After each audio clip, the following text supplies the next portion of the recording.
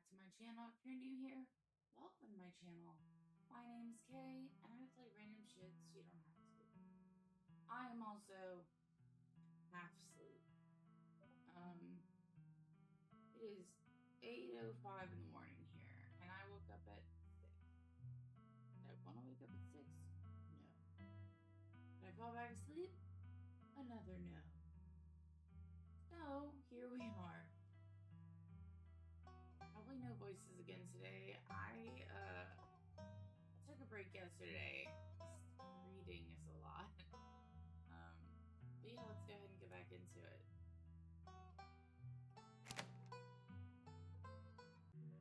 Alright.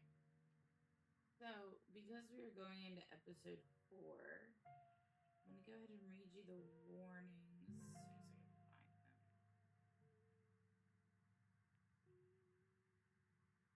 Alrighty.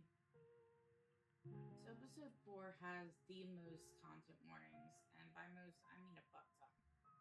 So, episode 4, we have body horror, realistic gore, parental abuse, poisoning, non-consensual drug use, possible major character death, unreality, I understand what that means, manipulation, loss of control, loss of self, parental death, car accidents, being held against one's will, guns, murder, matricide, depression, amputation, child amputation, auditory gore,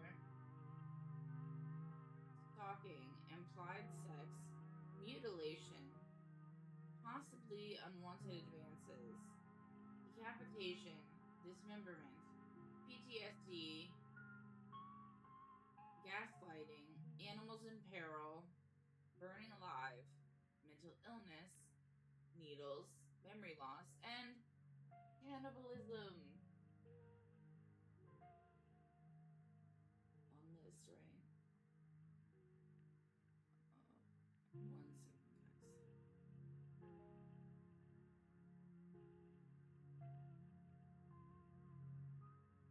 1 second,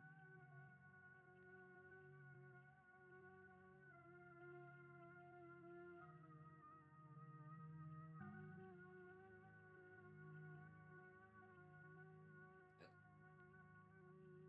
I have a lot of stuff going on in my life today. Apparently. Alrighty, let's go into episode 4. I'm not gonna do any of the like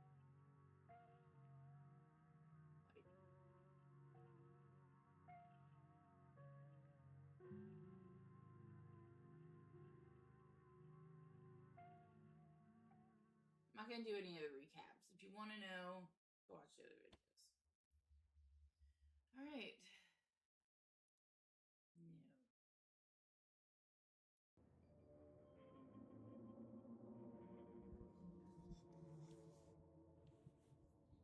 I'm trying to move my mic. Bear with me.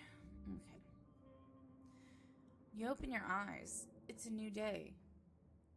Last night seemed so far away. You could almost pretend the horrors you witnessed in the annex were nothing but a nightmare, chased away by the harsh morning light. Sorry, I ate a granola bar. I feel like it's in my teeth. But you know that the furious spirit of Charles Shaw Jr. yet lingers, locked behind the doors of the town hall. Oh, so sorry. Still tied to the earth by its hatred of you and Tabitha. An involuntary shudder runs down your spine. But your thoughts are interrupted by the buzz of your phone on the nightstand. Hey, have you heard from Stella? I haven't been able to get a hold of her. Thought she might have at least checked in with you. You check your messages. There's nothing from Stella.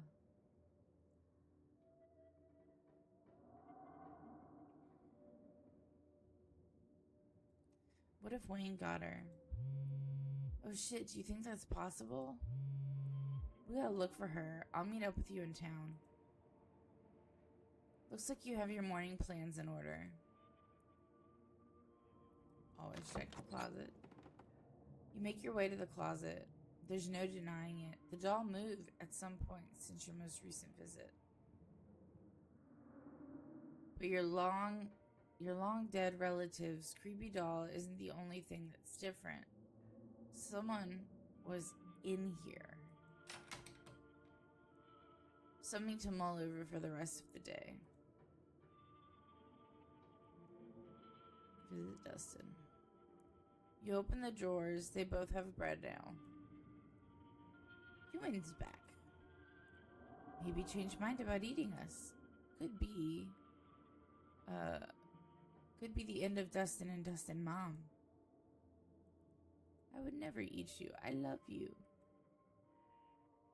Dustin Mom know better than to trust. When push comes to shove, survival more important than friendship. Dustin Mom spent too much time outside. It different inside. There enough bread for everyone here. No need eat friends. Dustin still have childhood innocence. Hope Dustin get to keep that innocence forever. I guess your glass house still has the squatter. Tried to reclaim house last night, but asshole squatter too big and strong. Dustin Mom stand no chance. Might have to live in Dustin house forever. Human big and strong too. Probably more big and strong than asshole squatter.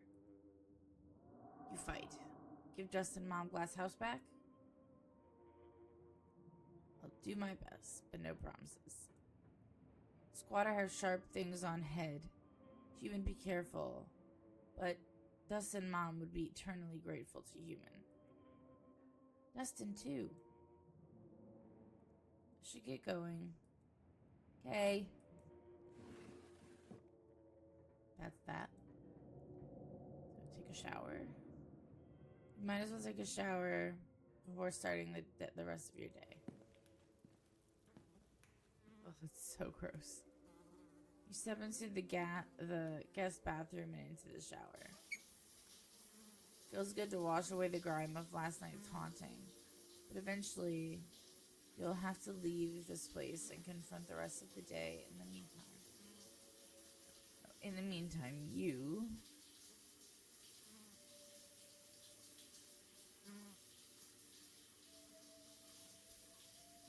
I don't know if it really matters ever, this part.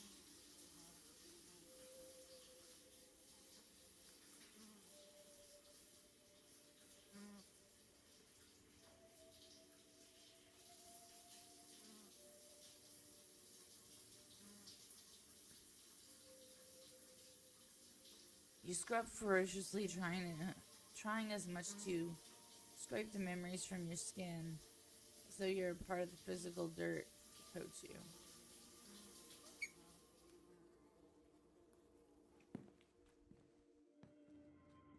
Head downstairs.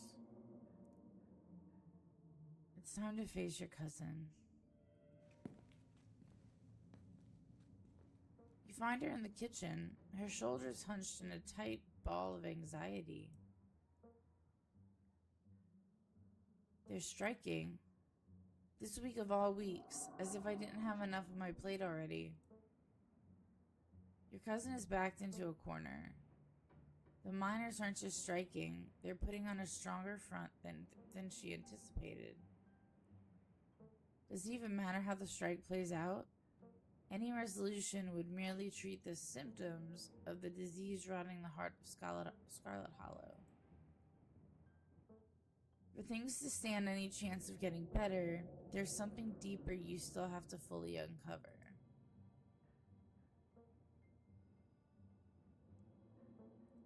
Have you heard anything from Stella? Kanika can't get a hold of her.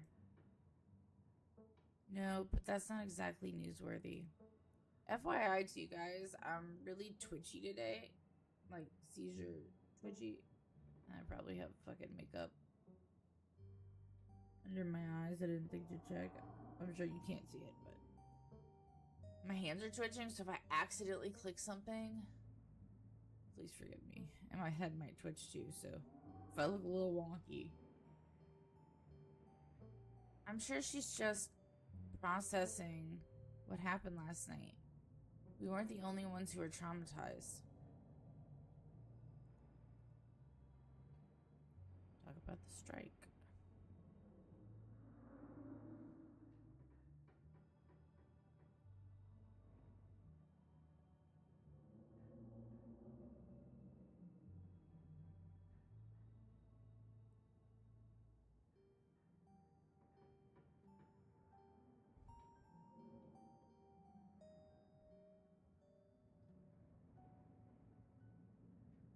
Just give them what they want, Tabitha. It's the right thing to do.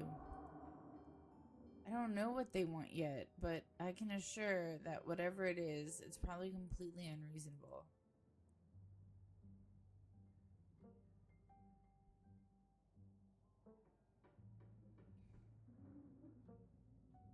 You want me to infiltrate the strike?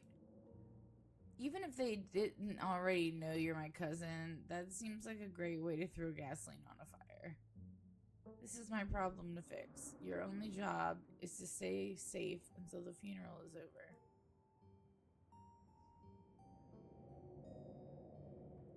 So that's why the ditchlings are here. They were predicting the strike. Those doughy things we saw in the library yesterday? Look, I get it. There's weird stuff happening right now, but let's not muddy something as mundane as a strike with the supernatural. They're two entirely different things.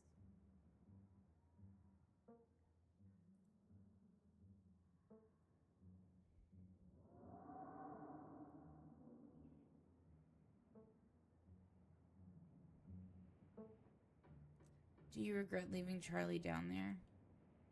Not at all, and I don't care if Grandma Eddie killed him.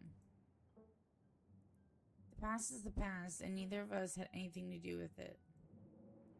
We can always build a new town hall. We can never get back lost years. So ghosts are real? I still can't get over that. I can. What does this actually change about anything? I still have a mind to run, and you still have a funeral to attend. Any news about the trapped kids? We have confirmation of at least one voice down there.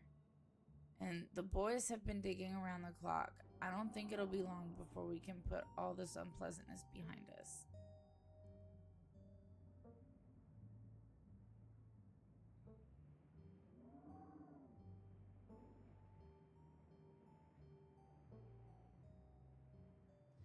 If the mine's in trouble, you should just sell it. Sell the estate. Get out while you still can. Tabitha bristles. You really are Vivian's kid, aren't you? Trying to bow out just when things get difficult. I'm not giving up like that. This is the Scarlet Mine. I'm not just going to cash out on our family's legacy. I'm bringing the mine back to life, one way or another. I've dawdled long enough. Stay safe. No more hijinks. But let me know if you get in trouble, okay? Tabitha slips past you, her heavy boots thudding down the hall as she marches away to face her employees. Time to figure out the rest of your day. I go to the garden. Whatever kicked out Dustin's mom is in the garden right now. You better look into it before you head into town. The air is chilly today. The overcast sky hanging oppressively over the weed-choked flower beds.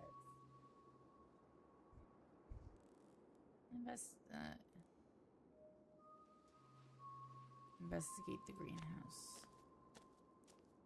You start carefully picking your way through the underbrush.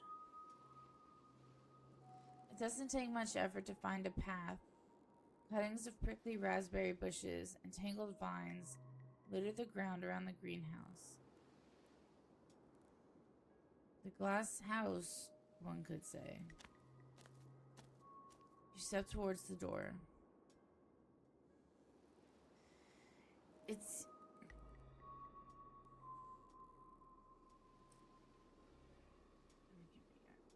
We just started. Also, hello and welcome. It's early in the morning here. We just started episode 4. I've played through the game a couple times, but now that chapter 5 is here, I started over. So we are running through. We're on hardcore mode.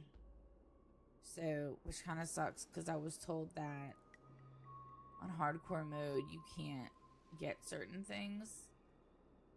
So, yeah. But we just started episode 4 like 15 minutes ago. Have you played? And have you played chapter 5? It's sealed shut by a lock, and you catch a brief glimpse of a horned shadow through the ancient clouded glass. Pick the lock. When are people going to learn that a mere lock can't keep you contained? You pop it open with ease. A warm barnyard smell floods your senses as you stare down at the goat within.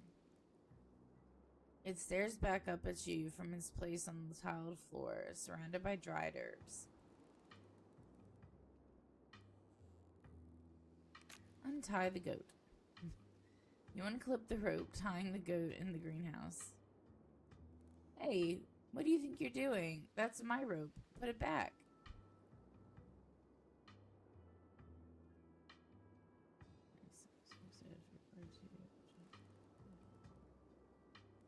Oh, that's awesome news. I've played through probably about 4 times, 5 times, something like that. But yeah, this is my second attempt at hardcore mode. And I say second attempt because I started hardcore mode and got to the to where you ghost hunt at Oscar's house. And then chapter 5 dropped. So I was like, fuck it, I'm just gonna start over. But I did not know part 5, the second part of chapter 5 was gonna drop Friday. So that's so fucking exciting, dude. What traits did you choose also? So, I chose mysticism, animal talking, and street smarts. That's the ones I chose. And when I play through again on normal mode, I'll pick some other stuff, but I always pick animal talking. And then as far as romance, so far, I've never actually gotten to romance anybody. Like, I've flirted, but it never got me anywhere. But as far as romancing, if I got the options, minus, past flirting,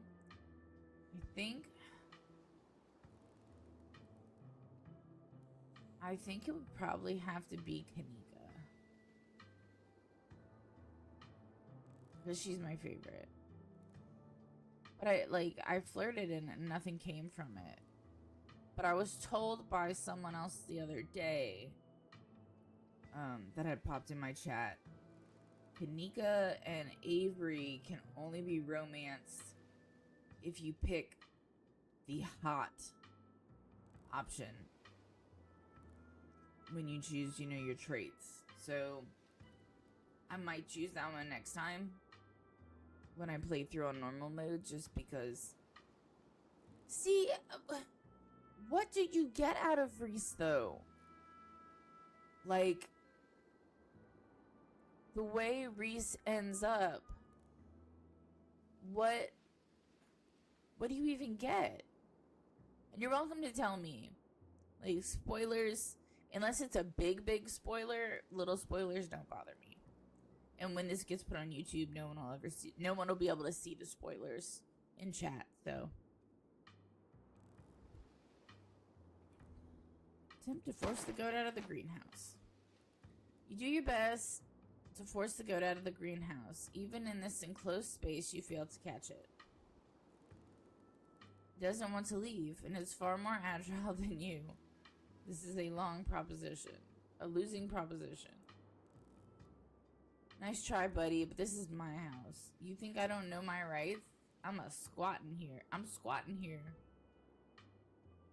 Okay, let's see.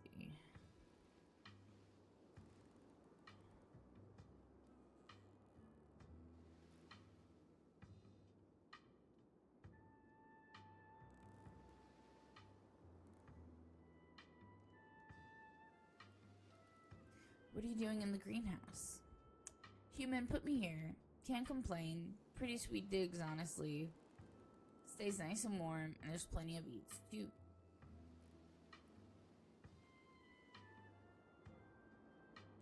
What's your name, little guy? Okay. Hear me out.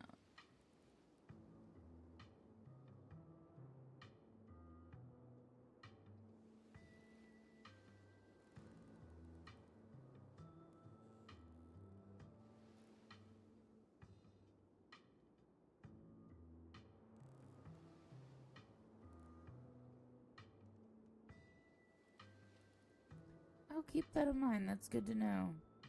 I also am chronically ill, so you are not alone. I stream literally because I can't get a job. Like, how sad is that?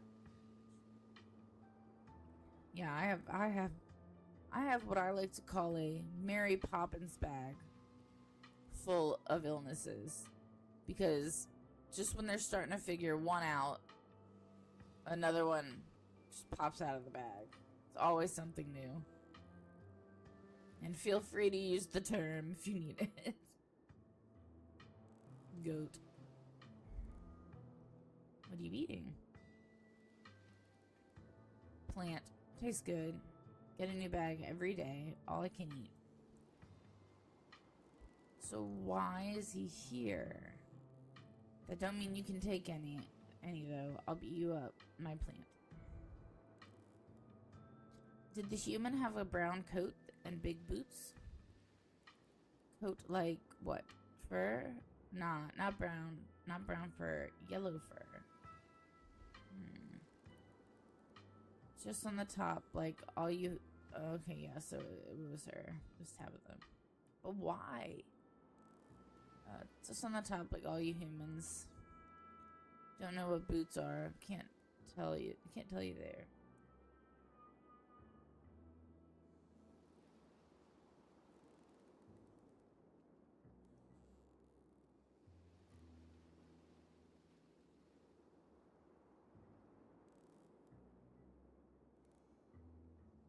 Yeah, it sucks. I hope that that never befalls you. I am 36 and I had to stop working in like 2016, 2017. Like, I just couldn't do it anymore. Alright, where were we? Where did you come from? Thank you for following. I really appreciate it. I'm trying my best to start streaming every day. If not, it's gonna be every other day. Farm. Used to live with other guys like me. Kinda miss them. But not that much. Don't gotta share anymore.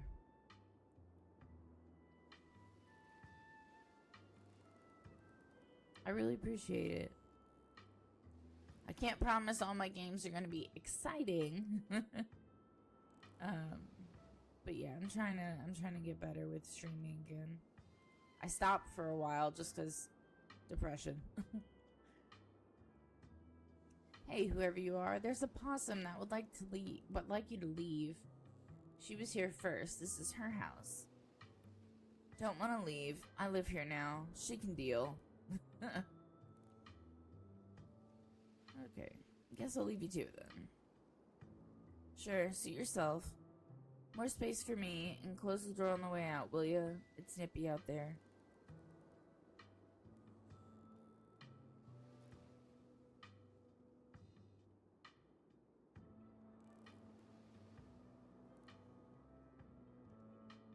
Very true. Very, very true.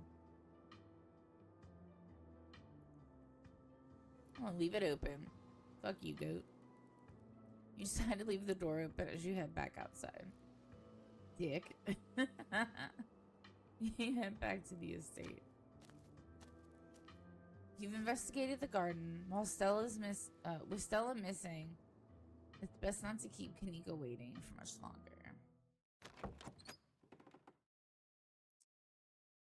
I'm gonna make my PB&J. If Stella's MIA, who knows when you'll get the chance to eat. You make yourself a PB&J in anticipation for the long day ahead of you. If it's any consolation, I usually do voices, like, not accents. I usually do voices for some of the characters, but like my voice is not in it today. And that's that. Except Gretchen. Gretchen is the best character in the entire game. It's time to head out. You head to the front door and begin your trek to the town below. The sun shines down through a thin layer of clouds, illuminating the path in a watery gray light. You can't help but feel countless eyes watching you from the tree line. Let's see how many we got. We got one over here. 2, 3, 4.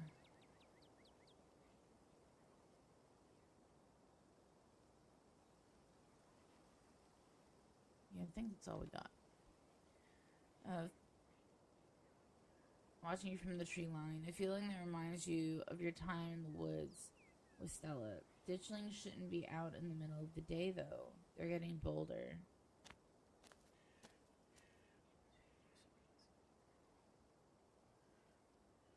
Well, the day before yesterday, if I'm correct, I streamed for most of the day. So, like, my voice now is just shot. To your surprise, you find a familiar face making its way up the path towards you. Like, okay, who has a voice? I do a voice for Gretchen, Tabitha, Sybil,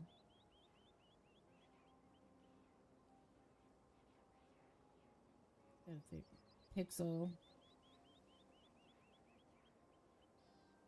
Bo. I had one for Duke. Frou.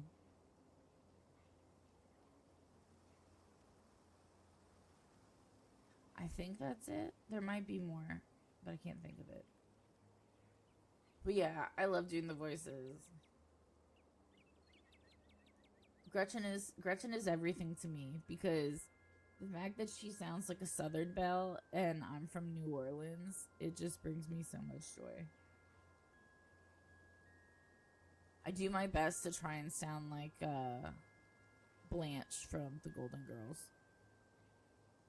Hey, I was coming up to see you. I hope you were able to get some sleep after everything that happened last night. I was up most of the night, totally wired on adrenaline. Even if I'd been able to chill out a bit, knowing that thing was right down the street. I was born in Florida, but raised in Kentucky. Yeah, girl. Boy, sorry, I don't know who I'm talking to. Yeah, dude. Fellow Southerner. Yeah, not super conductive to a good night's sleep. Does the library look different? Like, can you see the haunting from outside? Yeah, I spent like 95% of my life in Louisiana. And then I moved to Boston for like a year, almost a year. And then I moved back to Louisiana. But where I moved back to after my divorce is like I'm about 4 hours from New Orleans now. But yeah, still a Southern girl. And yeah, I call everybody dude.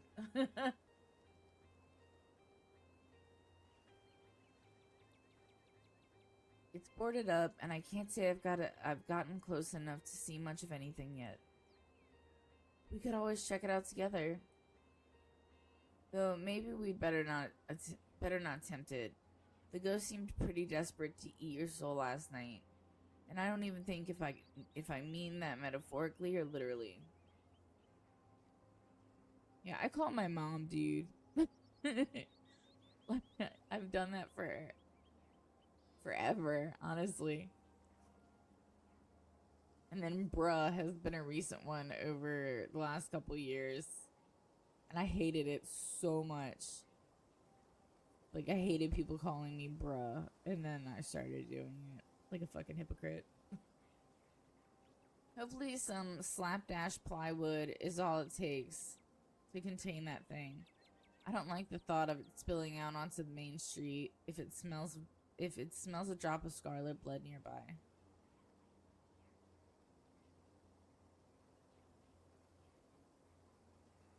I don't think, like, even if someone requested it, it's so ingrained in me.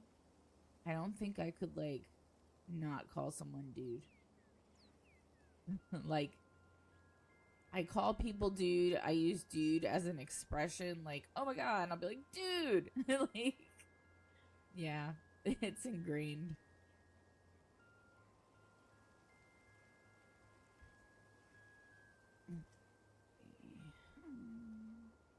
I think this one. I'm sure it'll wear itself out soon enough. There's no way it can keep up that level of haunting forever. I don't know much about ghost physics or real physics, but I'm pretty sure that there's some rule that everything runs out of energy eventually.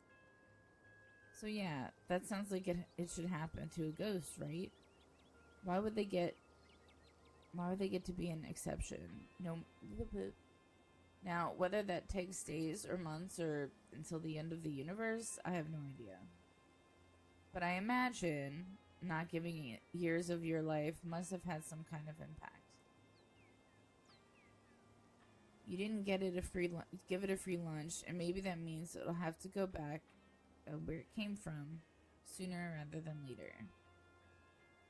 Oh, I want to flirt, but I was told that that's pointless unless I picked hot as a trait.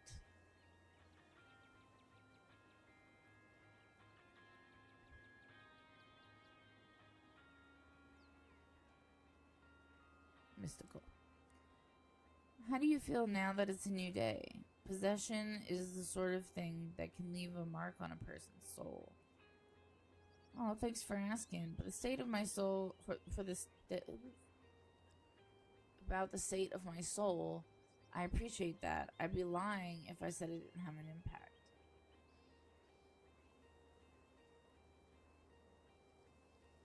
That's what someone told me the other day when I streamed. They said that Kanika and Avery, to fully romance them, you have to have the hot trait.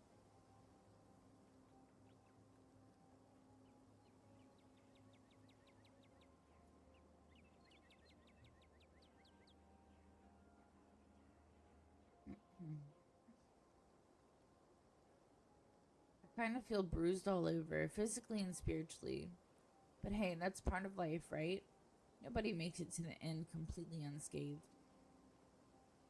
And I'm kind of thrilled that my new emotional baggage comes from a ghost instead of being some boring normal trauma.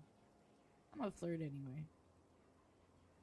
You were coming up to see me? That's so sweet.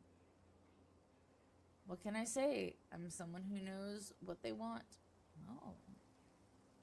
I love Avery too, by the way. I adore him. But Gretchen will always be number one in my heart out of the characters. Like,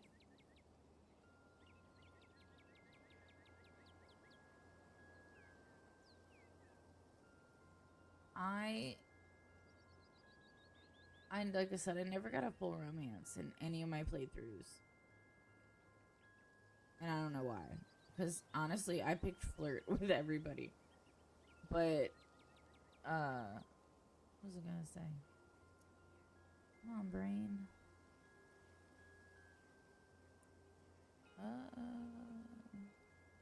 I don't remember. It's gone.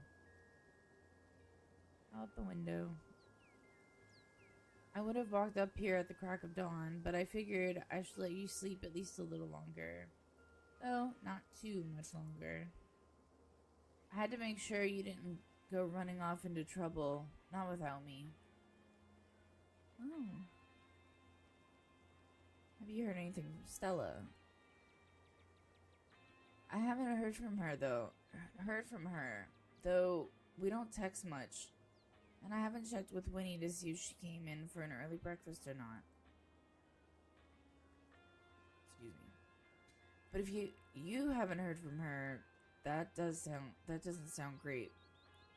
Seeing her like that last night was awful. She's usually so unflappable.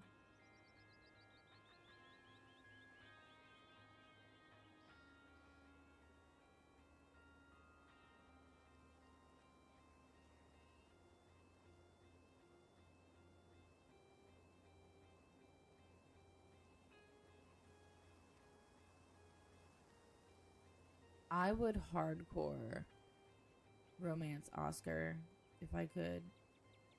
He's my type. Beard and dad bod. That's what my husband is. Beard and dad bod. Yeah, he is. Kanika and I are meeting up for Stella to look for Stella. Wanna come? Absolutely. I told Winnie I'd be coming in late today, so I've got time. I don't know how much time, though. From what I saw this morning, the diner is hopping. It's absolutely packed with miners.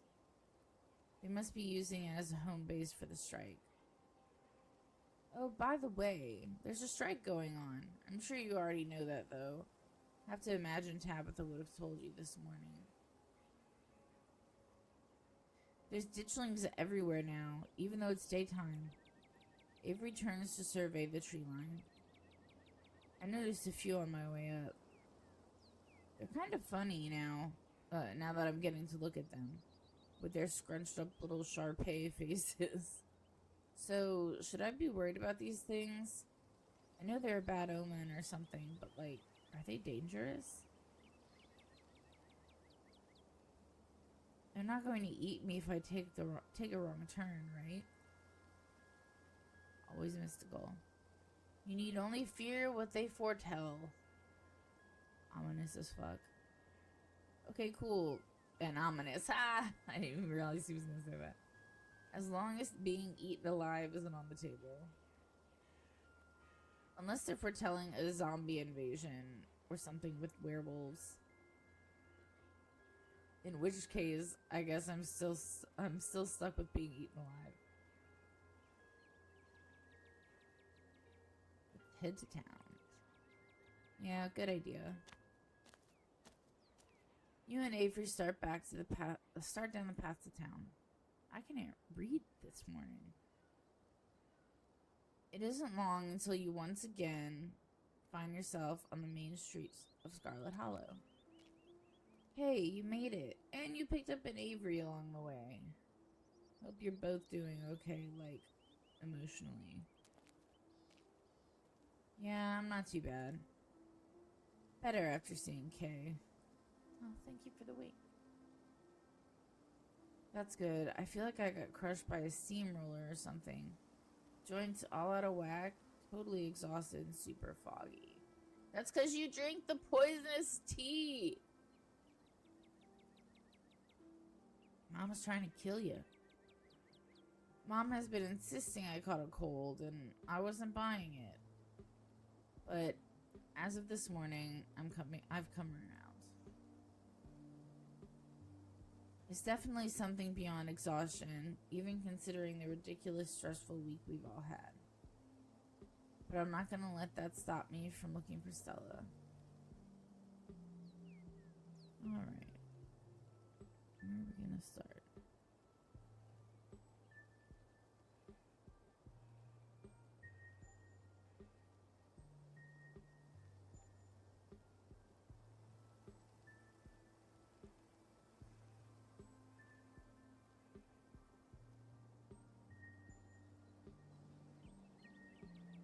supposed to see your mom at some point today. Maybe she'll shed some light on things.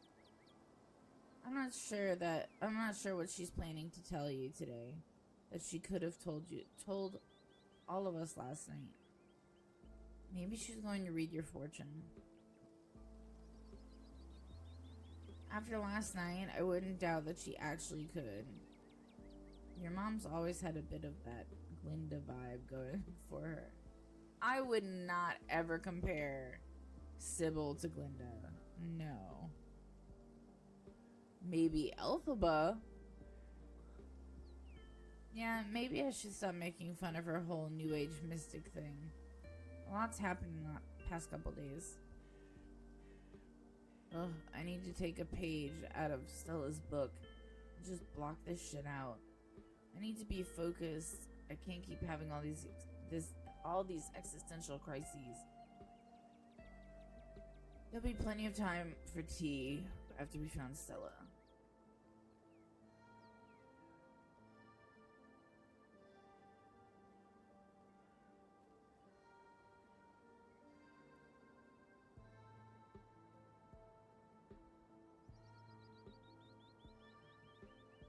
I thought there was an option to go to her house.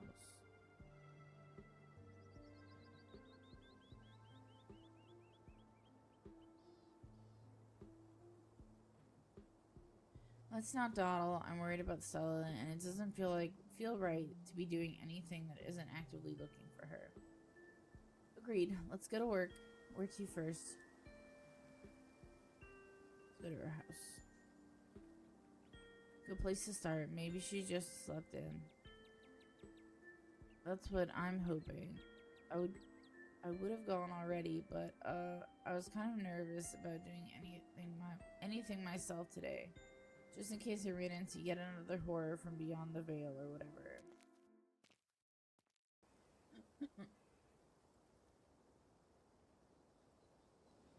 I just realized I'm dark as fuck.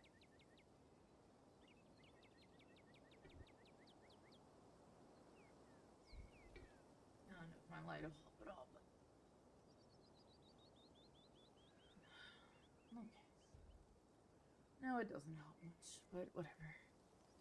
Apparently, you're just gonna have to deal with the Sith streaming. You make your way towards Stella's house. Kanika knocks anxiously on the door.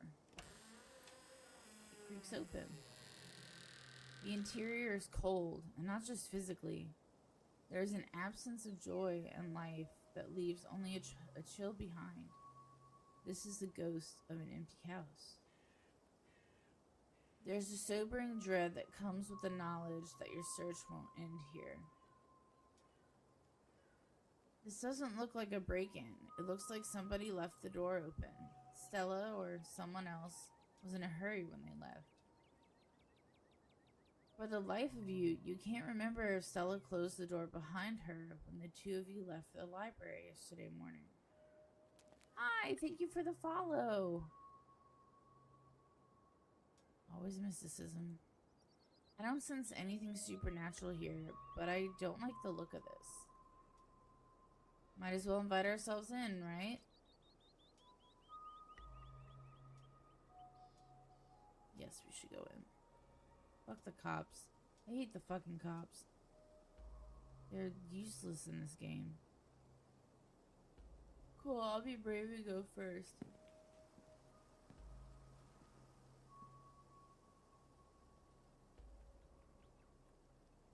Avery casually steps over the threshold into the house. The living room is almost exactly as you saw it the other day. Dude, they're so useless.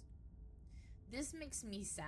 I don't know if you ever caught this, but the shoes, they're clearly her dad and mom's shoes, and they're covered in cobwebs.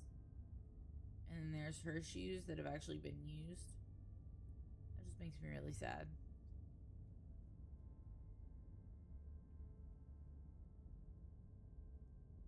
Doesn't look like there was a struggle or anything, unless it happened in another room. Or maybe someone or something caught off guard. Yeah, I didn't notice that with the shoes until this playthrough. And it just broke my heart.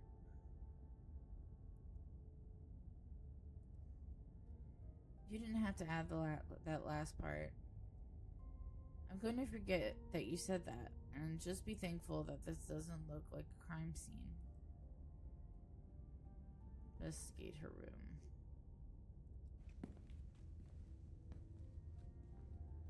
You make your way down the hall to what you assume to be Stella's room. She's not here. Though it's a little untidy, it's the usual sort of untidiness that accumulates when someone doesn't often have guests in their bedroom. There aren't any signs of violence.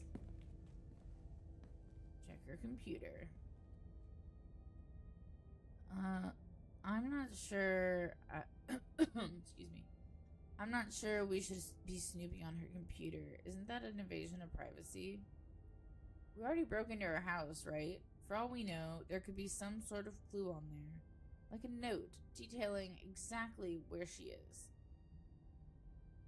We didn't break into her house. The door was left open.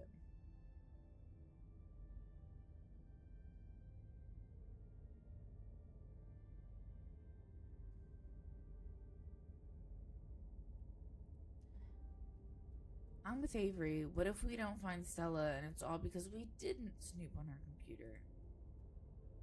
Okay, fine, but I'm going to stand over your shoulder the whole time and make sure you don't go looking for anything personal.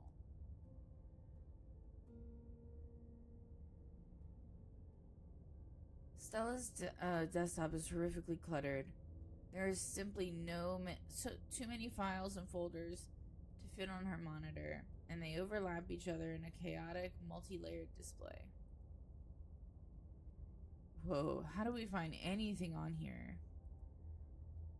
I'm suddenly a lot less worried about an invasion of privacy and a lot more worried about this being a complete waste of time. Alright, let's see. Look for something interesting. You scan through folders and file names on Stella's desktop looking for anything that seems like it might be interesting. One folder catches your eye. Boring tax stuff. You're no fool. You've seen this folder before. You have this folder on your own computer.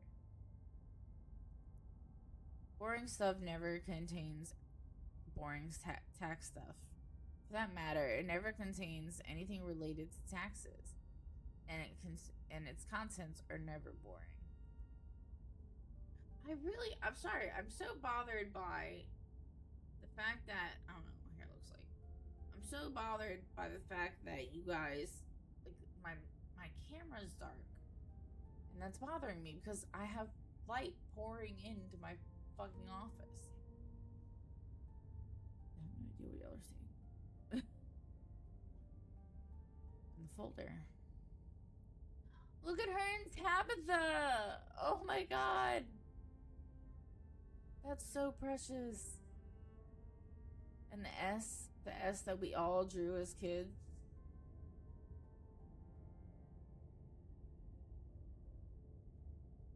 Dragon.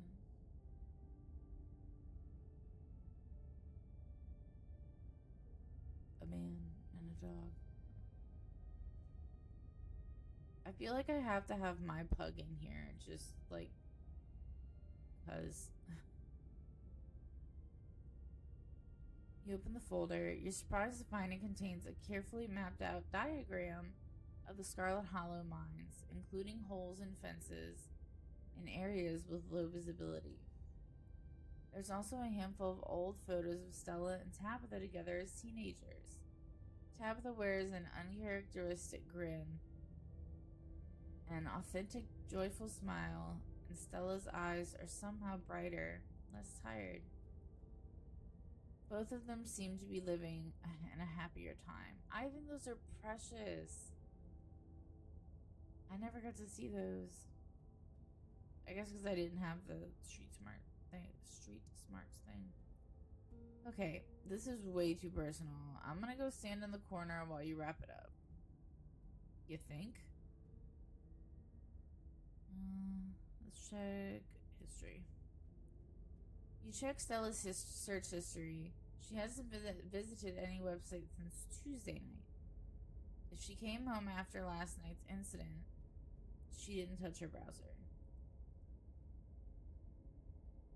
Sorry, I keep burping. Her search history is almost entirely work-related. A furious series of queries, right?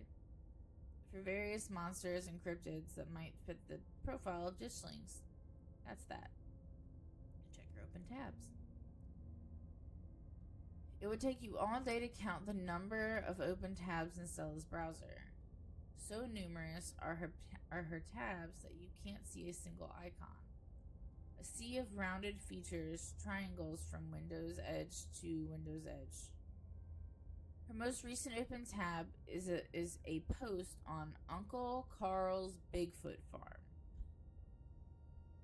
a forum for cryptozoology enthusiasts. The post in question is titled, "Something Big is Happening in Scarlet Hollow." Hey everyone, was out chasing a skunk ape sighting the other day, and I found these weird little guys. My friend's mom says there's something called ditchlings, but I've never heard of them before. Anyone have any leads? Camera isn't shaky enough. This is totally garbage. Totally staged. Oh my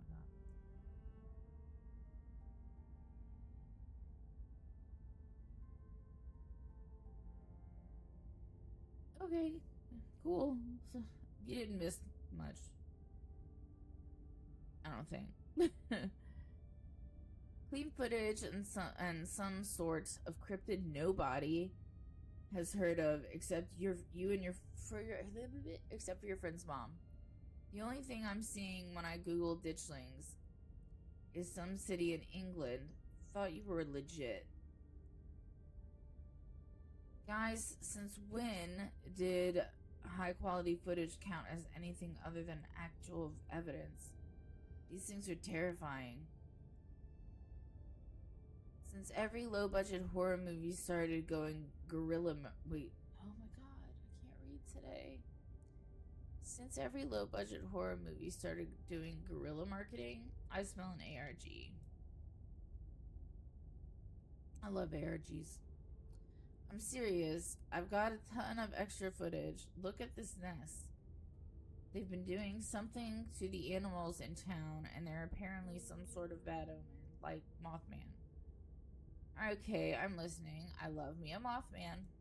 I do too. I believe you.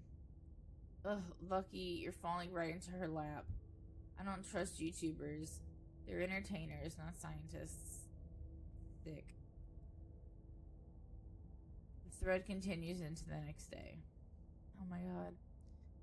Hey, okay, so one, this isn't an ARG. I would never. And two, mosquito or a gnat in here. I don't know where it went. And two, you're not going to believe this, but we went into an abandoned mine last night to investigate things, and I'm pretty sure we found some Tommy knockers. Listen to this knocking we managed to catch on tape. There's a link to an audio file titled Tommy Knockers Real.wav. Just because you put the word real in your file name doesn't mean they're real. 2 supernatural events back to back. This is so fake. I can't believe I bought into the River Runner hype. You're so full of it. Moth Stan. How did I not notice that? YouTubers are always going to sell it to big indie horror. This is kidnapped by aliens all over again. Also, LOL, doughy white things and now loud popping noises. This is definitely an ARG. Did you sell out to the Pillsbury? Stop cyberbullying her. I'm going to call the mods. Keyboard warrior.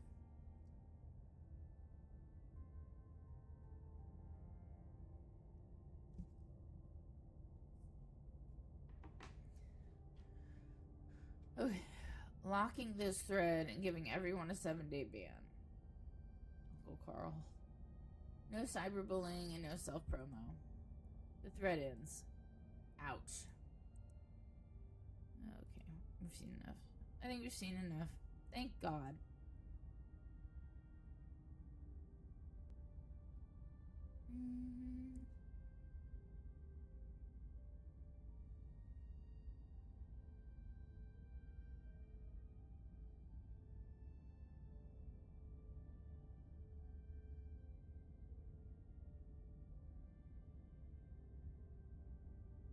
I don't think there's any clues here. I don't think so either. This is what her room's been like for pretty much the entire time I've known her. The only thing that's changed is the computer getting a lot fancier. I could use a few more houseplants. I'll put together some trimmings after we found her. She still does those corkboard with string things. She loves putting the strings on there. I don't think they actually mean anything, but they're more for decoration anyway. Investigate the kitchen. Stella's kitchen is messier than she left it yesterday. A couple cabinets are hanging open, and a loaf of bread sits on the counter by a used butter knife.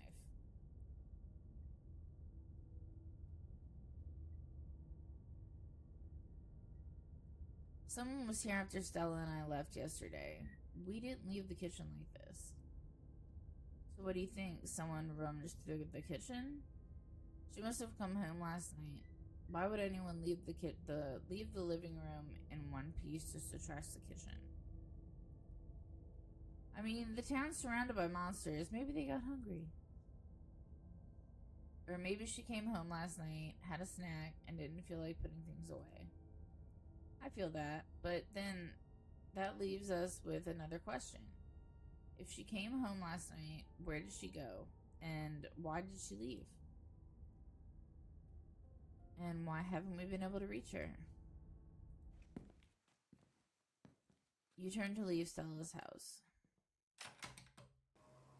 Okay, so she probably came home last night, but she's not here now, and we don't have any idea where she might have gone. I thought I was overreacting this morning. I hope she would just be sleeping in. I can't believe she's actually missing. We'll find her. We're going to the cops. No, we're not. I know they probably won't actually do anything, but we should see if we can get them to start looking for her before we go anywhere else. No.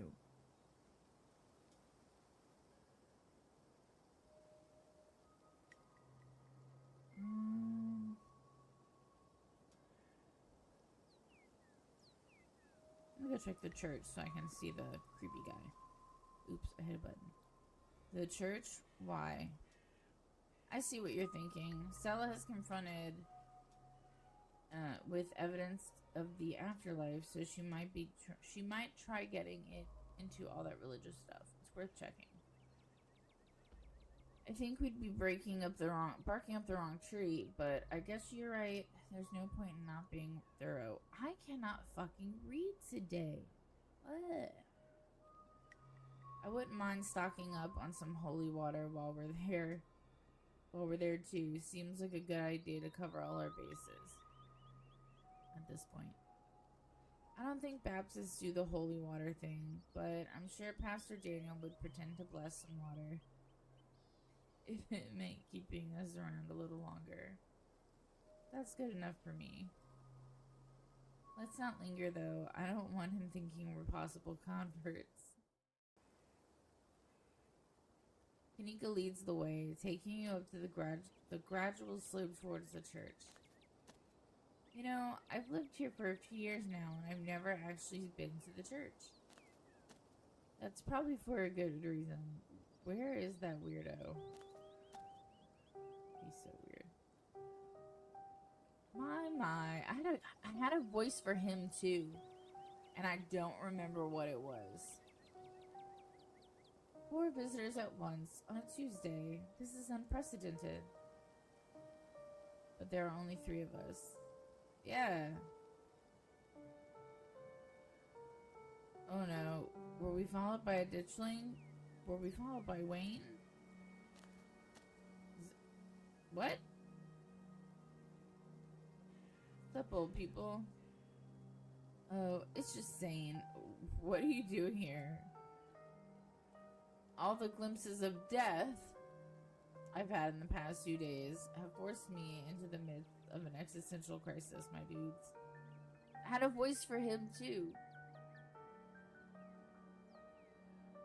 I used to have a voice for Zane, too. And yeah, that's kind of how my voice was for the pastor as well. It was like Sybil's voice, but not Sybil's voice. Yeah, no voices today. I don't think my throat can handle it. Unless it's Gretchen. I will always voice Gretchen. I wanted to see if Faith held any answers for me. Alas, I have not yet found the solace I seek.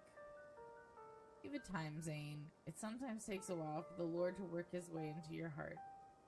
But when he does, you won't regret letting him in. Be sure to look over those pamphlets I gave you. And of course, I'm always here if you need to talk. Sure thing, Pastor D. Peace, y'all. Anyway, we're looking for Stella. She wandered off last night and no one has seen her since. We're starting to get pretty worried. We hoped maybe you or Janie had seen her. I can't speak for Janie, but I'm afraid I've seen neither hide nor hair of Stella. If you'd like to talk to my wife, she's just over by the alpacas. Though, Kay, I was hoping we might be able to talk in private. Just don't touch me in weird places. I don't want to grab the doll and show where he touched me.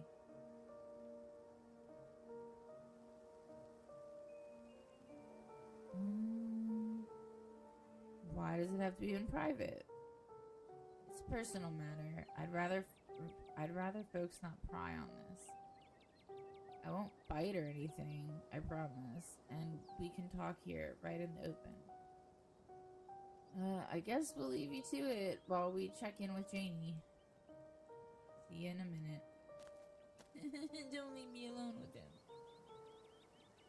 Your friends head off towards Janie and the alpacas, leaving you alone with the nervous pastor. I'm so glad you came. I've never met anyone else who could hear them.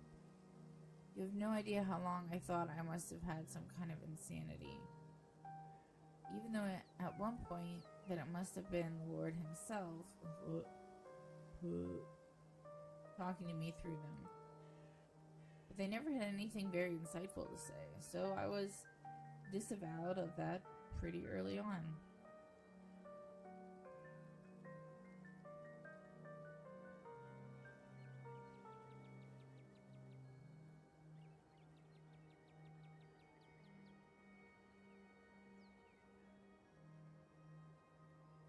Have you met Frou Frou, Gretchen, Pixel? Of course I have, but I learned early on in life not to let on that I have this gift. At least while other humans are around, so I haven't spoken with any of them. Though I get the feeling Frou Frou wouldn't talk to me even if she knew I could understand her. Yes, she's a bitch. I've tried to befriend the alpacas when no one else is around. Emphasis on tried. They're surprisingly clicky. Is that how you would spell it? Clicky? Besides that, I try to maintain a low profile, only chatting with the wildlife when I'm sure no one is looking. Are we sure we're actually talking to animals? Now that I know there are at least two of us, I have no doubt. There have definitely been times in my life when I thought I might just be nuts. But it's so consistent, and I've never exhibited any other signs of insanity. That's okay, I am insane. It's been checked. I'm medicated. In my most doubting moments, I have considered the possibility that other entities may be using the animals to confuse my faith, but besides a particularly vicious hamster, I had growing up. The most an animal has ever tried to convince me to do is give them more food. I am on... I just started a new one. Hold on, I'm gonna tell you. But I am on lithium. Heavy lithium. What's the new one they just started me on? Amitriptyline, I think. Yeah, I'm double checking. This is new.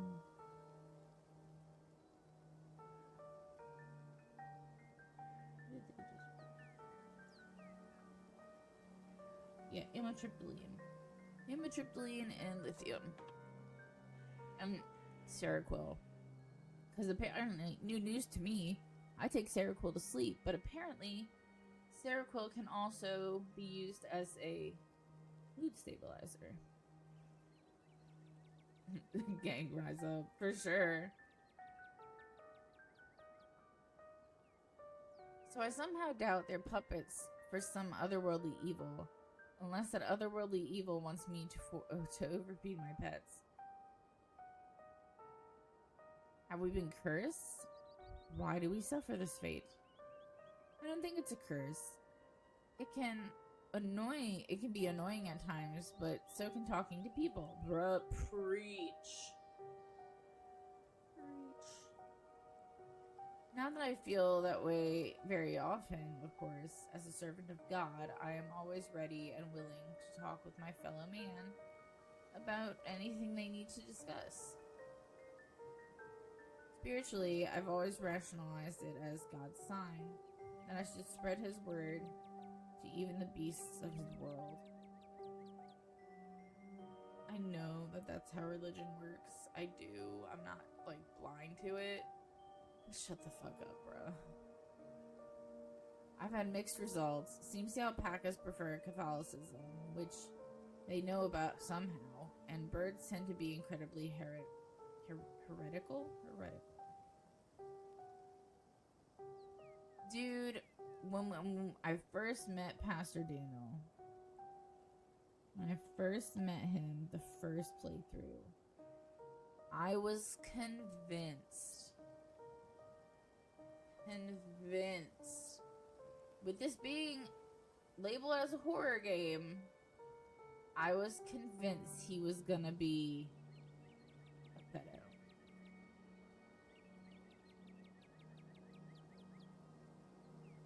I was convinced that he was gonna be not okay. I wish I could approach a scientist about this without becoming a research experiment. But I've preferred to keep quiet at my doctor's visits. I can't risk being locked away or altered in some permanent way, not when I have a family to take care of. Is your gift why you got into the church? It's hard to say. I was raised Baptist. Oh, that's not a good one. Those are crazy people. By two loving parents, and was always interested in religion, but I've also always known about my talent. It's a talent now, so I don't know what came first. I always feel like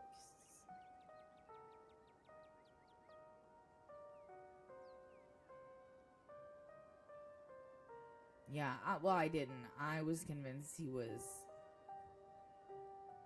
Yeah. If anything, though, I'd say I'm religious in spite of the gift. It hasn't exactly been easy to square this with a lot of the religious education I've had.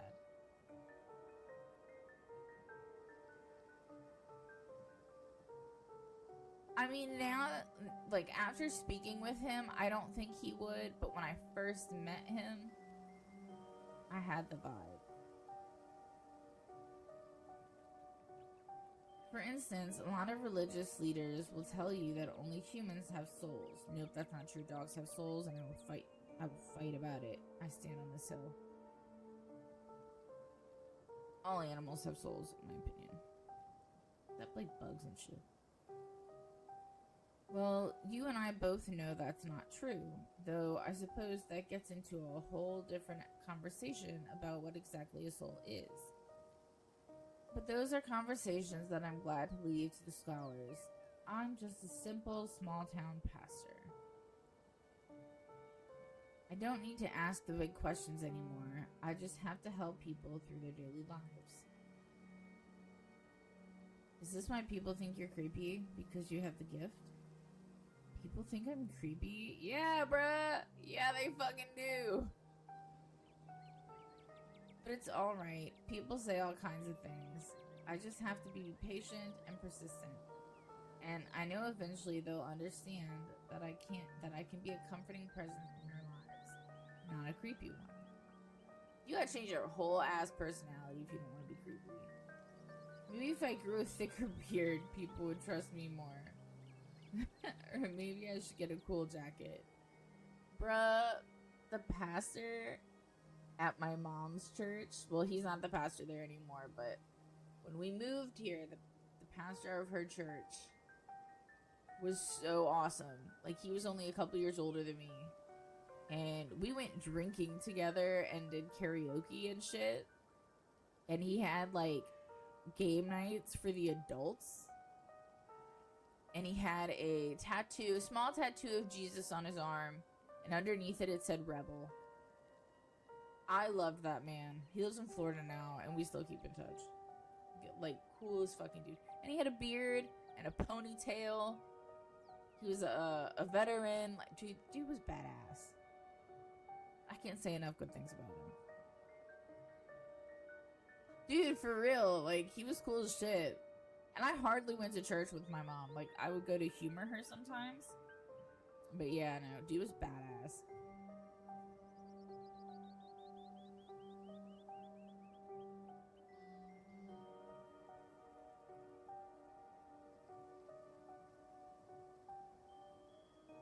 Does Janie know? No, I don't believe there should be secrets between man and wife. So I'll have to tell her one day, but there hasn't been a good time yet. Building a life in Scarlet Hollow has been a difficult process, and the last thing I need to do is add the stress of her husband being some kind of circus act.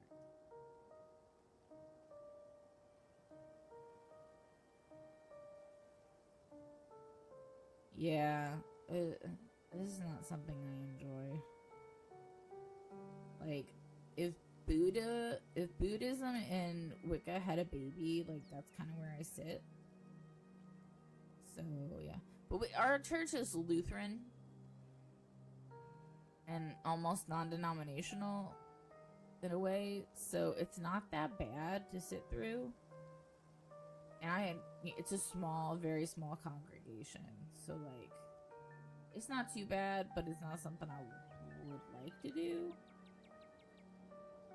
And then one of the ladies that goes there, she considers herself a Christian witch, which I didn't know was a thing.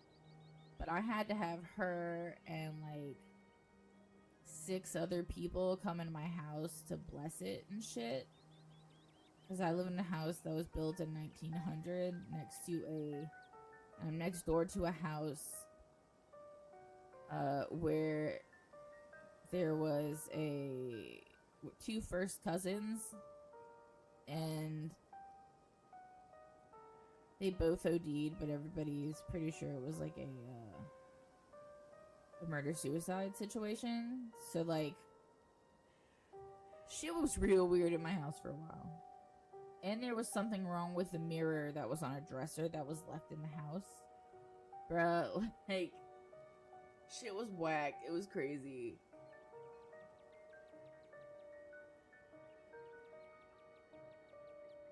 Yeah, so we had like people who actually practice only Wicca. And they came in and blessed my house.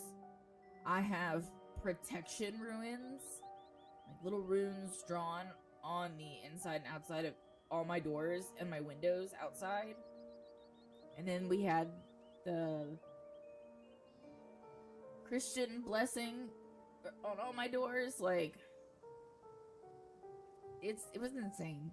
And I'm pretty sure there was also an exorcism in my house. So, yeah.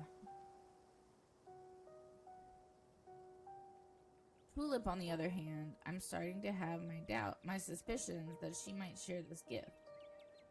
There have been some particularly nasty rats in the church lately, and she said some things that have led me to believe she might be able to understand them. He's interrupted by the sounds of snapping twig and a high-pitched giggle, partly muffled by the underbrush on the edge of the property. Philip, come out of there. You know you're not supposed to play in the woods. With bare feet, girl. Me too.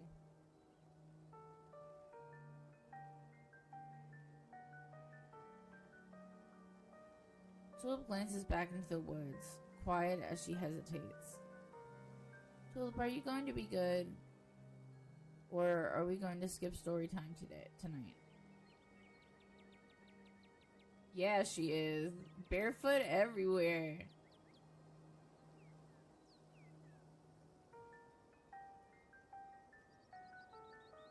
I'll be good. You don't have to skip story time. I won't go into the woods, I promise.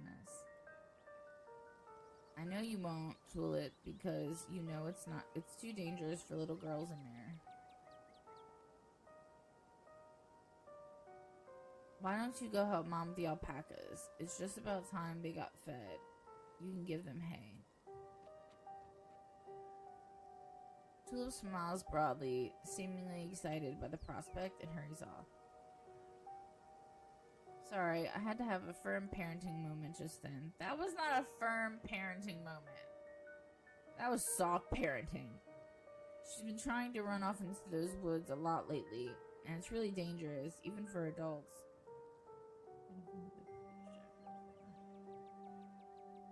I could get behind that. I can get behind that. There's this massive trash dump not too far past the trees, but it must be at least 50 years old, so it's all grown over and looks like it's part of the landscape.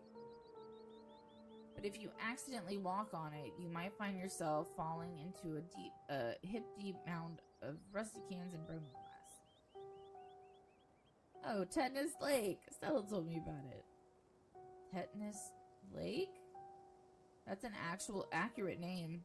I wonder if Tulip would stay away if I started calling it that. Or if it would only make it sound more alluring. How big a trash dump are we talking? Would a weekend of hard work clear it out? Maybe if you had construction equipment and a team of professionals. It's a big area, and I have no idea how deep it goes. In the meantime, I'm just making sure Tulip knows not to go near it. What were you saying about church rats? Ah yes, the rats.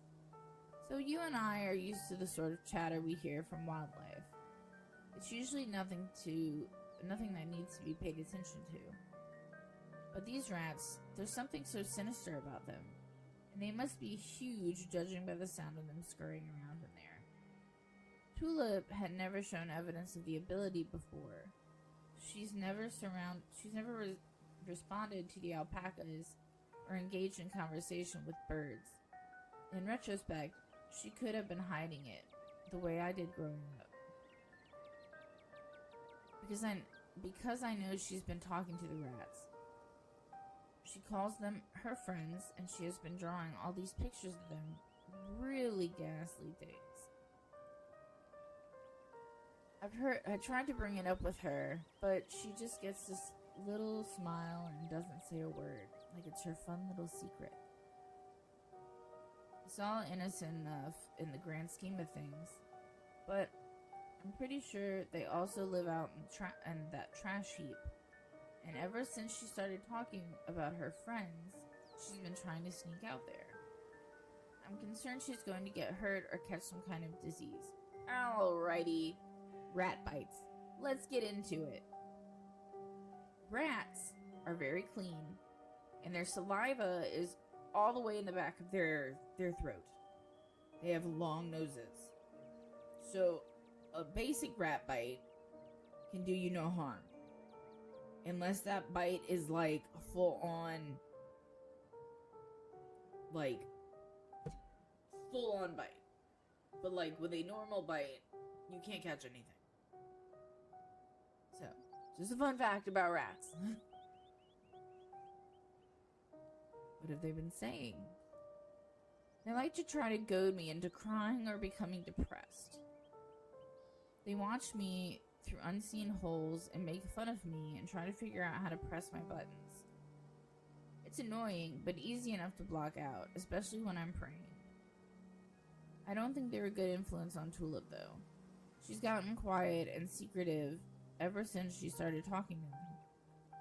I hate to think what they say to her when I'm not around to hear. Has Janie heard them?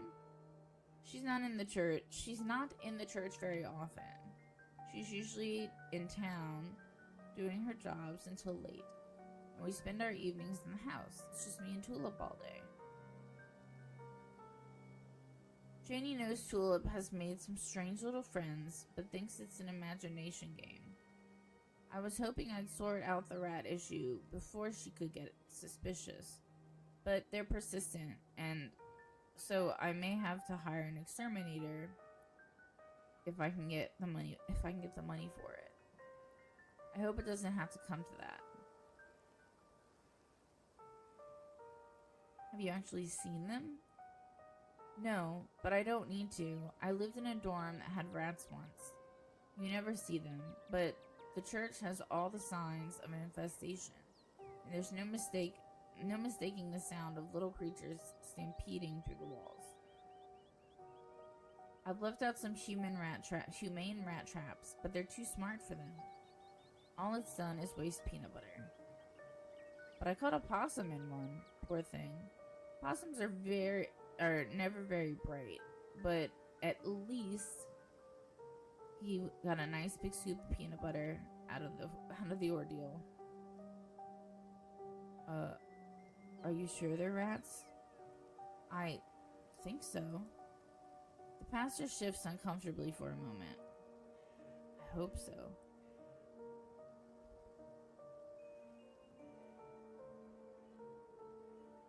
You should talk to Tulip about the gift.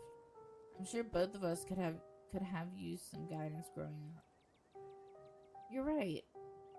I grew up with the ability if anyone can help her understand not to engage with evil little creatures like the rats that are eating God's house from the inside out.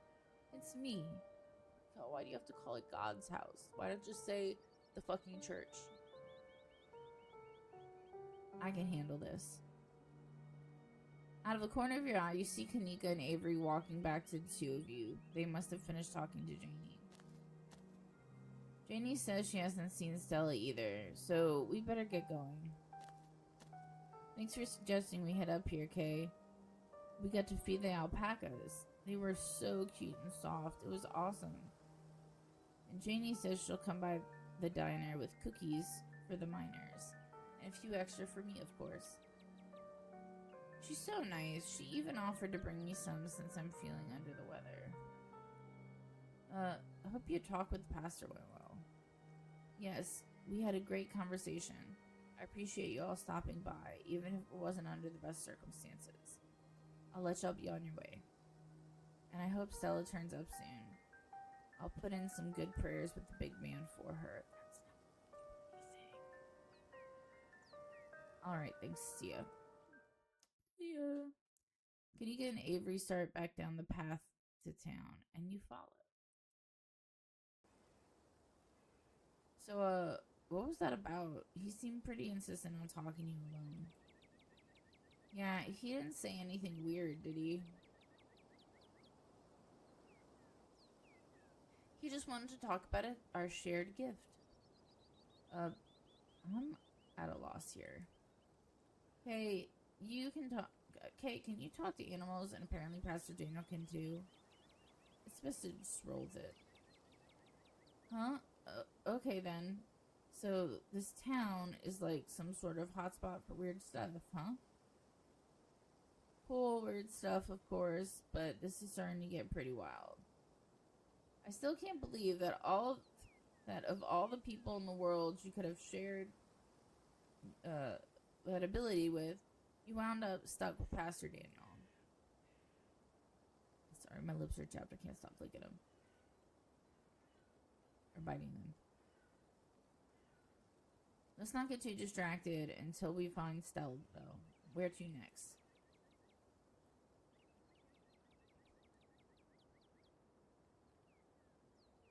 Let's go there.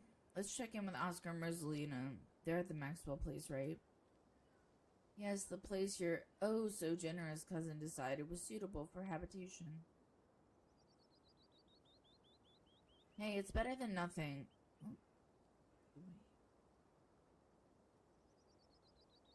I can't help it, dude. Especially when they're chapped. Hey, it's better than nothing. I guess it's a roof over their heads for the time being. Or what's left of a roof. There's a piece on my lip. I can't.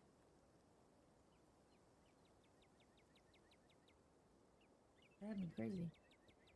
After everything they've been through, I can't believe she'd make them stay in a place like that. You don't get far before the sound of growling and desperate hisses grab your attention. What? Uh-oh. Get away from me. I'm supposed to be an indoor cat. I'm not supposed to see things like you. You don't even talk, you freak. I'm so sorry I can't do voices. There's so many I want to do.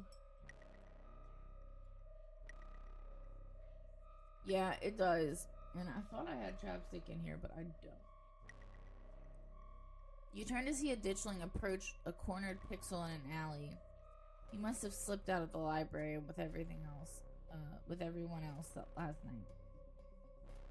The ditchling, distracted from its hunt by your arrival, cranes its neck to face you, its eyes settling on you with alien indifference. Hey, quit it!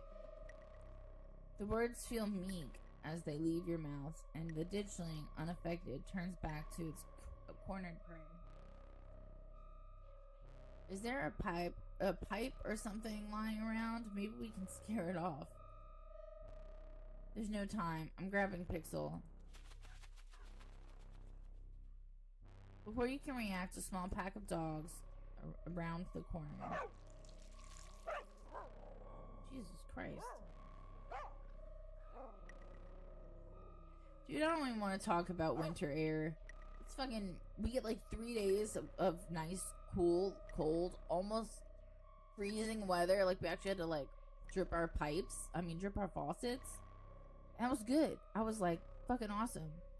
And then it goes back to being hot. I fucking hate south weather. Like, southern weather is shit. Probably one of the top things I hate about the south. Before you can react, a small pack of dogs, they pounce on the creature, pulling it from the wall, and then taking turns biting and tearing at it until it's ripped to shreds. Good doggies. Their task complete, they saunter towards you. What the? Isn't that Daisy? And Scraps and what looks like other dogs in town, all in some kind of dog gang?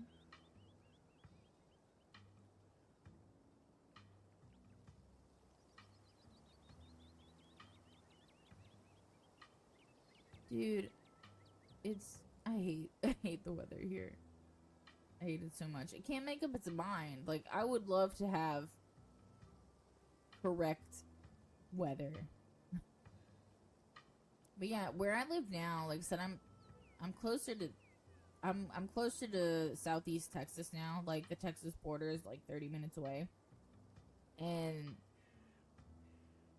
the weather still doesn't know what it wants to do, but I've never had tornado warnings. Like, New Orleans doesn't get tornado warnings.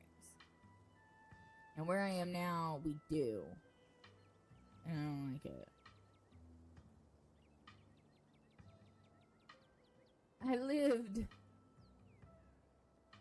Pixel, you got out of the library. Oh, you poor cat. Come here. Pixel cautiously walks towards your group before clambering into your arms. He has a comfortable heft to him. I see now. I see how it is. Everyone likes Kay, even the cats. No, we still get hurricanes.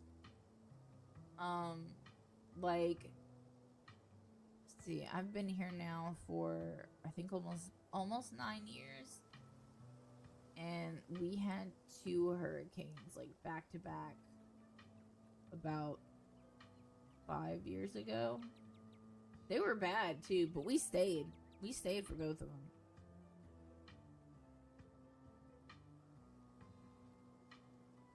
We found him last night, terrified and shaken in a bush outside the library. Psst, I wasn't that scared. I've even been helping out. Little Pixel here has been volunteering as a scout. Don't worry, we were always right around the corner. Those creatures only like to strike out when they have numbers. But they're hardly very bright. I can read, I promise.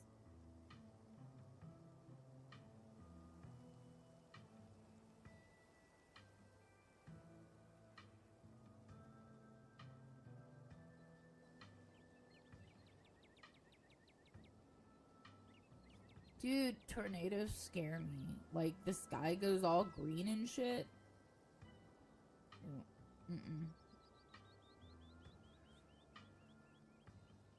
We make sure the little guy was taken care of till the humans were awake.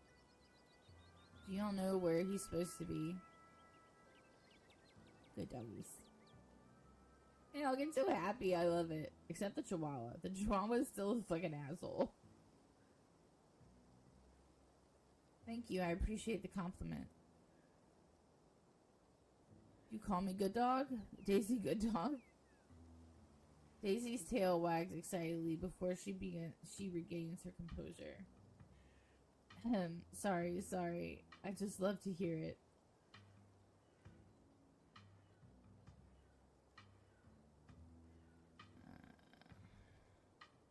So, you're this Scraps I've heard so much about?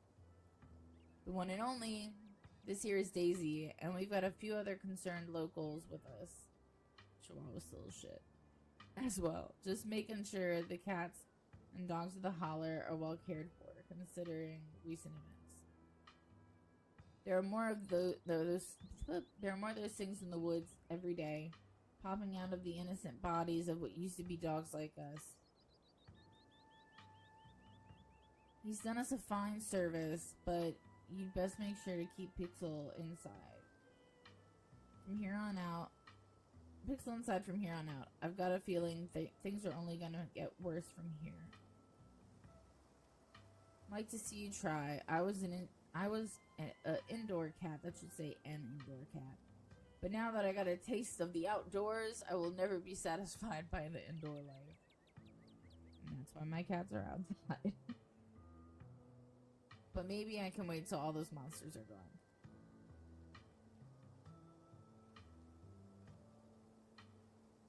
So are y'all some kind of dog militia or something? Yeah, I suppose you can say that. I'm sure you've met the town's illustrious leader by now. When the powers that be abandon you, it's up to the rest of us to band together and protect those who need protection. I just want to say, I love this game and its details. It is crazy awesome. Every now and then you gotta hit H and look around and see what's going on.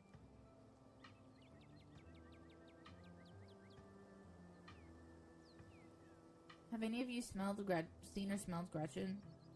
Is she missing? Oh dear, Scraps, you don't think. Gretchen's person would never let that happen to her. Bullshit! Bullshit! I had to save Gretchen. Oh shit, I hit a button. No, not that button.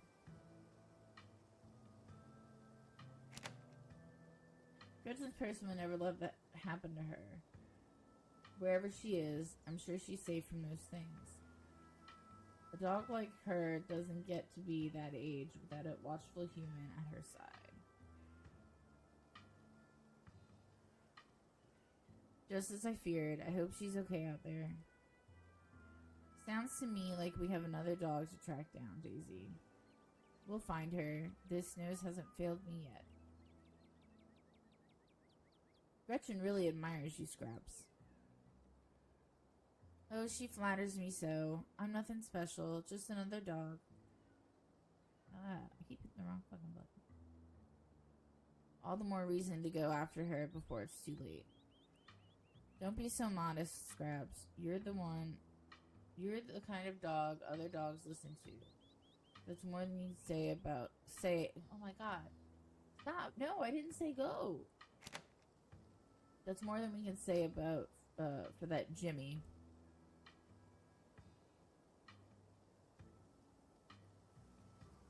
Oh my god, I can't read.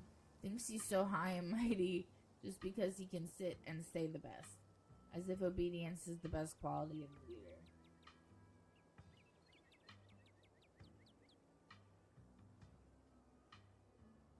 Is there anything we humans can do about the ditchlings?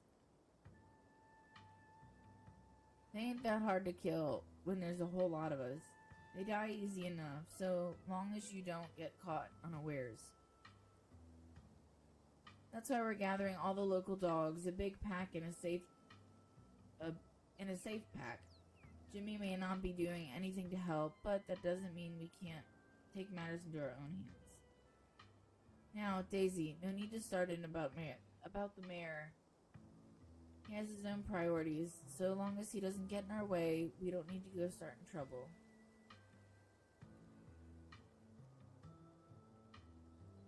Yeah, screw Jimmy. What a joke. One of you should have been mayor. Well, aren't you sweet? Some dogs just ain't fit to lead. It's not his fault that the humans of this town flung him so far out of his depth.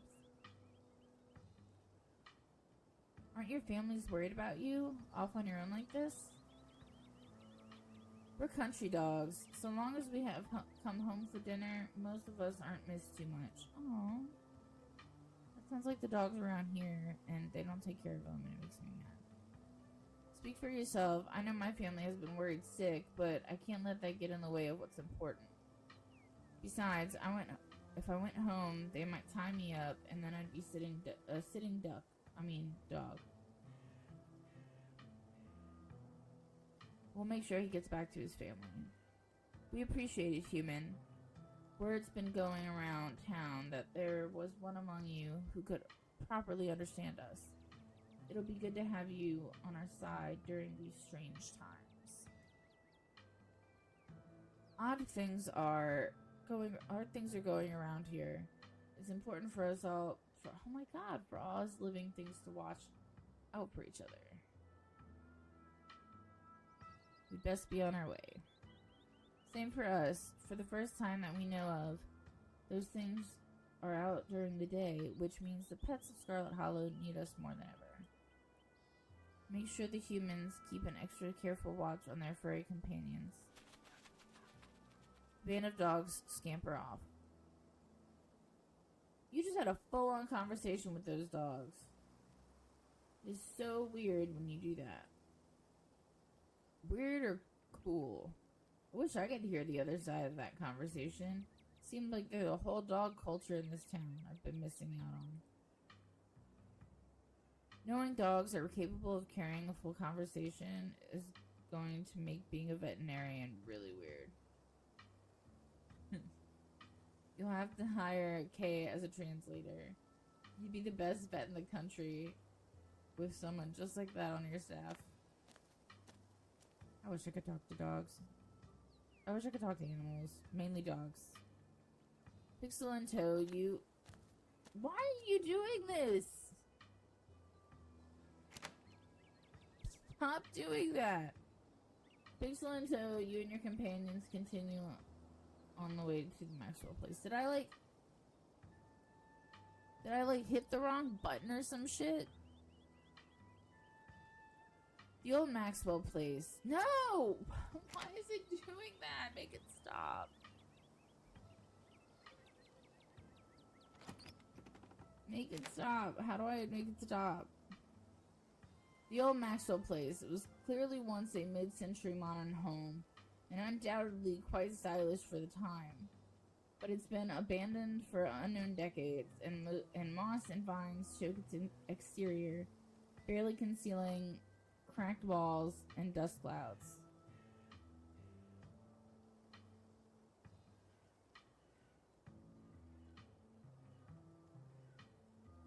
Yeah, well, something I did is making it go on its own. And I don't know how to stop it. Hey, where the heck are you taking me? This ain't my house. Yes, it is now. Okay, let's see.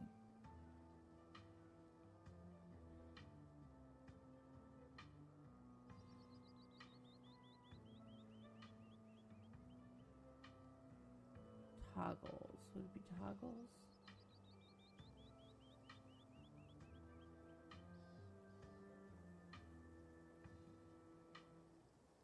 I don't know which one.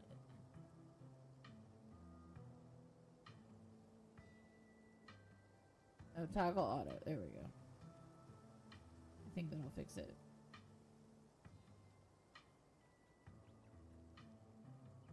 I think we're good. I think I fixed it. Hello? Oh, sorry if I startled y'all. The walls here are worn down enough I could hear you coming from a block away. Good morning, Oscar. Just thought we'd stop by to check in.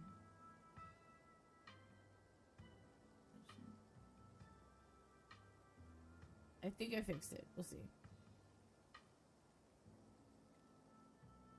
Thank goodness you found Pixel. Rosalina's been beside herself.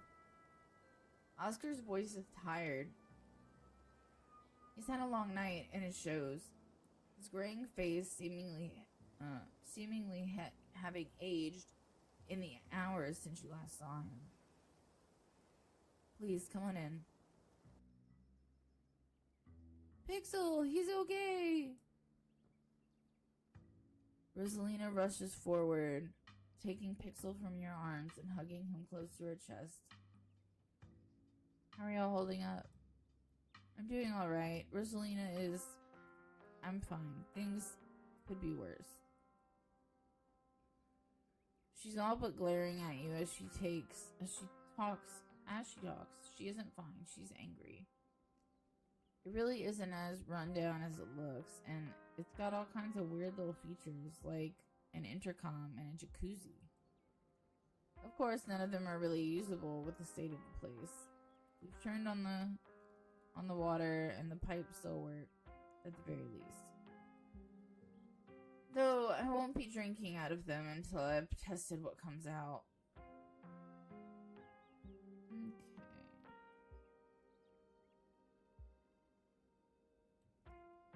Have any of you seen Stella since last night? She went missing after the ghost hunt.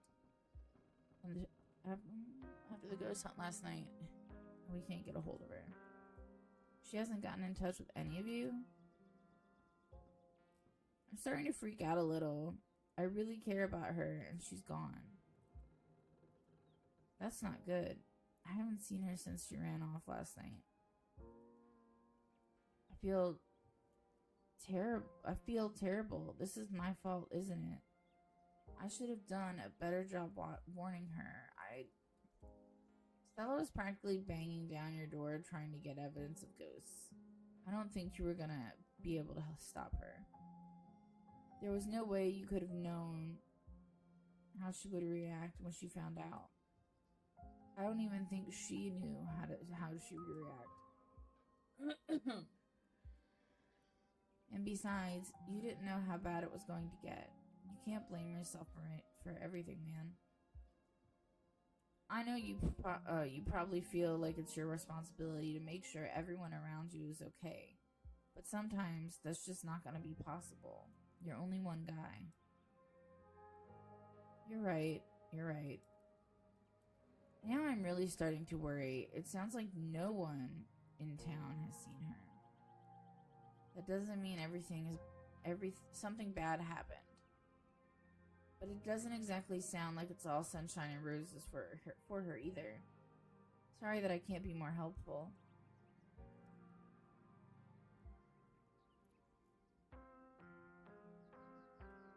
My cousin said the miners have heard at least one voice down there. I know it's scary right now, but Alexis and Becca might still be okay. Really? She said that? Do you hear that, Rosa? Maybe everything will work out after all. I'll believe it when I see it, and it doesn't change things anyways. You still left them behind. Bitch! Bitch! Really?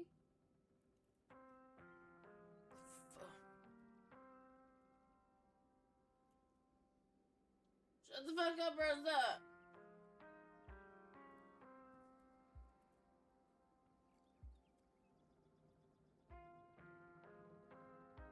Yeah, she's mad because we had to leave the mines, and Becca and Alexis,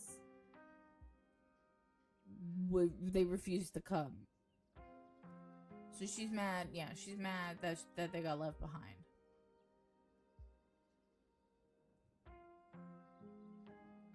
They're okay. It's just because of dumb luck. I want to curse her out. Was that an option?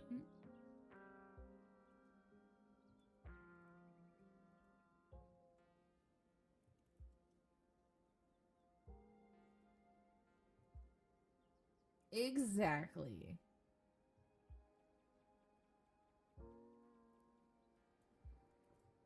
What's going to happen to your career now that the library's over? I've been wondering that the whole time.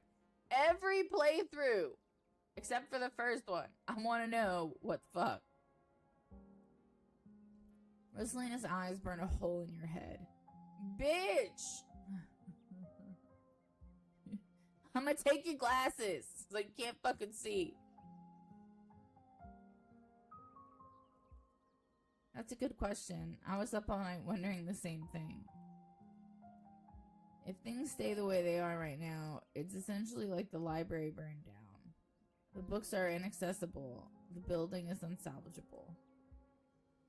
I don't even know what I would put on the insurance forms or how I would explain this to the library board. There's a library board? So for the time being, I'm not saying anything. I'm just going to do everything in my power to get it back before anyone has to know. I can't remember. If anyone has to know it was ever closed.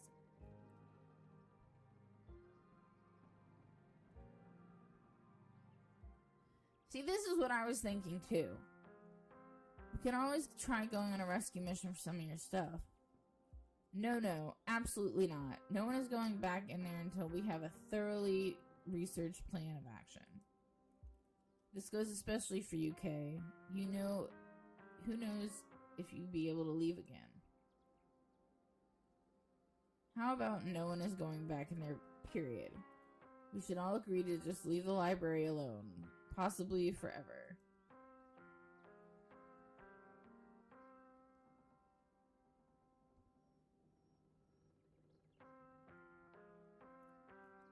Sorry about your house, but I wasn't about to trust a ghost's bargain. As well, you shouldn't. There was no guarantee it was actually going to leave. It was asking for so much. I don't know if I could have lived with myself, knowing you given up so much just so we could stay in that house. Yeah, sure. You couldn't trust the ghost. Bitch. That's all I fucking hear. If that's what you have to tell yourself so you don't have to face the fact that you ran away last night, then fine.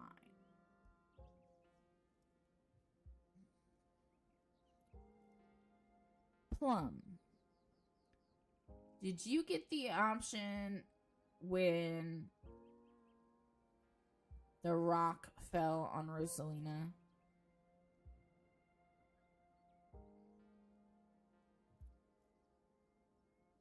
Did you get that option? Sorry if that's a spoiler and you didn't. But you're kind of a coward. You were a coward down in the mines, and you were a coward in the basement. Bitch! I wish the rock would have fell on your foot. Hey, you're the young one. Why don't you go give up your fucking years? Why don't you do that? And then you can be an adult like us and still be a bitch. I love how he goes, Rosalina, ... as opposed to, Rosalina! Stop being a cunt! I want to defend myself to a fucking child. Yeah, but I've never left the other girls. I don't think.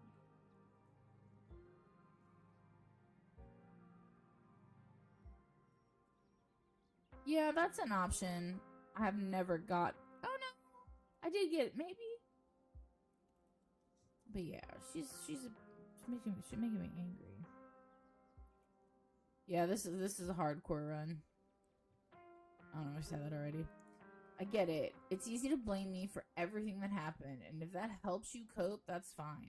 But it's nobody's fault that mine collapsed, and it's nobody's fault your house got haunted. Except for Edwardine Scarlet, but she's been dead a long time. She falls silent, and the fury in her eyes is replaced by a dull dejection. I want to smack her. I'm gonna go to my room. That's right, bitch! You fucking child! Go to your room and think about what you did! As Rosalina leaves earshot, Oscar's shoulders seem to unclench, attention leaving him as he sighs dejectedly. I don't care what it takes. I'm not letting that creature get the last laugh. It's all bravado at this point. Not even Oscar believes what he just said. Let's go outside and give her some space. No! She's in her room. That's her space. I have to make things right. I'm not letting external forces shape my life anymore. It's time to face this thing head on. No more running away. No more running away and pretending nothing is wrong. For Rosalina. Fuck Rosalina. I don't feel bad for her anymore. She was a bitch. I've been thinking. As far as I'm aware, there was nothing paranormal going on in Scarlet Hollow before very recently. Yeah, I came there and apparently I caused all the problems. Now, here we are, suddenly surrounded by weird little goblin creatures in the woods, while entire buildings are taken over by supernatural creatures. You think there was an incident, like an inciting event, right? I do. That's my thought too. It was never like this in the holler before. Something must have happened that kicked off all this magic stuff. Yeah, I came into town. Avery stares at you. I mean, it's obvious, right? Things only started happening once Kay got here. No. You're not wrong. Exactly. If there's a catalyst for all of this, why wouldn't it be a lost Scarlet finally coming home to Scarlet Hollow? If I may, Kay getting into town isn't the only major event that's happened recently. Berlan died. She died over a week ago, and those creatures in the woods were already reproducing by the time she arrived. Not to mention, I started seeing things in the house before Berlan passed. I think I never thought to make a note of exactly when the spirit made itself known. Whatever the cause of this is, there must be some way to put this genie back in the bottle. I'm going to do my best to find out if... Sorry, I can't read today, you guys. I'm going to do my best to find out if there have ever been any similar events. and whether there's anything special about Scarlet Hollow that might explain what's happening. Well, what's going on? You're in Appalachia. That's what's going on. The two archives are, unfortunately, in the library. Rosalina has been pestering me to make some sort of digital backup for months, but I never got around to it. So, online sources it is. We'll fill you in on what little we know, so you at least have some place to start. Let's see. I think Sybil. It's alright. It's always Sybil. I think Sybil knows more than she's letting on. She wants me to come talk to her today. My mom? Yeah, your mom. I said that 1,000 times. But she's always been such a crystals and herbs kind of lady, not like someone who actually knows about supernatural stuff. Still, she did seem really calm and confident last night. Weirdly so. I hate this. She did seem strange last night. She literally came down and like made ghosts disappear. And y'all are just like, oh, okay. She kept shutting down the conversation like she was rushing us all along, trying not to let us linger on the supernatural long enough to reach any conclusions. Still, I'm inclined to agree with Kanika here. If she does know something, why would she be hiding it? I'd be interested to know what exactly she intends to tell you that couldn't be discussed in front of the rest of us.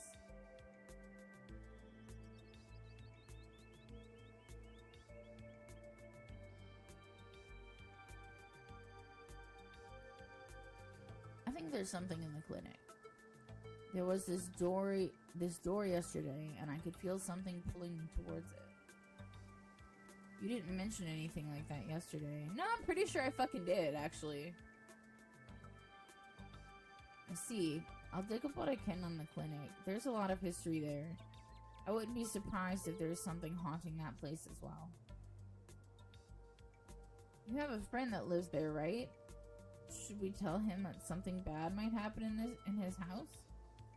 He might want to stay someplace else for now. He can't. If the last few nights are any indication. Yeah, I can shoot Reese a warning text, but I don't know if his mom will let him leave. You are a 20-something-year-old man. And you're gonna let your mom tell you what to do. There's something wrong there. She's got an iron grip on the poor dude, and she's probably even more of a skeptic than I am, or was. Always mystical. One way or another, I'm going to find myself back there soon enough. It's faint, but I can still feel the pull of that clinic door, and it's only getting stronger. You're not planning on breaking in, are you? I mean, I don't know. Because if so, no, you're not going to do that. Let's not have a repeat of last night.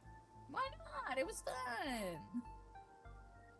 We should be more cautious about what we do next. We don't want anyone to get attacked or possessed by any more ghosts, even if it's to help a friend.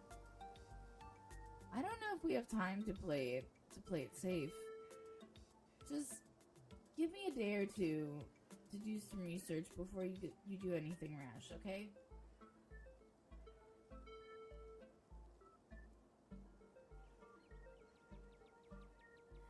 Make sure Pixel stays inside or he might get grabbed by a ditchling. The ditchlings are those things from the woods, right? With those faces. Yeah, the anguished doughboys. The anguished doughboys. I kind of like them. It's like a hidden object game, but a hidden object game out there today with all the weird little faces peering out of the bushes. Like them? Are we talking about the same creatures that have been laying eggs in the local wildlife? I don't want to get friendly with them or anything. I just think they're kind of interesting. To each their own. I think some dogs kept him safe, like a gang of dogs. I know it sounds ridiculous, but we saw it with our own eyes. A gang of dogs? I suppose stranger things have happened. Yeah. He's very weak, in fact, but we'll make sure he stays safe.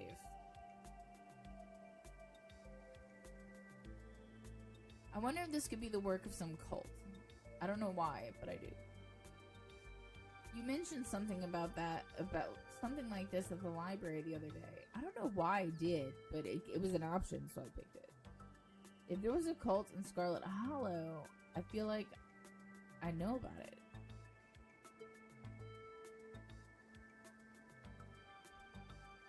I don't know, just throwing things out there. Yeah, that's literally all I'm doing. Let's not get all satanic panic just yet. I know it's not looking unlikely at this point, but having lived in this town all my life, I feel like I would know if there was some cult that ran the place.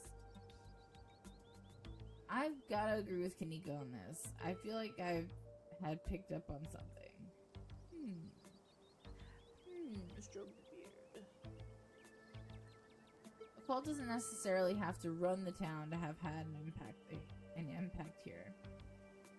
If we're looking at this historical context of disaster sites, this week we're talking about things that happened nearly a century ago, or even further back. I'll see what I can find. You never know. We've been finding these weird stone seals. There was one in the mines and another in your basement. There might be more. I wonder if they're after the one that we're gonna find out soon. I wonder if there is one. These are those carvings you mentioned last night, right? I think there was something like that under my house all this time. To think there was something like that under my house all this time. And to think someone must have put it there. But who? Who?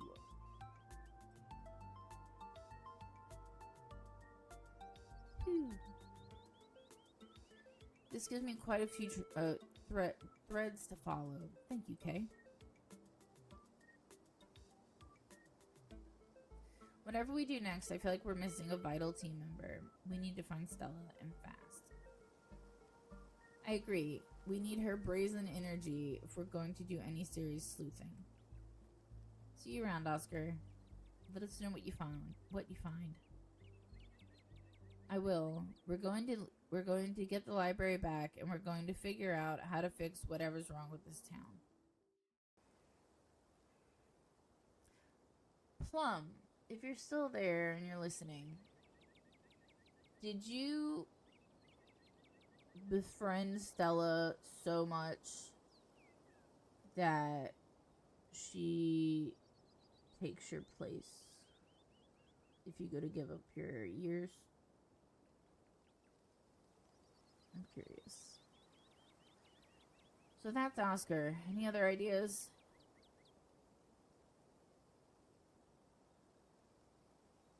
We should go to the mines. I guess there's a decent chance Stella went to find your cousin, since they're friends. You don't see it? Oh, come on. The two of them have such a dynamic, you know? Classic dog and cat situation.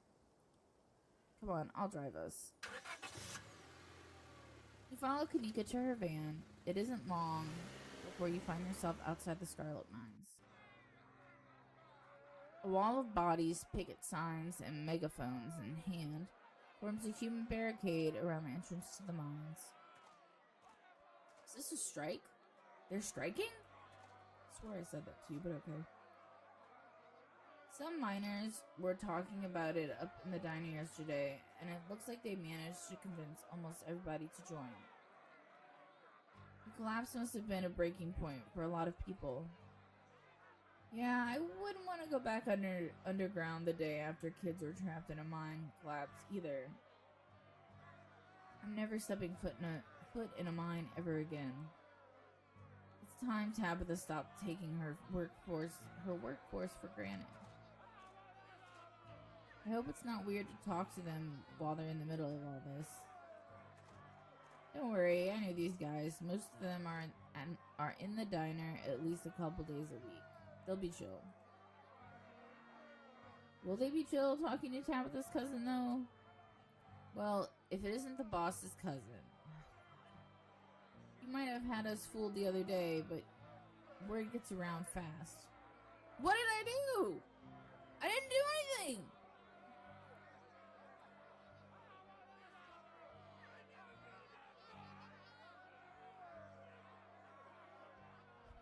That one's funny.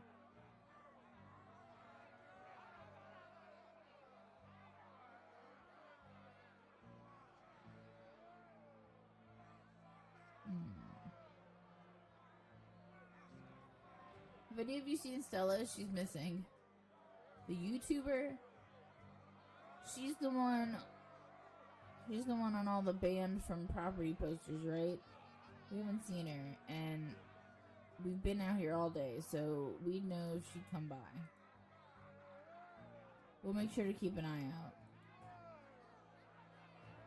Can't say we'll be much help, though. We'll just be standing around here for the foreseeable future. My butt hurts. How goes the strike? Wouldn't you like to know? Yes, that's why I asked. Why I wasted my breath. You can see for yourself. It's going strong. A major collapse happened on the property not 2 days ago, and the boss wants us to go on about our work as usual. I'm not going back down there, knowing death or serious bodily harm could come at any second. I care about living what I do than I do about any paycheck. I just want to point out that they're saying this,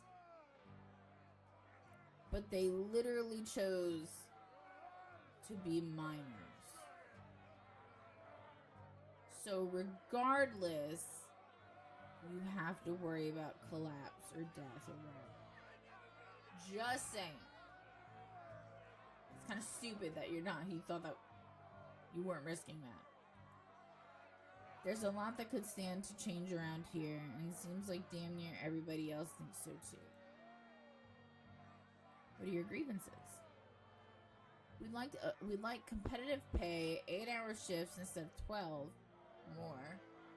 Improvements to the sick day and vacation policies. And a thorough safety inspection before any of us set foot underground again. That collapse was way too close to the active mine for me to feel safe down there until I know for sure I won't wind up buried under 2 tons of rock. This place is supposed to be This place is supported by the labor of folks who are too desperate for work to care about the conditions they work under. It runs them ragged, then spits them out when they're too broken to keep going. I've seen it time and time again. We're going to change things. There's no reason we should be treated like we're a disposable workforce. If we're the ones making her money, we should be making money too, not just scraping by. That's a lot of grievances. Working here seems tough. Yeah. Do you think Tabitha can even make those changes without the mines going under? I'm sure she can figure it out. I'm not saying she's not a bad boss. People clearly aren't happy with her, but Cole's getting used less and less. And I've seen that old Scarlet house. It's practically condemned. If she had money to spare, where's it going? I really didn't peg you as someone who'd go to bat for Tabitha. I'm not. I'm just trying to get the full picture here. And if the mine fails, I don't see how Aunt Winnie's diner doesn't fail with it. Okay, but that's the whole problem. A single family shouldn't be able to hold an entire town hostage. The workers need a say in the business. Fair enough.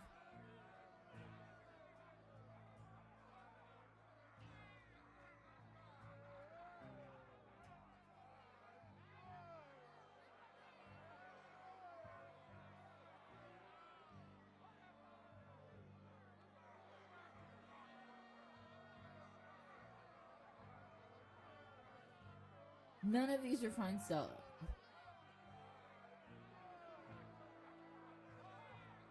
I have no horse in this race. I just got to town a few days ago.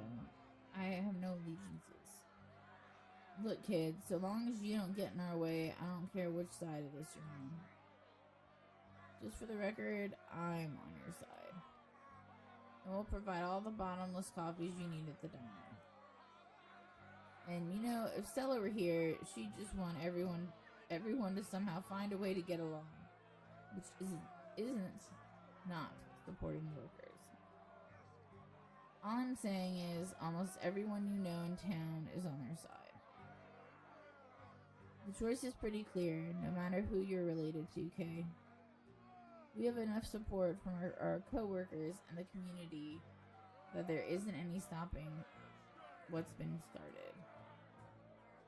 The boss will have to hear us out if she wants anybody to go back to work.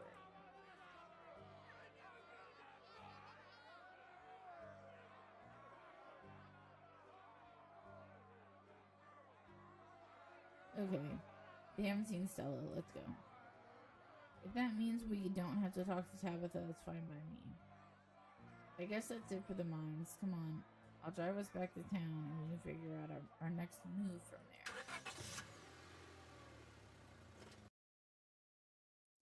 Where to next? The diner. Let's check out the diner. Good idea. Folks tend to congregate there. Maybe we'll run into someone who's seen Stella. Here's hoping Winnie doesn't try to rope me into clocking in early. The diner is busier than you've ever seen it. The small booths packed with miners. So I guess this is where the miners are setting up shop. When you asked for the morning off, I didn't think you'd be showing up with friends. Sorry, Winnie, Stella's gone missing, and I've been helping these track her down. You haven't seen her, have you? Don't you apologize. And I can't say I have. I've been a little preoccupied. She's reading a book. You're not preoccupied. This is great for business. These fellas can have as much free coffee as they can drink if they keep piling in like this. Do you need any help? No, Sal. No, Sal. Oh, no, Sal and I can handle this. Who the fuck is Sal? One of your friends going missing is more important than a busy shift. The miners didn't even notice you enter the diner, and instead of speaking in hushed voices, argue with each other loudly enough for you to easily overhear. I guess the shift schedules are pretty brutal, and I'd like more vacation days. I'd love to be able to see my family around the holidays, and better health benefits would be amazing, but what if she decides to fire us all? Fire all of us. However, I don't know, however that was fucking read. Hey, careful folks. Smith just let me know that the boss's cousin over there was snooping around the mine. Let's put this discussion on ice until we know we won't be overheard. The conversation cuts out. An uncomfortable silence falling over the diner as the miners watch you with suspicion. Okay, so if I were there physically, I would literally just give them the stare attitude. Like, fucking really? Hey, have any of you seen Stella? She's missing. The YouTuber? Yes, the fucking YouTuber. No, we ain't seen her. As you can see, we've got a lot going on today. We'd appreciate it if you didn't butt in. Bitch, I wouldn't know anything if... Nah. Harrison's voice drops to a barely audible mumble. I hope she's okay.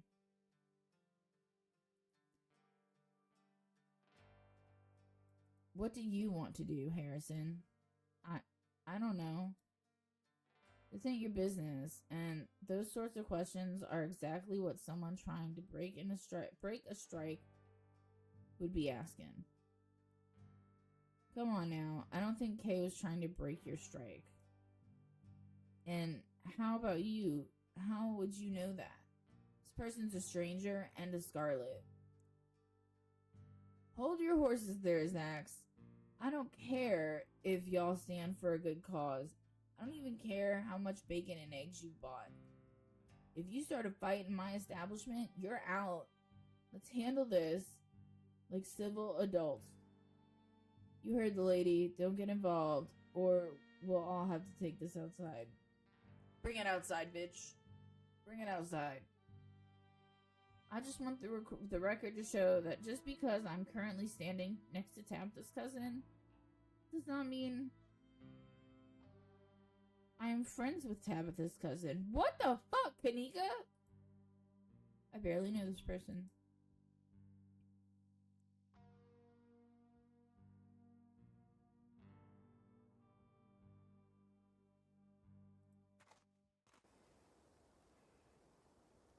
I'm very upset right now. You turn and leave the diner, Avery and Kanika trailing behind you. Still no sign of Stella. I'm really upset. I'm supposed to get tea with your mom today. Maybe she'll have some ideas. Sure, we can humor her. I've been saying this forever. She's probably going to give you some rocks or bundles of herbs for protection or something, which might actually work. You know, guess there's only one way to find out. Let's do it.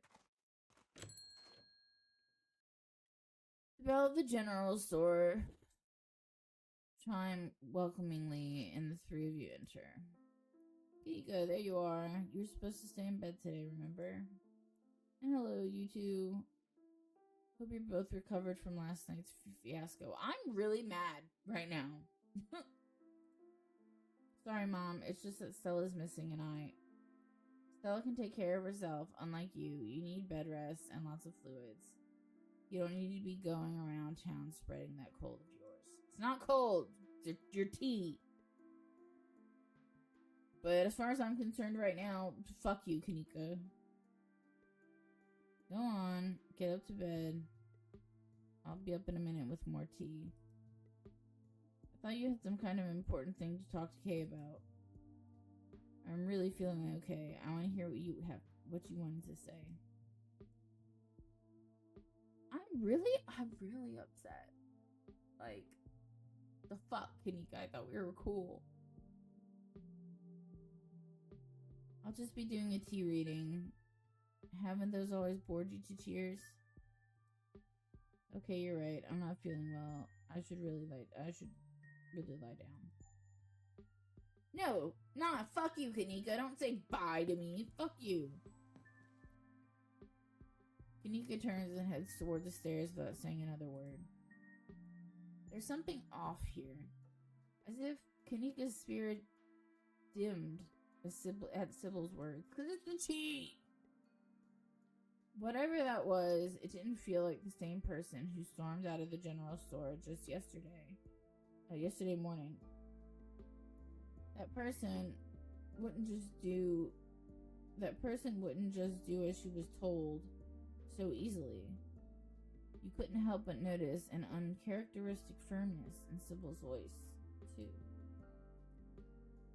Maybe their relationship isn't so pleasant behind closed doors.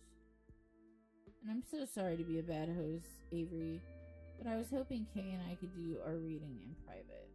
I'm sure Winnie needs help at the diner. Aw, you're right. I've totally left her on her own today. Fine by me. I wouldn't want to mess with your tea vibes. I'm sure some leaves are very particular. Oh, but before I go, I did want to ask. Are you a witch? Avery does not beat around the bush. As flattered as I am that you think I'm that magical, I'm just an old lady who likes tea and has a few unusual hobbies. Look, I'm just saying, doing stuff like reading tea leaves is pretty witchy, as far as I'm concerned, but I won't push it. Why? Dear Scarlet Hollow creators, you are not giving me options that I need. Though, just so you know, if you are a witch, you can totally tell us. We'd be cool with it. I'll leave y'all to your not supernatural private tea leaf reading. We'll catch up tomorrow, okay? They make their way out of the general store, disappearing down the street in the direction of the diner. Shall we? Sybil motions towards the tea room. Drop the act. We both know you're a witch. I figured denying it wasn't going to work on you. Still, it's not something I want just anyone knowing, though. So please, keep it between us. No. She gives you a mischievous smile. What did you do to Kanika? Do? It almost sounds like you're accusing me of something. The only thing I did was tell her she should rest, as any mother would, and she listened, as any child would.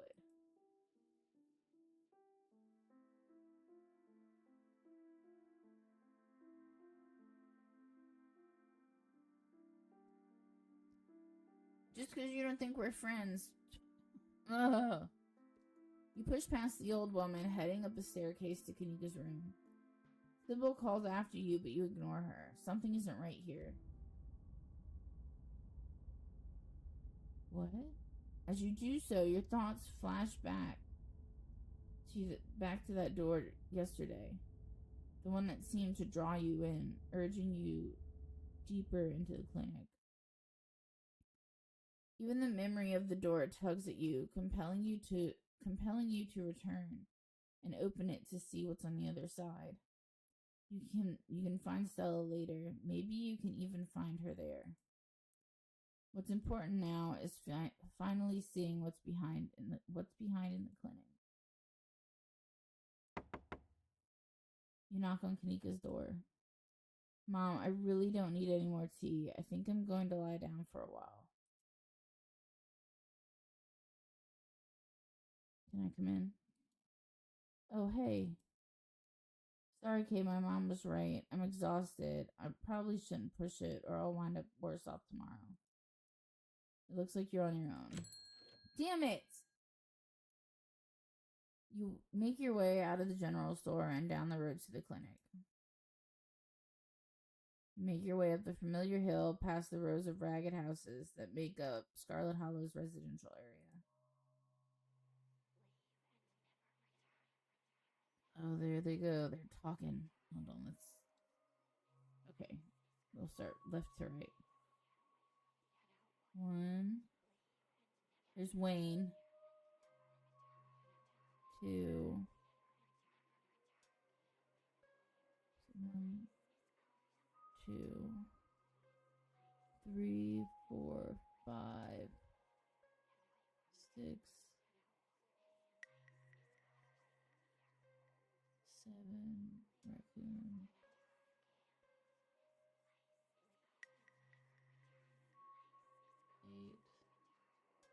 8. At least 8, and Wayne.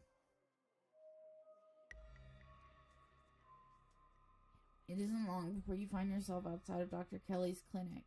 Its secrets enticing you to find a way in. Even at the bottom of the hill, you can already feel the presence. It's like a magnet has been fixed to your ribcage, gently tugging you forward, guiding you toward whatever emits this impulsive frequency.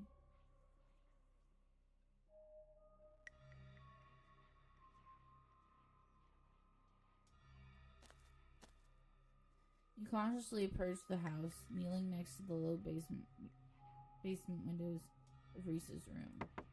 You knock.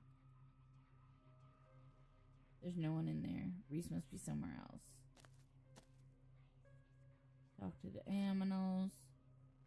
You quickly glance around, eyes trained on the underbrush. A flash of a striped tail grabs your eye immediately. Can I help you, Buster?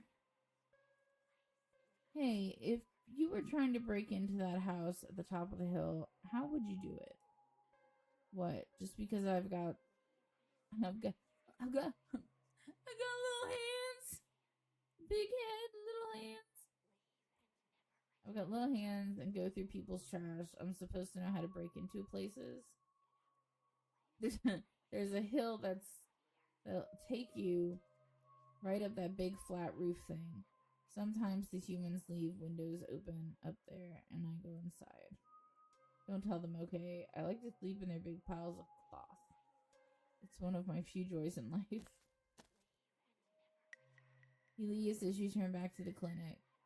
You have your way in. You found at times that if you haven't wished to be seen, there's been nothing stopping you from remaining hidden. Graveyards, abandoned buildings, old tunnels. You've been in all sorts of strange and unusual places without incident. And for some reason, tonight, Dr. Kelly's clinic feels no different.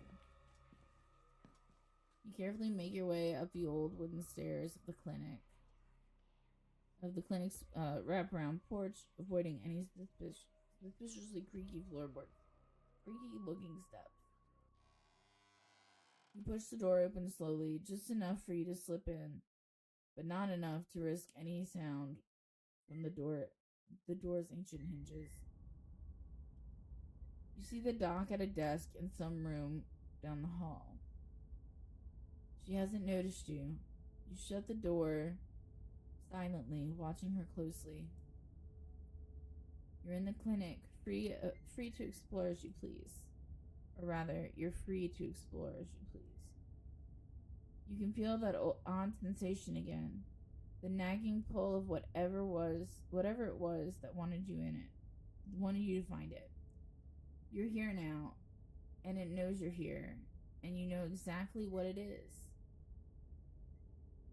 Another stone carving, eager to show you its secrets. You've been caught by its gravity and overwhelming curiosity, guiding you around a corner and towards a dark doorway under the stairs. It's been left ajar, as if inviting you to enter. Alright. This is where we're gonna save. We double tap because I'm paranoid.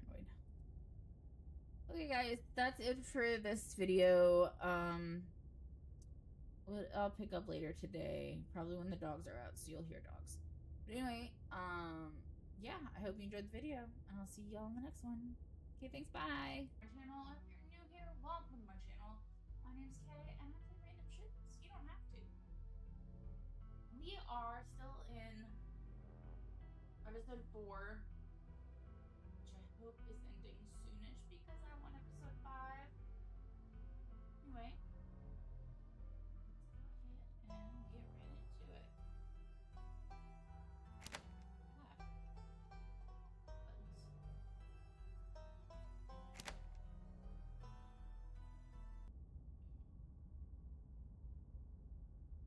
Been left ajar, as if inviting you to enter. Turn on the lights. The lights click on. You're in the morgue. I just realized my microphone is way the fuck over there. Kay, what are you doing in the morgue? Flirt. Oh, hi. I don't know how that's a flirt. Oh, hey.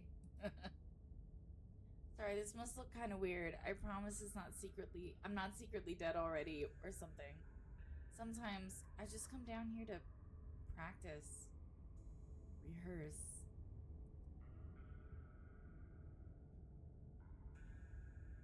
Flirt. If you are a living corpse, that wouldn't be a deal breaker. Oh my god. It's good to know. I'm still not, but I'm glad I haven't managed to scare you off. It's not often I get to meet new people. Especially new people I would like to get to know better. His words seem distant to you. The tugging is strong down here. You can almost feel yourself slipping into a trance, and your eyes wander to the back wall of the morgue. You need to see what's back there. Follow the pull. You touch the wall. It feels disappointingly solid under your palms. Hey, are you okay? You feel Reese's hand gently shake your shoulder, and for a moment, the thing on the other side of the blank white wall loosens its pull on you. You kind of look possessed for a second there. You good? Make him understand. Use your words. Don't let this fervor consume you. Be present in the moment. You inhale deeply and take in your surroundings. You can't help but notice that one of the body storage drawers is labeled Pearland Scarlet. Damn right I want to look at that bitch's body. You step forward and pull out the drawer. So this is your Aunt Pearland, Cole, Baroness of the Scarlet Mines, local she-devil that it seemed no one, not even her own daughter, was able to mourn. This is not the first corpse you've seen, but it feels the same as any other. She's an empty body now. The warmth and energy of a life now dissipated. The same as your mother was. The same as you'll be one day. Cold air rises from her bluish skin, her vacant, filmy eyes staring up at nothing. I never got to do this. This was never an option, so this is kind of cool. You try to imagine what she may have looked like alive and breathing, slinging subtle insults at the townsfolk, but it's hard to picture any expression on a face so stiff and cold with death. I gotta look at the glasses off.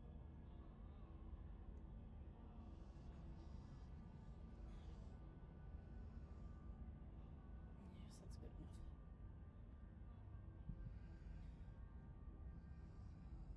Making sure she didn't walk off.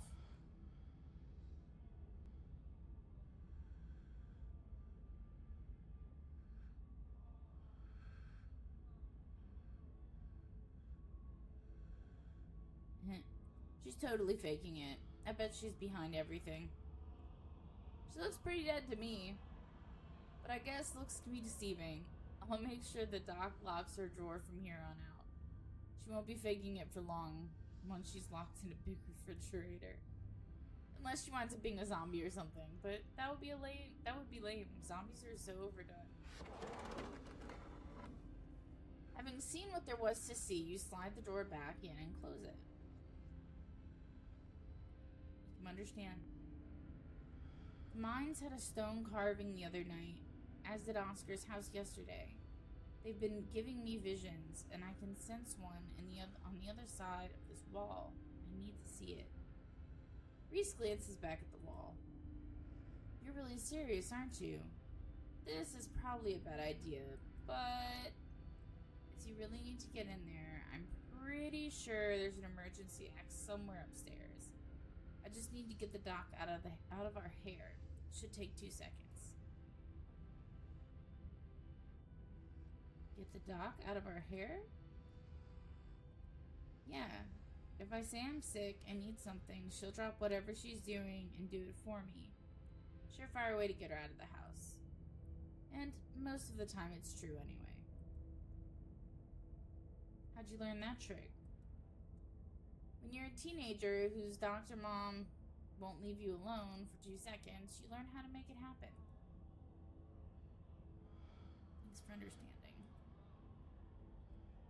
Don't mention it. If there's anything I can do to actually be useful, I'm happy to help. Be right back. He strides past you, his long legs moving swiftly. He seems excited, his usual dour demeanor replaced with an uncharacteristic pep when faced with the prospect of sneaking around and tearing down walls. You hear a soft voice filtering in through the other doorway at the top of the stairs. a hoarse and sickly edge added for effect as he speaks to his mother. Mom. He coughs gently. I'm sick. Reese, I didn't know you were awake. I still feel like shit, but I think I can finally try to keep some juice down. It looks like we're all out, though. Really? I thought I'd picked some up. I've got an errand to run on Main Street anyway. I'll go pick up some orange juice and some ginger ale, too. That would be awesome. Sorry to ask. I know you're probably busy. It's no problem. It doesn't take long. Don't do anything too strenuous while I'm gone. Just lie in bed until I get back. Thanks, Mom. I'll take it easy. You hear her footsteps moving down the hall, then the front door opening and closing. It worked. Theatric grasp has left his voice, excitement rising in its place. Come on up. We don't have long until she's back. As you step out of the morgue, you relax. The extra space between you and the carving has weakened its hold on you. And with it, your desperation to claw your way through the wall and unveil it. It's one of those emergency fire axes, so it should be pretty obvious wherever it is, though. I'm not sure where she would be keeping it. I'll show you around. Let's try the doc's office first. You make your way to the doorway, her now vacant office. I don't see an axe in here. He's right. A cursory glance reveals nothing but stacks of paper and cabinets of medical supplies. But something on the desk catches your eye. Some sort of records with your family's name on them. Pick up the documents to read later. You scoop up the folder, tuck in the documents in for later perusal. Reese watches you with curiosity. Stealing medical documents. If my family is going to keep secrets from me, I better learn what I can. Totally. Steal anything you need. You've got a mystery to solve. I'm not going to stand in your way. Let's check the medical supply room next. I can imagine a room full of chemicals being a place someone might want to keep an axe. Better be careful stealing stuff in there, though. That might really get you in trouble. You turn around and leave the office. It's time to move on. Come on, let's keep looking. There it is. Looks like it needs a key, though. We'd better break the glass. We better not break the glass. I'd rather explain why I had to steal the axe after we've had the chance to use it. There must be a key in here somewhere. He stops as if listening to something you can't hear. Shit, she's back already. As if on cue, you hear the front door to the clinic open and close. The creak of its antique hinges echoing down the hallway. Footsteps start down the hall. She's headed this way. Quick, we gotta hide. I'm not supposed to be in here. He opens the closet door and hurriedly motions you inside. You slip past him, scrunching in the small space as best you can. He attempts to slide in after you.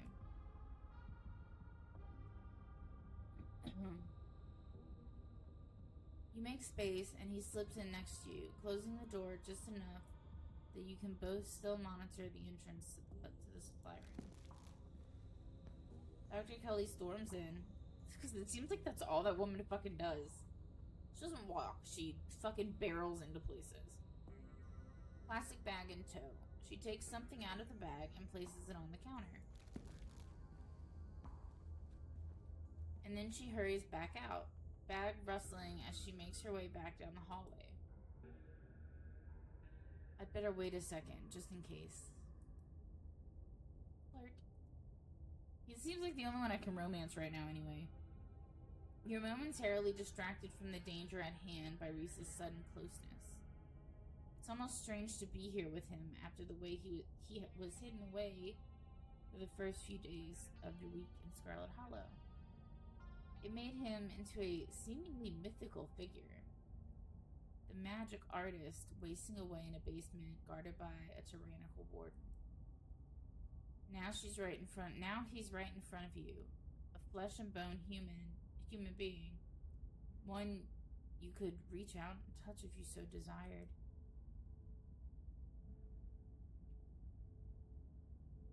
I like you. You're interesting. I don't know how to flirt, so that's pretty much what I would say.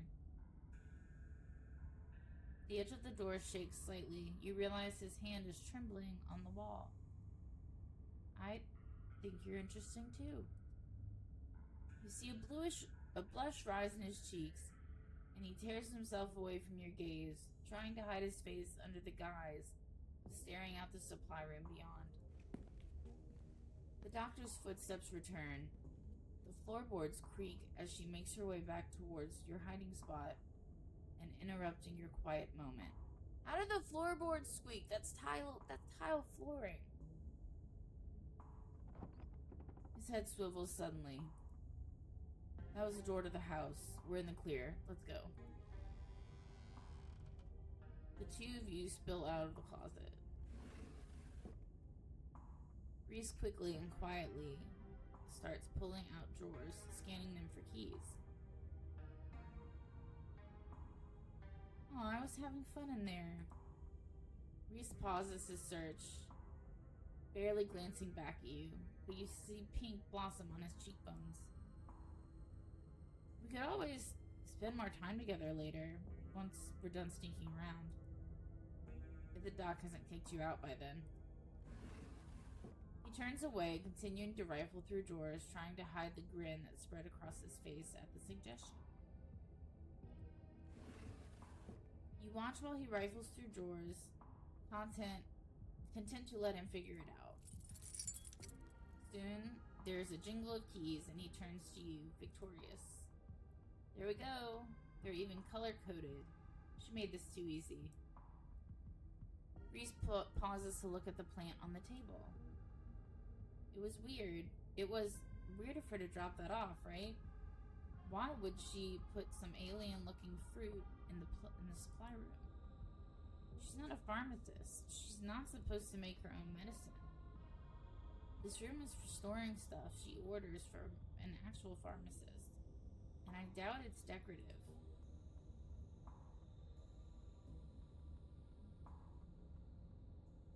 It is weird. Maybe we should do some snooping. Before you get the chance to do that, Reese jerks his head towards the door. Shit, that was the door from the house. We've got to run. Grab the axe and go. You grab the axe and follow Reese's instruction, once again starting down the basement stairs, letting the pull of the stone carving guide you back to the morgue. Dr. Kelly's voice filters down from above. I was right. We did already have juice. It was just in the back of the fridge. There's no harm in having extra. What are you doing in the clinic? I thought I told you to go rest. Oh, I'm just gonna chill in the morgue. I got my speakers, so if you hear some weird sounds, that's just my music. I'll be sure to put in earplugs to drown out all that industrial clanging you listen to. You know I'm not a big fan of you spending time down there. It can't be good for your mental health to hang out in a refrigerator for corpses. Do you at least have a blanket this time? Yeah, I'll be fine. It's just a change of scenery. My room feels too claustrophobic right now. Okay, I'll let you know when it's time for dinner. You hear the... Oh. Should have grabbed those... I don't know how we would have grabbed those plants, but... Hope we did. You hear the door close and the sound of Reese descending the stairs to join you in the fluorescent lit room. Hey.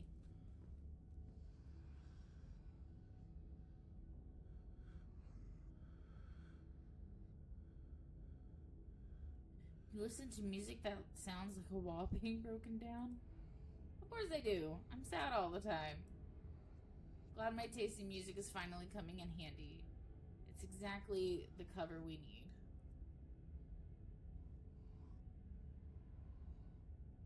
Stop asking questions. It's time to see what's on the other side of that wall. May I make the first blow? Go for it. You approach the far end of the morgue, axe practically singing through the air as you strike the wall. The first cut offers a surprising amount of resistance.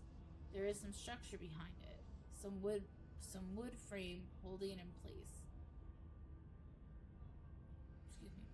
Trying to stand between you and what waits for you on the other side. You stagger back from the massive hole in the wall and admire your effort. Holy shit! The splintered edge frames a dark passage, seemingly cut deep inside of the cliff. Cold seeping from a forgotten place in the already frigid morgue. Reese coughs as he takes a better look at what lies beyond the wall, the wound in the wall. There's a whole hallway back there. Thick, stale air leaks from the hole, filling the morgue with an earthy mildew smell, like the room is slowly filling with dirt. And with the stink of the grave-like room beyond comes an even stronger compulsion. You step forward. And you climb into the hole. This is wild. I had no idea any of this was here. An entire hospital wing, rotting away for decades behind some flimsy drywall.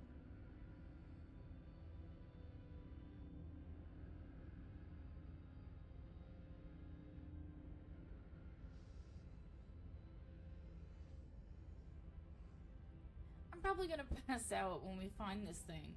Don't be too worried about me. I'll be fine. Thanks for the heads up. You step forward into the unknown.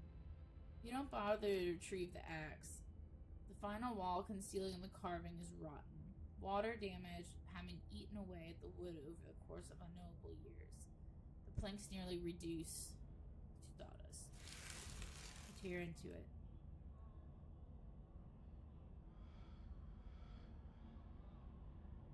Enoch, I thought you weren't going to come. I was worried you'd leave me here forever. They said there's nothing they can do. I'll never use my legs again. Enoch, what am I going to do? Calm down, Teddy. These doctors don't know what they're talking about. I've been doing my own research, and I found us an alternative. We won't have to worry about anything from here on out, I promise. I went to talk to the witch. Witch? But that's nonsense. It's alright. It's all sorted. We're taking you home today, and everything will be resolved by this time next week. Everything goes black. Your vision swims back into focus, and it takes a solid second or two to reorient yourself. You're in an unfamiliar bed. Reese leans against the wall, eyeing you with concern and curiosity. Hey, I was worried you'd slipped into a coma or something.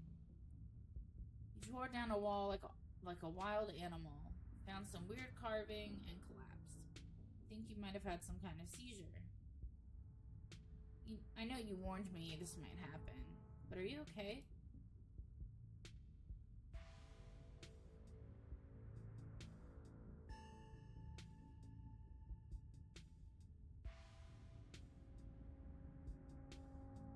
I still have those documents I swiped, right? Yeah, you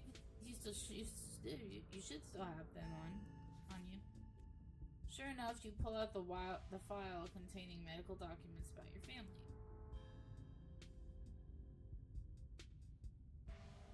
Enoch's death certificate. Enoch Scarlet, born September 9th, 1887. Died August 20th, 1957, age 69, cause of death, fall from cliff. I'm sorry, he may have committed suicide. I just see a complete accident happening because the house is slowly falling off the cliff. This one has a coroner's report next attached. Organ sustained impact injuries, lacerations to the neck and body consistent with fall from great height. Berlin's death certificate. Sleep apnea. Discovered by her daughter, Tabitha Chrysanthemum Scarlet. No autopsy performed.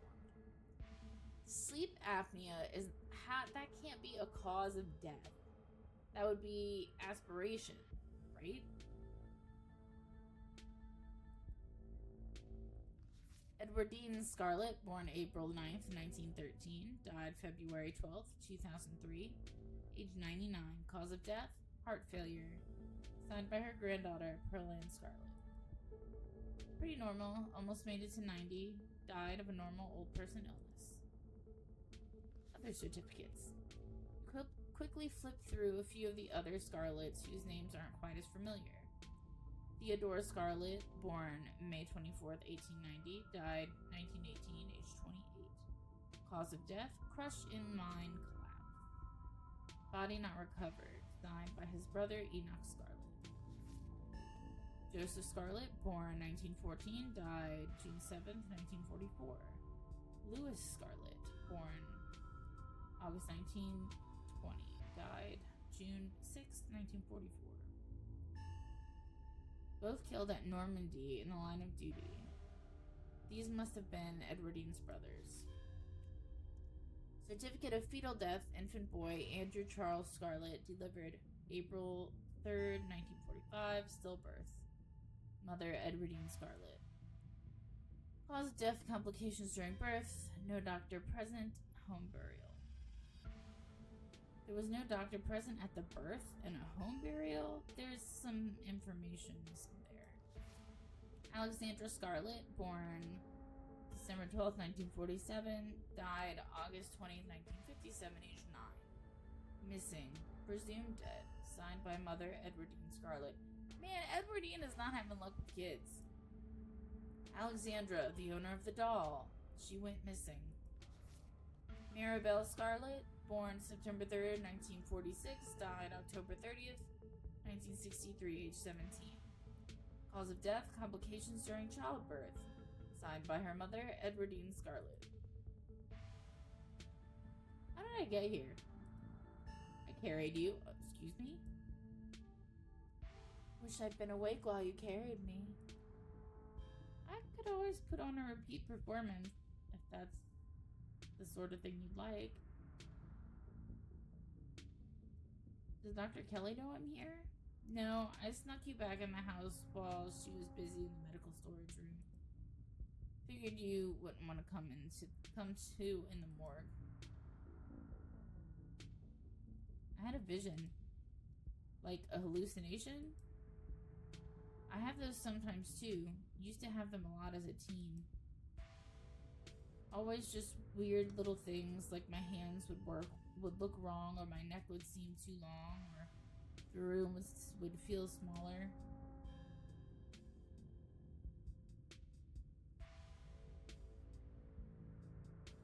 I think the carvings are trying to warn me about something. My family has dark secrets. An old family like yours? I believe it. Hopefully that's all ancient history, though. I wouldn't want something to happen to you. I'd like to get to know you a little better before either of us dies. Jesus.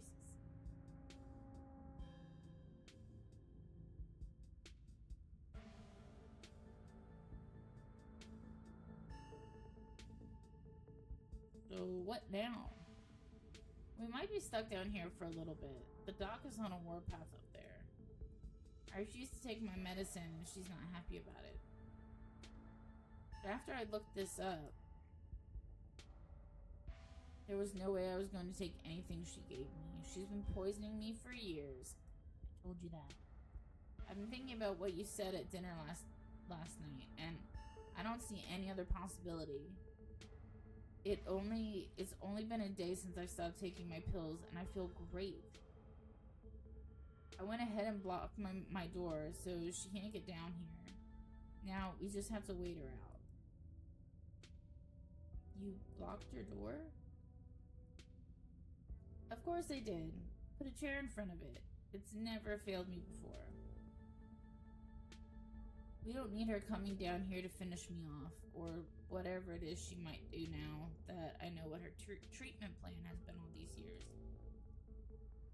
Hell yeah, sleepover! That's right, we can totally make the best of this whole situation. Maybe we can have a movie marathon. We'll wait until she's asleep, then we can at least get out of the basement and we can figure out what to do from there. I don't get why your mom would poison you, though. I don't know. But the internet says this is castor bean. It's used to make ricin, a super deadly poison that causes some of my exact symptoms. And death, usually. The thing I can't figure out is whether she's been trying to kill me slowly or if she just likes keeping me sick enough to be dependent on her. Either way, I don't think I ever had an illness. I think the illness was me growing up and becoming less easy to control. She sure found a cure for that.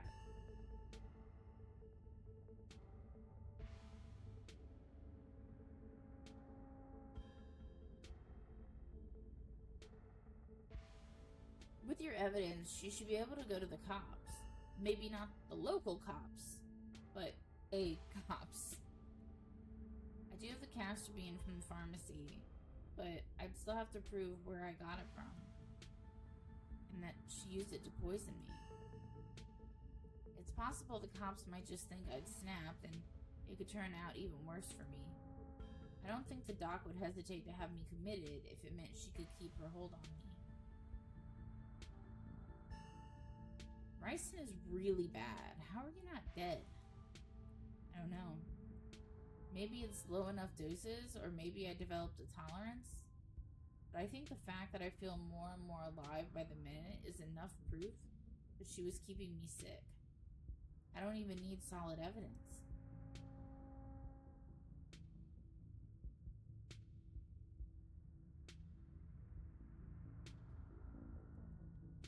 We need to get you out of here.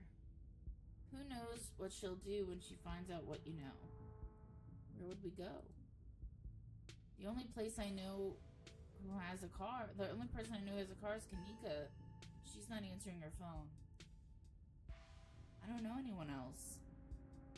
I don't have any family to go to. I never even finished high school. When I get out of this house, I don't know how I can make sure I don't wind up right back down here. You can stay with me if you want. At least until you get on your feet. It's just a rundown studio apartment, but there's a roof over your head and a warm place to sleep when heat works. Nobody trying to poison me sounds like a pretty big upgrade. Plus, I'd have the company of someone like you. He smiles, his eyes distant as he imagines the possibility of such a life, undoubtedly for the first time. My hand is asleep.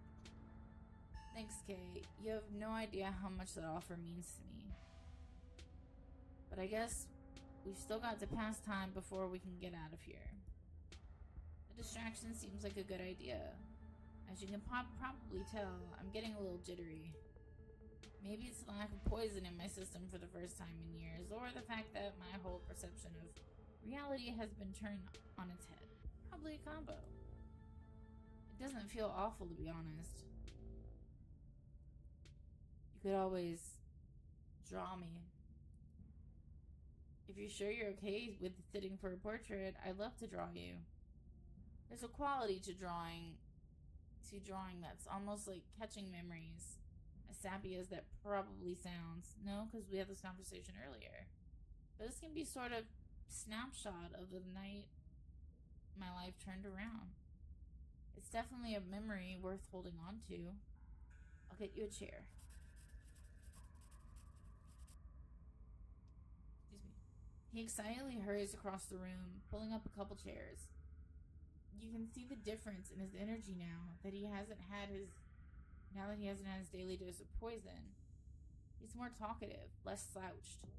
His long limbs no longer perpetually tucked in at his sides. May I touch your face?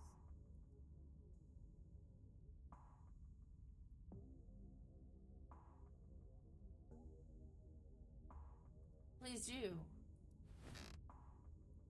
He places a gentle hand on your jaw, tilting your head slightly to the side. His fingertips are warm on your cheek. The sensation of their light touch lingering on your skin as he pulls away. Bitch needs to cut his fingernails. Perfect. He pauses for a moment, his eyes locking with yours. Palpable tension filling the room.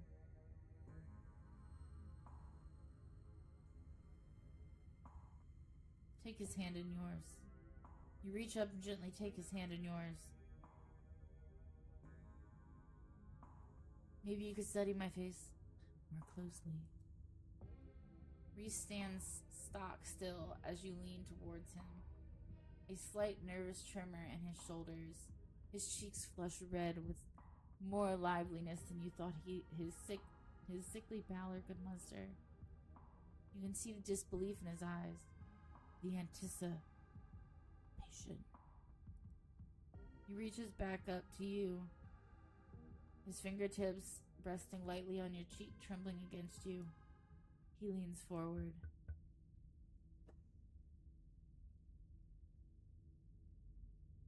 Really, Wayne? Because I know it's you. There's a knock on the window. Rotten bastard. Okay. Don't get any closer to that thing. It's time to go home. That voice, I know that voice. Is that who's been following you around? Without another word, Wayne starts pounding on the window. Good luck, freak. That glass is shatterproof. Enemies upstairs, enemies outside. You're surrounded. Even if I get out of this house, I won't be safe. You won't be safe.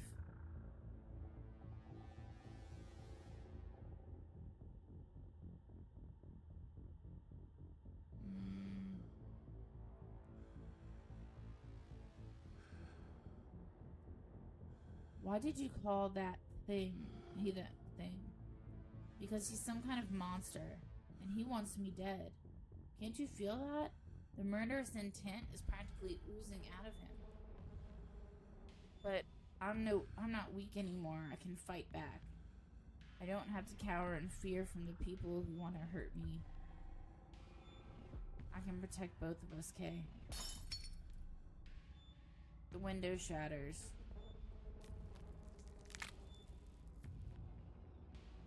As Reese tears at his clothes, paint bubbles out from the canvases. His ghoulish figures peeling themselves out of their two-dimensional worlds, invading yours, crawling up the walls. Grab my hand. I'll pull you out.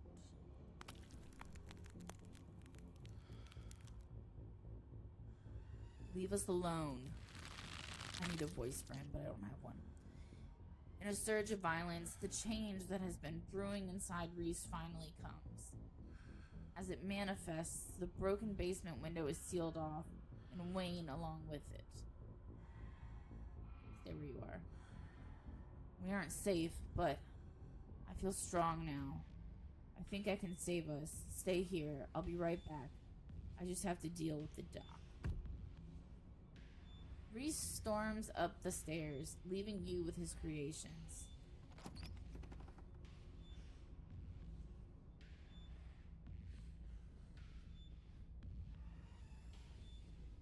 Call Tabitha for help.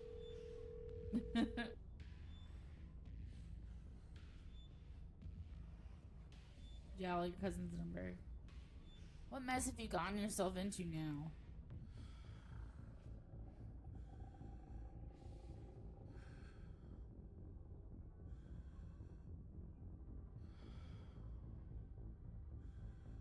Reese transformed into a monster and is on his way. Some kind of rampage. Can you come pick me up?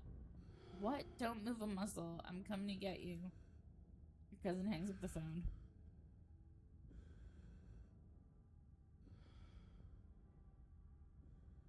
You're not sure who to help. You make your way to the door that beckoned you to you yesterday. All intrigued, now washed away. You know where it leads, and you know what secrets the stone has lurked in the forgotten basement of the clinic had to share with you. I read that all wrong, but whatever. Now the clinic holds a new horror. Somewhere beyond the narrow hallway leading from the house proper into the doctor's office, there's a monster preparing to do something unthinkable. Open the door. You grasp the handle and turn. Dr. Kelly emerges from the shadows and levels a firearm in your direction. You instantly notice it's not a proper rifle, but some kind of tranquilizer gun. Duck. Don't shoot. She shoots. The gun isn't very loud. There's only a pop as the projectile leaves the barrel, whizzing past your ear. You turn to see a dart embedded in Reese's chest. He pulls the tranquilizer dart out from between his ribs, heaving heavy breaths as the drug courses through his system. You're going to have to try harder than that, you bitch. No, how did you? As if you could hope to stop me, you pathetic waste of whatever. As if you could hope to stop me, you pathetic waste of flesh. Before Wayne takes another step down the stairs, paint flows out between cracks in the wood. Reese is panicked, pulling in a mob of furious creatures to hold his enemy in place. The artist darts away, but his creations continue their work in his absence. Dr. Kelly makes her escape down the hall as Wayne is overcome, glued in place at the top of the stairs by stiffening globs of paint.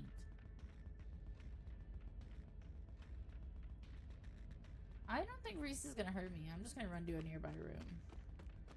You rush out of the main entryway, taking cover in the first room you see. A few seconds pass. Things are quiet. Hey. Dr. Kelly's voice crackles out of some unseen speaker. You, Kay. I'm stuck in the safe room. I can't help you from here, but you can help the both of us.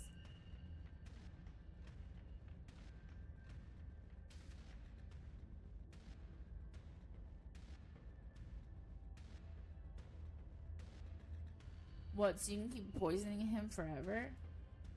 Christ, is that how this happened? You helped him sleuth that out? Well, good job. Now you get to see why I would choose to give my own son lethal doses of poison every day. If I don't, he turns into a murder machine. You don't want to hurt me. Now listen to me. You're in the medical storage room, right? I need you to use the black taped key to get into the cabinet and bring me the elephant tranquilizers. It's a bottle labeled carfentanil. Bear tranquilizers. Jesus! Clearly, bear tranquilizers clearly aren't gonna cut it anymore. An intercom system, huh, Doc? Good. You should hear this. Okay, you don't have to do anything, she says. I'm not gonna hurt anybody else. Just her. If I don't, you and I both know she's going to shoot me full of elephant tranquilizers. Did I hear that right? Shove me back down in the basement, or maybe someplace even worse. Keep killing me every day for the rest of my miserable existence. I feel amazing right now. Better than I've ever felt in my life. I'm not dangerous. She's just scared because she knows she has to finally pay for what she's taken from me. He has a point, Doc. You can't be serious. Look at him. He's dangerous. He's going to kill me. You're one to talk, Doc. How can we know there isn't anyone else whose treatment you've taken into your own hands? You've done it once. Who's to stop you from lying to someone else? Stepping into treatment that treat them, oh my god, as you see fit, regardless of what they want for themselves. I thought I was going to die every day. Do you have any idea what it's like to give in to your own mortality like that? Wayne, no. It wasn't living, that's for sure. It wasn't even surviving. It was just... enough. Reese cries out in pain. What the hell? What the hell did you do to my shoulder? I'll handle it. Try to get somewhere safe until then. The two stagger off down the hallway. Quick, grab the tranquilizers and head to the safe room.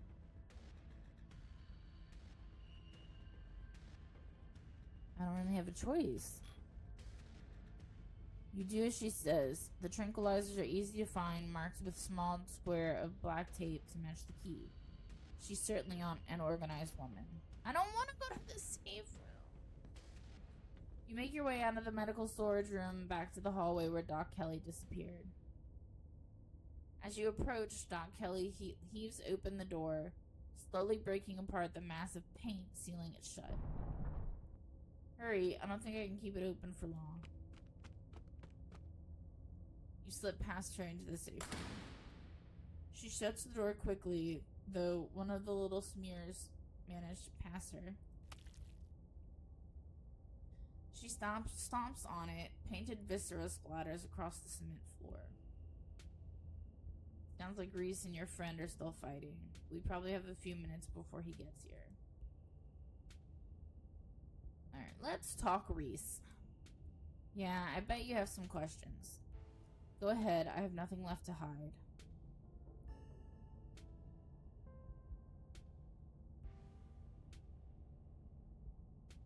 What is he?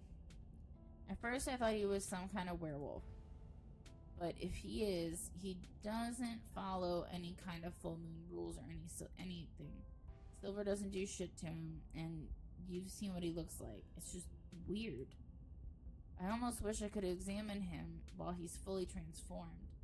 I'd be fascinated to know what happens to him or how his body does it. But he seems pretty hell-bent on ripping my throat out, so I guess that'll just have to remain a mystery. When did you find out? A little after he hit puberty. He had all the usual changes, then a few extra. Thickened nails, sharp teeth, elfish ears. I figured he might have some kind of genetic disorder. Had him checked out at a few specialists, but there was nothing obviously wrong with him. Then we had an argument, and he changed. Right in front of me. It was nothing like what he is now, just a couple inches and some facial abnormalities, though. Enough to be noticeable. I was scared. He could see that, and he stopped. I thought it was one-off, or maybe a hallucination. But the second time, it wasn't as subtle, and it didn't go away as easy. That's when I knew for sure that this was something beyond my realm of expertise. Was his dad similar? Strange little smile creeps onto Dr. Kelly's face. I wish I knew. Reese just kind of happened. I wasn't seeing anyone. I just woke up pregnant one day. I know how impossible that sounds. I'm a doctor, for Christ's sake. I kept having these weird dreams, almost like sleep paralysis episodes. Romantic sleep paralysis episodes. They were actually kind of sweet, but they were really just dreams. But then all of a sudden, my period stopped, I got morning sickness, and roughly 9 months later, Reese. How do you know he's dangerous? Well, he wants to murder me, so that's clue number one. It's not like he's usually a violent kid. He's just mostly sad, but every now and then we butt heads, and that's usually when this side of him comes out. Imagine if this happens anytime he gets frustrated with anyone. Imagine he gets road rage one day. Turns into a 12-foot tall monster with a million teeth and rips somebody apart in the middle of a major metropolitan area. Yeah, he's dangerous.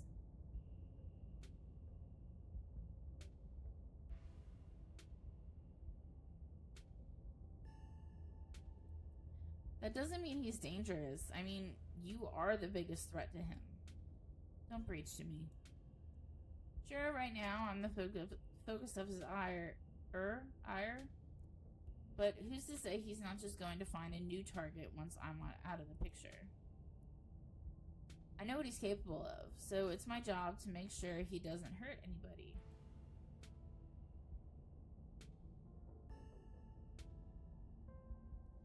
The relationship between you seems so difficult. Yeah, you could say that. He was such a cute kid. When I found out I was pregnant, I was terrified. I didn't know if I'd be ready, but he made me love being a mom.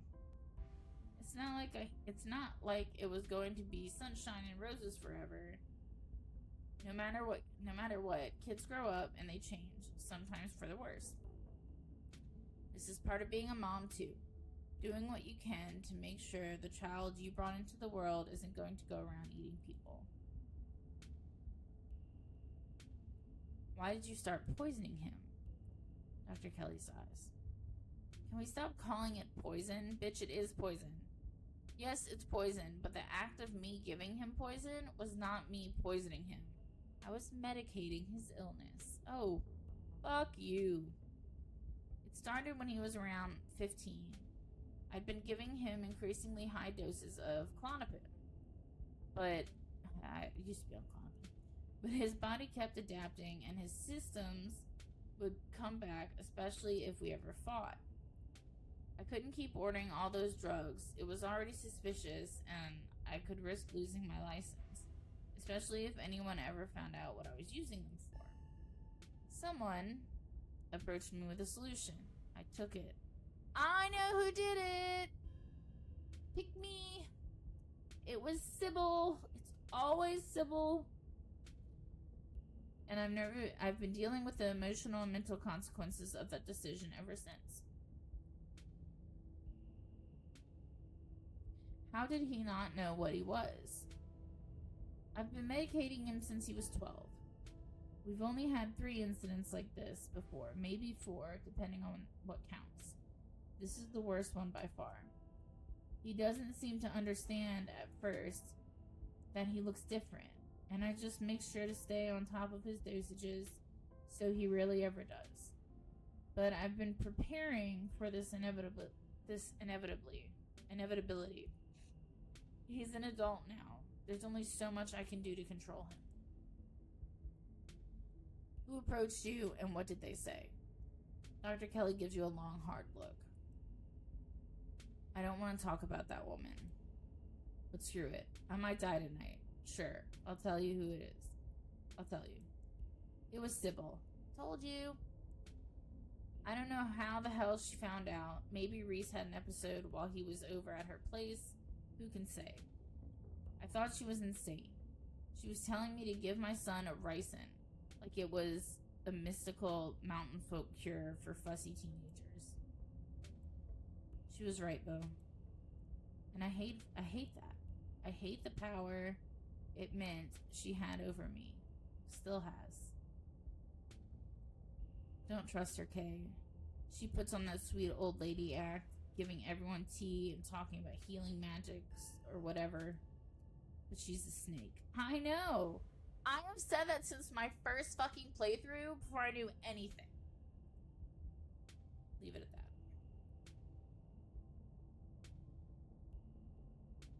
While we're at it, any other secrets you're keeping? You have it all. You have no idea how relieved I am to finally say all this shit out loud. What is this room? Old x-ray room. Lead walls. After I realized this whole situation was a possibility, I had the door reinforced with special remote control locks. Glad it could finally come in handy. What's the game plan? Both short and long term.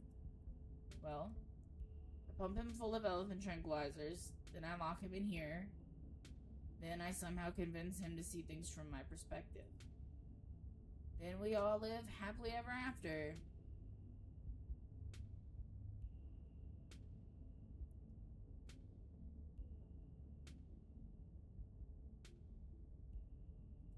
So you're just going to lock him away again? Yeah, it's either that or he dies. God knows I don't want that to be the case. But you gotta work with what you've been given, and what I've been given is an ethical dilemma with no good outcomes. Just have to decide which is the lesser evil. Sit in silence, big priest. You and Dr. Kelly sit in silence and wait for her son to make his way to you. The sound of distant breaking glass cuts through the silence of the clinic outside the safe room. Shit. This is going to be game time. Get those trinks ready. We have to get this door open before he crosses the line. Crosses the hallway. I don't want the trinks, bitch. You take them. Dr. Kelly opens the door. The two of you stare out in the hallway.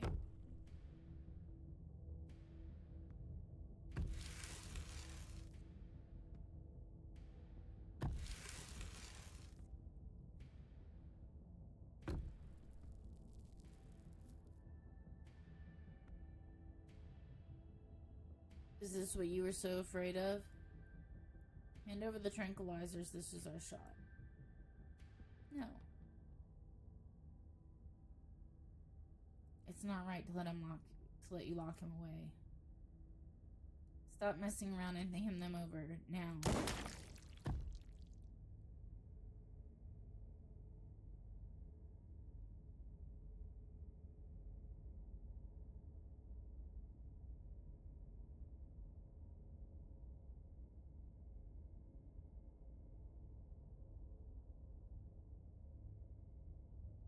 Well, that's new.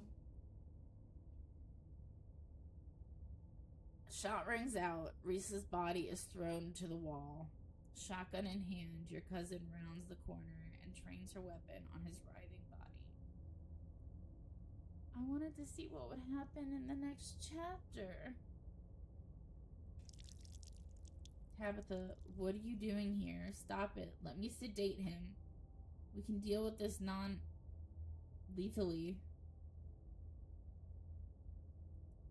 Are you insane? That thing was trying to kill you.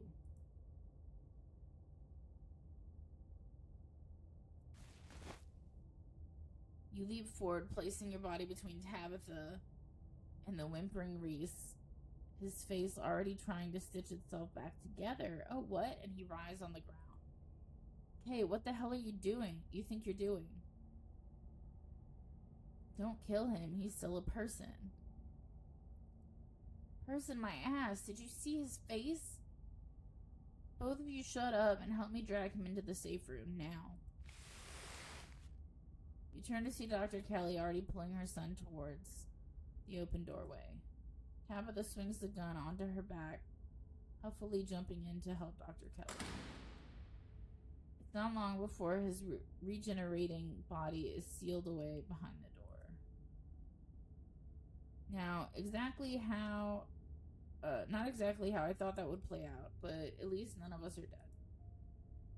If you've done any permanent damage to him, you're going to be the one paying for the medical supplies, Miss Scarlet. You aren't seriously going to keep that thing alive, are you? It's clearly dangerous. What makes you think you can keep it locked up? It is my son, Miss Scarlet, and despite appearances, he is still human. I prefer you refer to him as such. And I've managed to keep him safely locked away and harmless for years. Sure, it'll be a little more difficult now that he knows about his condition, but that room is lined with lead. He's not going anywhere. He's human? Are you sure about that? Are we talking about the same guy? Trust me, I've done genetic tests. He is human, somehow. And it's my job as his mother to protect him, and to protect people from him. It's not a burden I take lightly. You don't have to worry about him getting out anytime soon.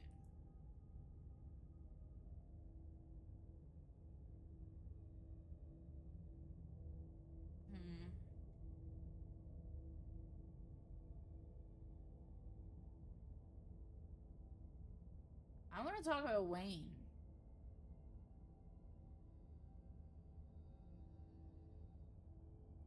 Reese is a good guy. He's just misunderstood. Don't give me that line. I don't see what I could misunderstand about a guy who is clearly about to swallow both of you whole. I don't care if his feelings what his feelings were when he was getting ready to make a meal of my cousin. I care that he was capable of it. I'm not going to debate this with you, Miss Scarlet. It's none of your business. I can handle it from here. Now both of you get out. I have a lot of cleaning to do, and I don't feel like entertaining a couple of bickering cousins while I do. You and your cousin leave the clinic. Dr. Kelly slamming the shotgun blasted door behind you. The two of you make your way to the bottom of the hill, where Tabitha's car is parked. Among the sleepy houses of Scarlet Hollow's residential streets, she places her gun in the trunk and turns to face you. You're alone right now. Is Stella still missing? I tried calling her a couple of times, but I kept getting her stupid voicemail. Yeah.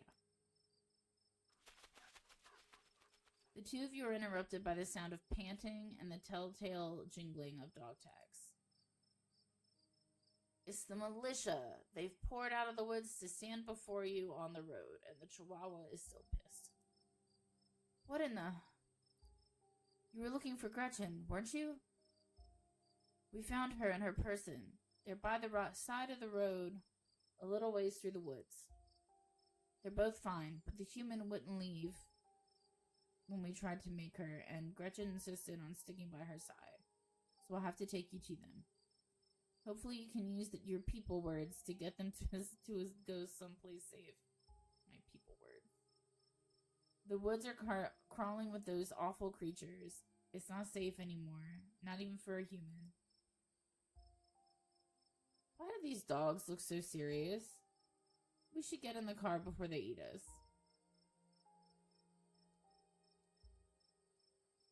They found Stella. Come on, we better follow them. How do you know that? Did you know I can talk to animals and they can talk to me? Why are you cracking jokes right now? Ugh. I don't know about following a bunch of strange dogs into the woods, but if there's a chance you're right, okay, we'll take a quick detour. You let the dogs lead you into the wilderness, following on their heels as they take you to Stella. Before long, the trees thin, and you find yourself on a steep hill by a 2-lane road lined one side by sheer rock. And there they are. Keep them safe. Be seeing you, speaker. They leave. There, sitting on a log, staring mournfully out at the asphalt is Stella. You watch from the underbrush. Great, she's alive. Let's go. I'm gonna go. You should go talk to her. Tabitha, she'd probably be glad to see you. I don't know, we've got baggage. I'll just make things worse. No, you're right. She's been practically begging for us to be closer than we are. It's time I stopped letting my dead mother dictate who I'm allowed to talk to. Tabitha takes a step forward, gravel crunching beneath her boots as she walks along the side of the road towards Stella. Stella looks up. A tired smile spreads across her face at the sight of your cousin, standing awkwardly on the slight slope, say that 3 times fast, of the roadside. They talk, their voices quiet in the still night air. Oh, I got an achievement! Mend a broken relationship. After a while, they both stand and walk off into the forest together. Gretchen tucked under Stella's arm. It's time for you to go home.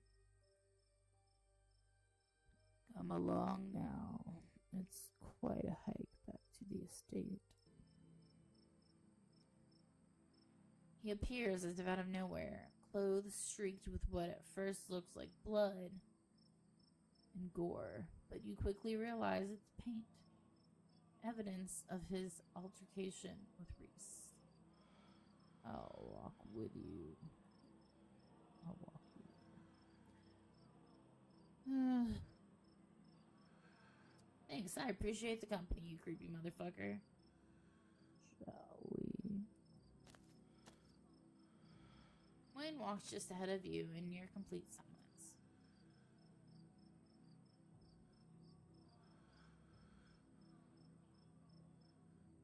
Why are you following me around? Why not Stella, or Kanika, or Sybil? Why not Tabitha? Because you're special.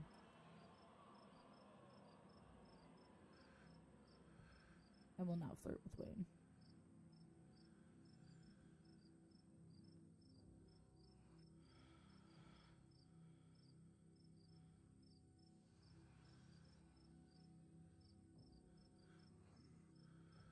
Why am I so special?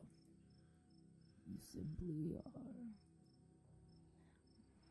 Do you not feel the ties that bind us? They are unbreakable.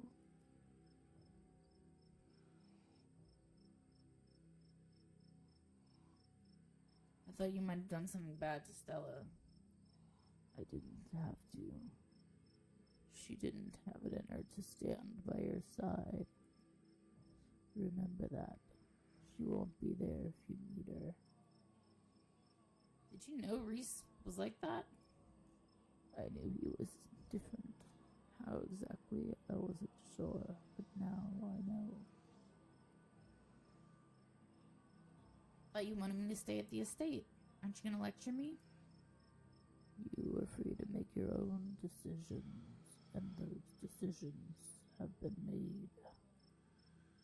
I knew that something pulls at you, and now that it's started, I know that you cannot stop until your task is finished. I'll keep you safe while you do what you must. You don't need to keep coming up with new topics of conversation to fill the silence. You're tired. It's been a long night. You should rest. Wayne remains silent for the rest of the journey back to the estate. I'm sure we'll see each other tomorrow. Are you so sure? You should try to spend some time in that old building before you head to town. Tabitha won't be around. Too busy at the mines. Forbidden places won't be forbidden without her there to stop you. And you might be surprised what you find. Until then, sleep well. I looked around the house, though. Like, I couldn't get any further.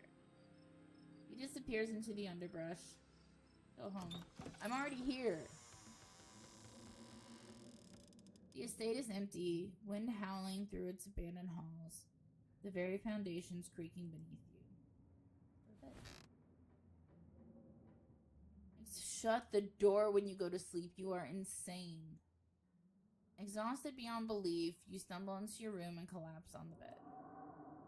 The damp smell of the mattress is starting to become almost welcoming, a sign that the now daily horrors of Scarlet Hollow are finally behind you, at least until the sun inevitably rises once again. You close your eyes, your exhausted body succumbing to sleep almost immediately. As you drift off, you think of Reese, trapped in that tiny windowless room. All his greatest fears realized, his body no longer his own. But you stopped him from killing Dr. Kelly. The world, at least for now, is protected from him. And then you think of nothing. This is the end of episode 4. And now we get to do episode 5! I'm so excited. For those of you who don't know, episode 5 just came out. I'm so excited. Double tap. Oh, okay.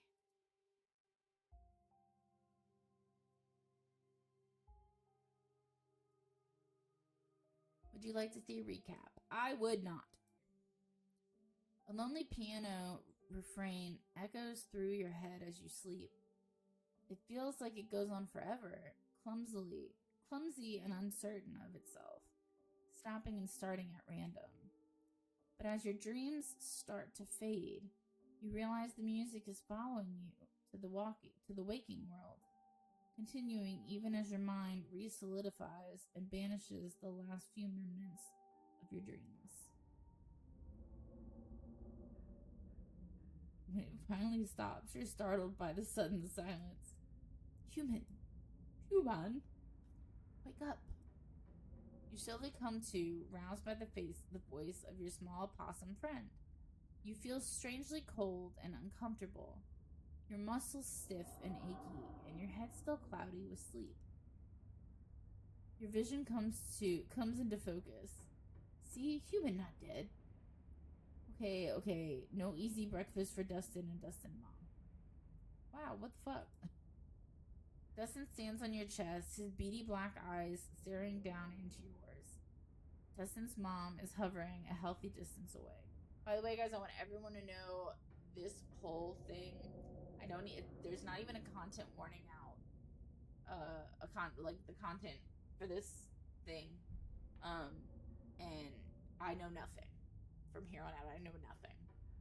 A couple little spoilers, but not like anything serious.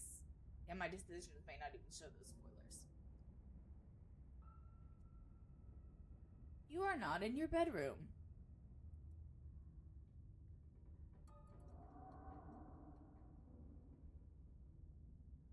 Did you two hear something just now? Like a piano?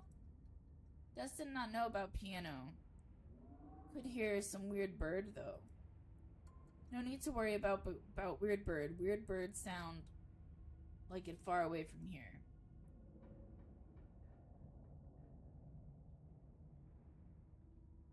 How did I get here? Scary human came into room at night. Took good human away. Dustin was very, very scared, but Dustin followed anyway and help good human. Dustin not have good sense of self-preservation. But good human did not get eaten. Yay, Dustin helped. Where the fuck am I? You stand your legs still wobbly with sleep. The odd tilt of the floor adding to your unsteadiness. So this is the Forbidden Wing, and Wayne dragged you here in your sleep. Can you ever trust the safety of your bed again? Okay, so we were in the Forbidden Wing. We've been in there, but we couldn't go through anywhere because the door was blocked. There are two doors out of the barren room. One is a normal doorway leading into what you assume to be a hallway. The other is a door that must have once been hidden, though the ruined state of the wallpaper has robbed it of its secrecy.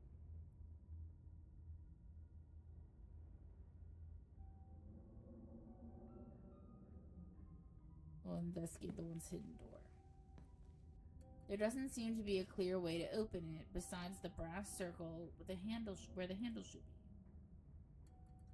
You didn't bring a screwdriver into bed with you last night, and even if you did, you'd worry about damaging the ancient mechanism.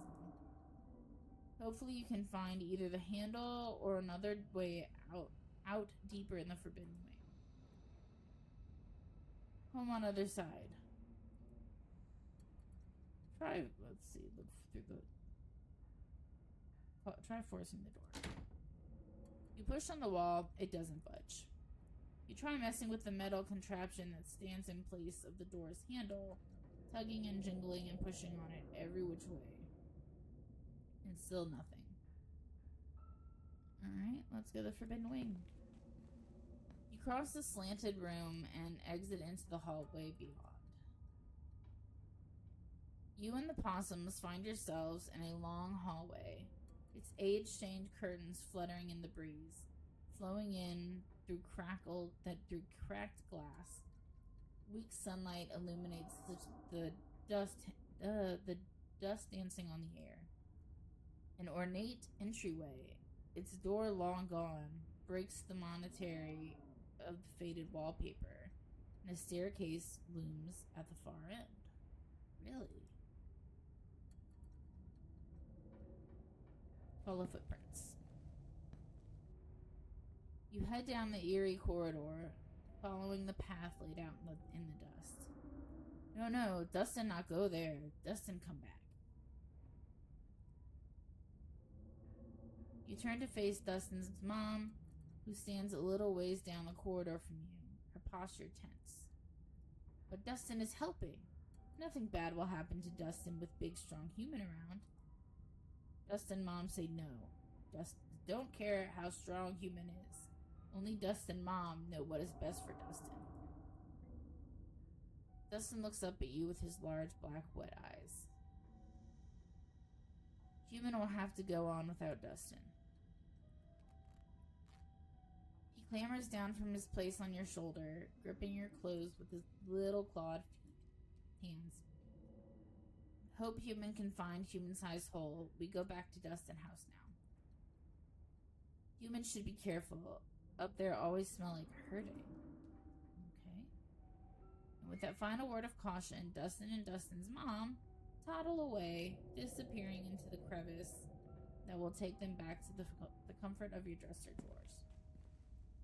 You continue following the tracks left by what you assume to be your fellow humans. They take you to a flight of stairs, and you find yourself on the 3rd floor of the estate for the first time.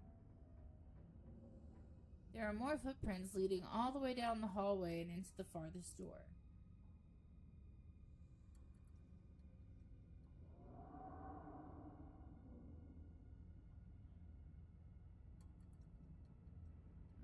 Alright, let's approach the window. Carefully approach the window at the far end of the hall. That sure is a cliff. There is nothing below the window but the tops of distant trees, the ground having crumbled away. The only thing stopping you from plummeting to your death is the straining foundation that still somehow holds its place together. At least for now. Move the boxes from the nearest door. The boxes slide out of the way with a bit of elbow grease. You push past them into the room beyond. The room is coldly empty. The large antique bed is made, its sheets ancient and dusty, but still somehow giving off the feeling of tidiness. Ooh, achievement. Her ladyship's chambers. Explore Edwardine's bedroom. Even with cobwebs stretched between each corner of its four-poster frame. Search the closet. You make your way to the closet. It seems this room's occupant kept things neat and orderly, or as neat and orderly as they could, considering the decaying state of the place. You can't help but notice that these dresses look strikingly like the style Tabitha wears. You can imagine Pearl Ann sifting through old trunks of clothes, recycling moth-eaten vintage dresses for her daughter to place in place of buying anything new. I don't think that looks anything like what Tabitha wears. The only thing here besides her clothes and shoes is a box shoved off to one side. You pick it up. Child-sized overalls, striped shirts, a small pair of trousers with suspenders still attached. One of those little sailor suits boys from the 50s were always wearing.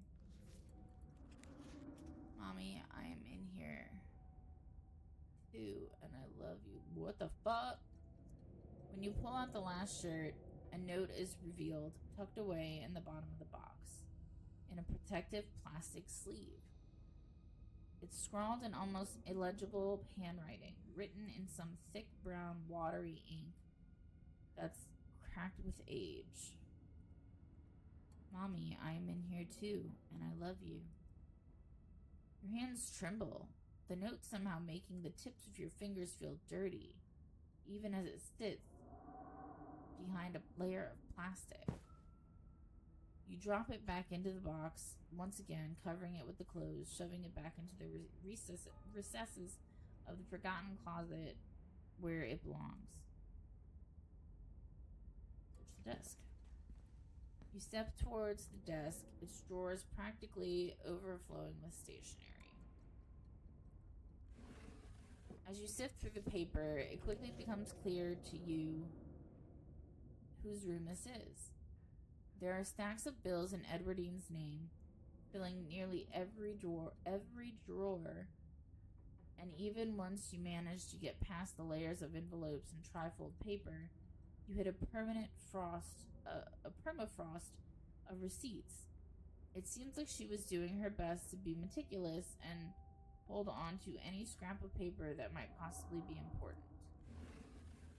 But when you reach the bottom drawers, you find something entirely different. Greeting cards. Letters, small wrap packages, some open, some sealed, some crumpled into messy balls.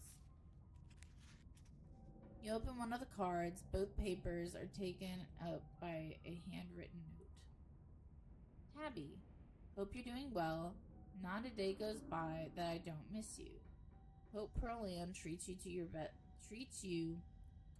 best Christmas yet. I'm not sure what sort of doodads you're into these days, though I sent a little something that made me think of you. I made sure they were the best shells of the bunch. Not sure how rare any of them are, but they're awful pretty. And they've still got that beach smell. And make sure you put your ear up to them too. Your ear up to them too, good lord. It doesn't compare to the real thing, but it comes close enough. And in case you think that makes me a cheapskate, I made sure to send along a little cash too, so you can get yourself something a little nicer than glorified beach shells. Make sure you get Pearl Ann to take you to the nice toy store, because that's where I'd take you if I was there. If you get the time, I'd love to hear from you. I miss you so much, Tabby, and I'm always thinking of you. You can come out and visit me anytime. I know you've always wanted to see what it's like out east. I'd make sure to write out my address. I made sure to write out my address on the back of this card, just in case you didn't know how to get a hold of me. Been missing you, my incredible, awful, amazing daughter. Wait.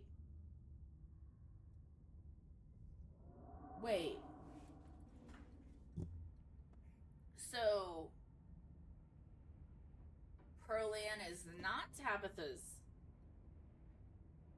mom. Because it said, make sure you tell Pearl Ann to do this. So this is her real mom? Pearl Ann was not her real mom? Oh, my love. Dad. Okay. That makes more sense. Alright, we're good. Cool. You pull out another from closer to the top of the pile. Happy birthday, Tabby. It's me again, your old dad. Be the big 20. So the big 20. I can't believe my daughter is such an adult. In my mind, you're still that bouncy little kid doing cartwheels on the front lawn, telling me what various sounds animals make, like you're the professor of animal noises. I have no idea if you read these. Oh, so she's sending them and she's not reading them? Or she's not writing them back. But I'll keep writing them, even if sometimes it feels like I'm writing them to a ghost. We haven't spoken in almost 15 years. You're a whole human being now, and I have no idea what you're like. I like to think we'd get along, though. As always, my address is on the back. I hope you decide to come visit me one of these days. I've got a guest room all set up, just in case. It's always ready for you, kid. I love you, and I always will, no matter who you turn out to be. Love, Dad. I have daddy issues. That makes me sad. There are years and years of these. The bottom drawer is almost entirely unopened envelopes dated from when Tabitha would have been just a kid, all from him. You pocket a few of the cards. Okay. You're done here. Return to the hallway. Finished with the tucked away room, you return to the hallway. Okay, now the middle room. This space was clearly once a nursery, though no child has been here for a long time. Check the bookshelf. The top shelf is occupied by antique picture books, Dick and Jane books of nursery rhymes, Dick and Jane books of nursery rhymes, ancient editions of Grimm's fairy tales. The lower shelves are full of educational material, from children's encyclopedias to writing practice workbooks. From the sheer number of learning-oriented books on the shelf, you get the impression that the children who lived here were not supposed to be as interested in fun and fiction as they were in diction and spelling.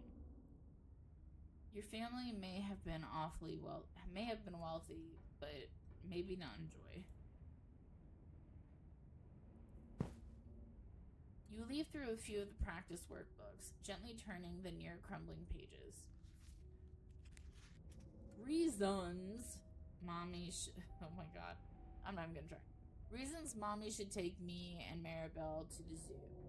1, we have been very good girls and have not cried for a whole week. 2, Maribel says elephants are so big and I would like to see one. 3, I think it would be very fun and mommy would have a good time. Are all signed with the carefully scrawled signature of Alexandra Scarlet.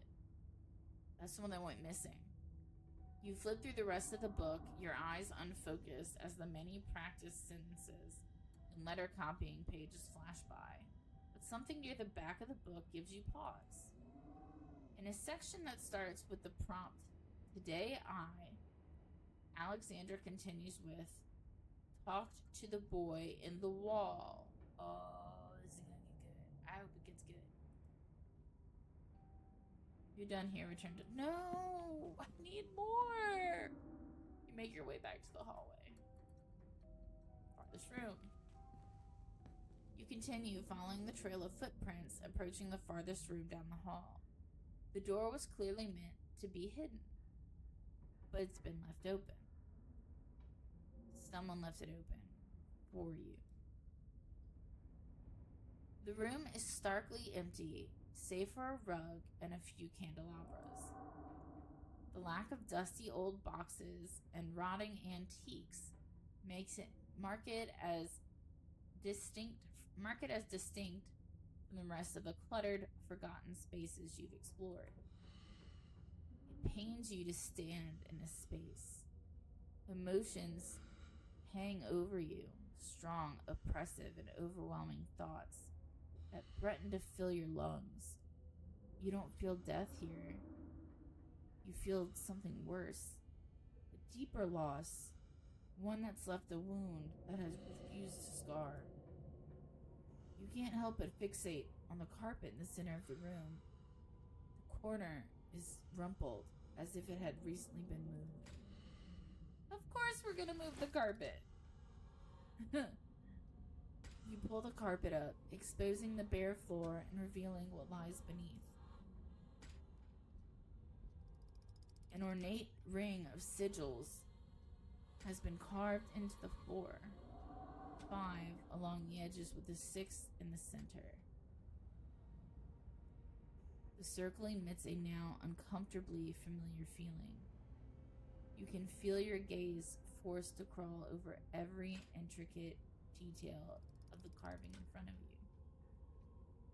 The serpents wrapped around the staff give you flashes of the room beyond the morgue and the darkness that swept through the house once it had been uncovered.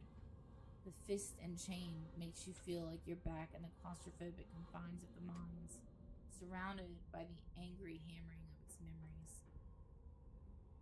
The horns have the same nightmarish, dreamy feeling of the world constructed by the furious ghost of Charles Shaw Jr. The others are new to you.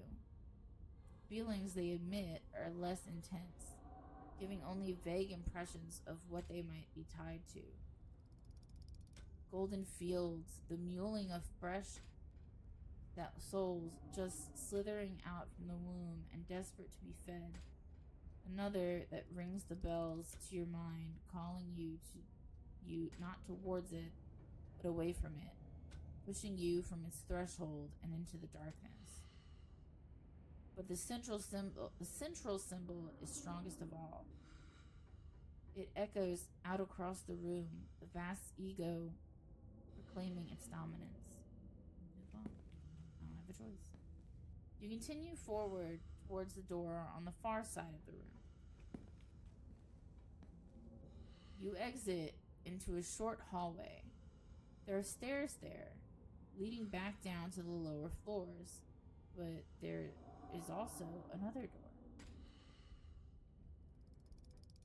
It's hanging ajar, the many locks and deadbolts along the edge glimmering in the weak morning light.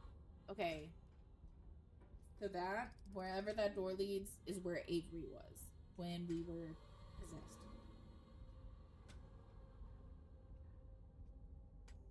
The door frame itself is gouged and splintered, evidence that some separate creature tried to save itself from the room beyond time and time again. Yeah, and look, there's scratching. I thought I saw that. So there's the stairs, and that's the door. Enter. You step forward. This was a prison cell. Everything about this place reeks of neglected humanity. The walls are covered in scratches. Legible words mixed in with the nonsense of desperate scrawling. The one window, set high in the far wall, is fitted with a thick pane of glass, as if the iron bars just beyond it wouldn't be enough to hold the imprisoned. You can't help but notice that the doll from your closet sits watching. Oh my god, shit, it is. Put it there. Sits watching you from the bed, one eyelid drooping. It adds an extra layer of menace to the already deeply unsettling room. Property of Alexandra. Did she maybe not go missing?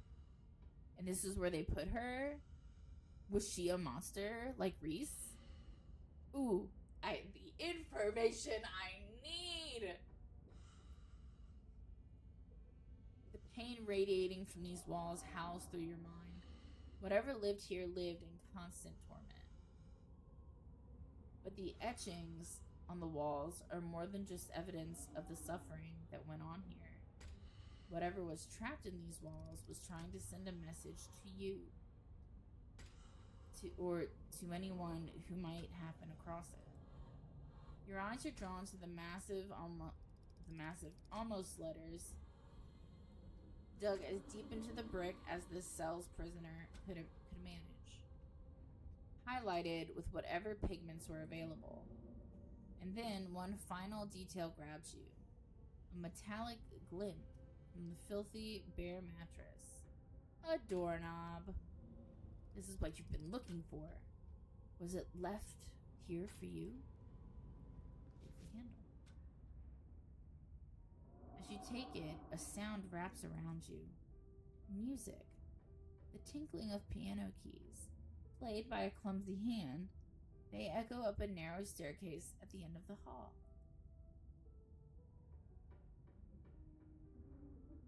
Missing door handle first. I'm gonna regret it, but whatever.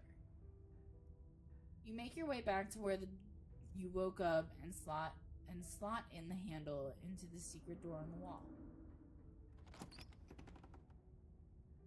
It twists and the door pulls back and you stumble through what you quickly realize to be the closet of your room. You lean against your door frame, relieved at once again having sturdy, unsloped ground beneath your feet and moderately clean air to breathe. The estate has gotten to you. After the events of this morning, your body burns with a ferocious itch to leave this place behind. To be anywhere but here. No, I don't want to leave yet. You leave in a haze, mindlessly grabbing clothes and an uncharged phone, barely even noticing your surroundings as you rush outside. The morning's revelations seizing your body and mind alike with a suffocating grip. The cell, the doll, the boy in the wall. Is it possible your cousin has known about all of this? Oh.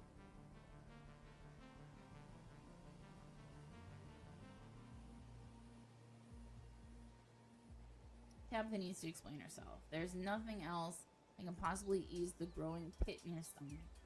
And if she can't explain all of this, she better have an explanation. Maybe it's time to confront her and see what she has to say for herself.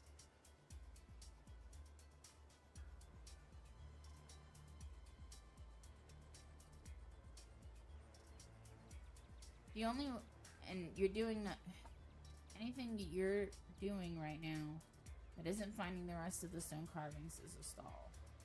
Only you don't know where the next stone carving is, at least not with certainty, and this isn't a time for uncertain wandering.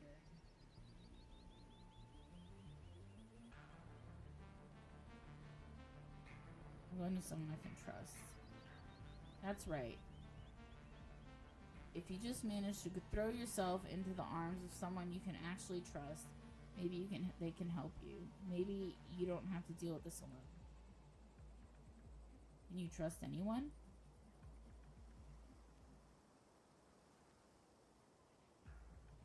I want to go to Reese.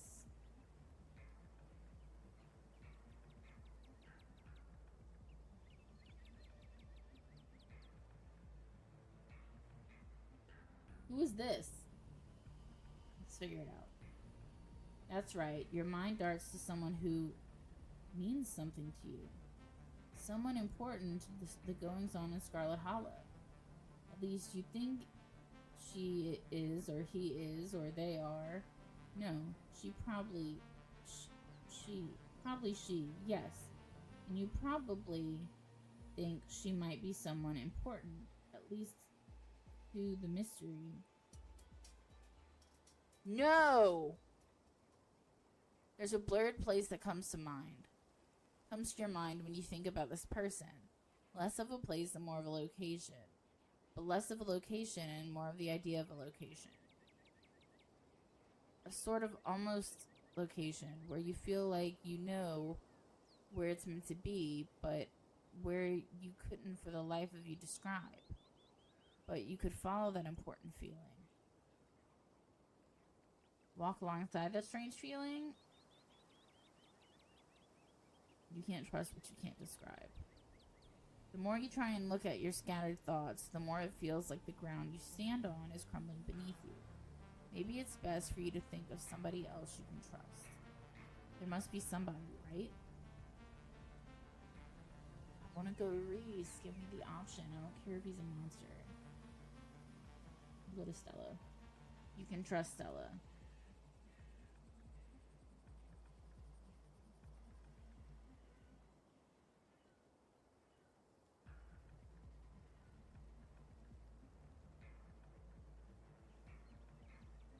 I don't have to justify anything. Least of all to yourself. The only thing that matters is that you've chosen to trust the YouTuber. Run to Stella. Yeah, go to her house. Why are you making me question myself? You make your way over to Stella's house, desperately praying that she'll be home. She's been in this with you practically since the moment you arrived in town. She'll know what to do. She has to know what to do. I'm not going to Sybil. Fuck that bitch. You knock on her door.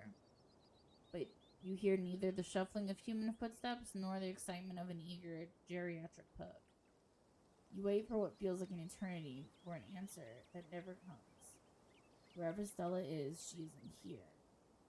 After last night, it is possible she's with Tabitha. But where could you possibly turn next? I need to confront Tabitha. The events of this morning beg for an immediate confrontation. By the time you notice where your legs are taking you, you're already en route to the Scarlet Mines. You stumble down the road, your panicked thoughts directing themselves like a pointed arrow towards your destination. Things will make sense again just as soon as you get where you're going.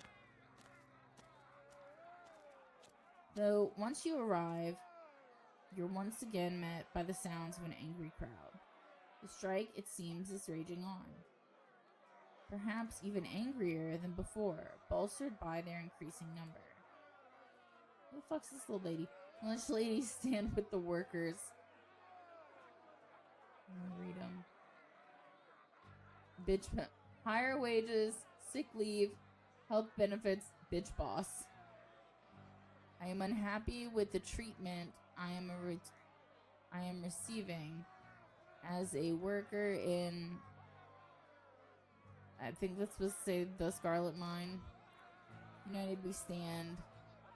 Your heart shrank 3 times that day. Something, middle finger. This sucks. You could sneak in. Yeah, sneak past them. The last thing you want is to bring other people into this right now, especially considering the mania you can see glinting in more than a few pairs of eyes. This crowd could easily get out of hand if you're not careful. Here you are, outside of your cousin's office. The only thing left to do is go inside. Fuck that, I'm opening the door. You don't bother with announcing yourself, grabbing the doorknob and twisting it open. You enter your cousin's office unannounced. She's seated at her desk, shotgun in hand, cleaning its mechanisms with focused intent. You're more than familiar with this firearm. It was only last night that you saw your cousin used it to deadly effect. But your cousin isn't the only person in the office today. Stella's here too. Wow, hey, it's Kay. Hello, you're here. Yes, Stella, my cousin is here to bother me at work. It's not exactly a surprise. Don't be weird. What a happy turn of events. These two have been talking about you all morning and for a lot of last night. There's a weird energy in here, an eagerness in their eyes, like circling cats, eyeing what they hope might be a particularly stupid mouse. Gretchen says you've been talking about me since last night? What's up with that? The dog? Gretchen, you're not supposed to tell. Oh dear, have I done something wrong? I thought we were all friends. I thought that was good. Stella darts across the room, turning the lock on the office door and slamming the bolt shut. Stella, what the hell are you doing? I'm doing the plan that we talked about. The plan? Stella, Jesus Christ, it's too early for this. I told you I had everything sorted out. There was a timeline. Come on, Tabitha. Your version of having things sorted out was so convoluted. You gotta learn to seize the moment. Bitch, what the fuck is going on? And in this moment, Kay is right here, alone, and you said we needed Kay alone, so this is perfect.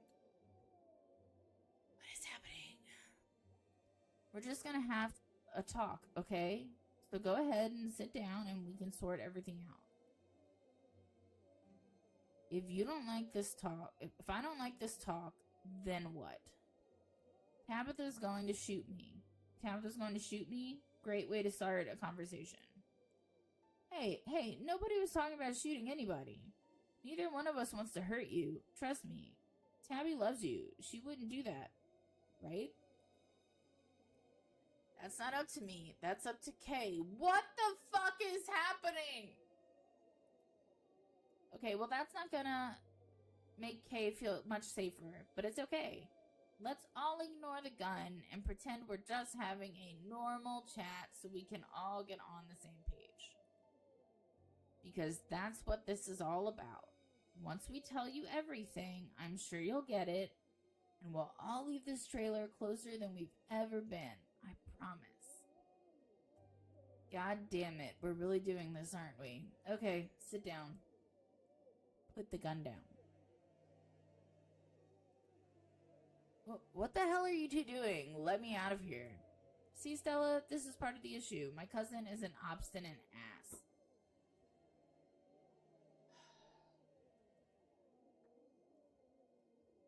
Come on, Kay, you're already here. It's not any worse to sit down than it is to stand, though I bet you'd be more comfortable. I'm not sitting. We tried doing this your way. Stella, now we're doing it mine. Okay, Kay, here's how this is going to play out. I've just tipped a line in my desk that calls the police. Your cousin levels her gun at you before speaking again. What the shit? So you can stand around like an idiot until they get here, or you can sit and talk, and maybe, depending on how our conversation goes, I'll say I bumped it on accident. Sit. It's hard to argue with your cousin's position. You sit, even if you don't grace your hosts with a verbal acknowledgement. Behind you, Stella drags another chair towards the door, propping it under the handle. What in the absolute shit is happening? Sorry, just making extra sure we don't get interrupted. Tabby, do you want to? Trying to talk to Kay with your idea, Stella, not mine. You take the lead. Okay, so, not so easy, is it?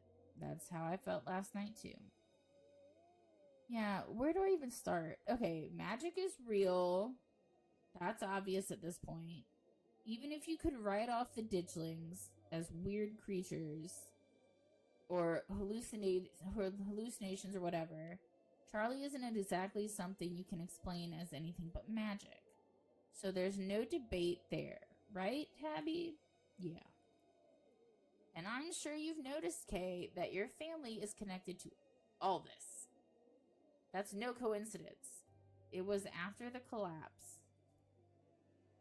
Enoch, the town was going to fall apart, so he made a deal. He saved Scarlet Hollow. But deals usually come at a cost, right? So he had to trade something for the town's salvation. Though the price was only paid by Scarlet's. It's always been paid by Scarlet's. Scarlet is locked away from the world, bound to the estate by magic. And in return, the town itself prospers. There isn't a Scarlet locked away anymore, which is why everything has started falling apart. The deal is broken. Well, temporarily broken. And there's only so much time left to fix it. That's where you come in. You're a Scarlet. So you have the power to save the town, if you're willing to use it. And I don't see why you wouldn't. If I could do it instead and save the whole town, I would. Especially since that would mean spending the rest of my life with Tabby. I can imagine way worse fates. I mean, really, what we're offering is free room and board for life. We'll make it nice for you, spruce up the place. I'd cook for you, of course, like your own personal chef. And we can play games and let you watch movies and keep up with the news. It doesn't have to be such a bad thing. It sounds an awful lot like my life, and I love my life. Stella is always looking out for me and feeding me lovely things, making sure I have nice soft beds to sleep on. You could even still stream. We'd have to watch to make sure you don't accidentally spill the beans about the whole situation. But still, it's not like being here would be any worse than sorrow. By the way, when it asked me for the town I came from, I put sorrow. So, what do you say?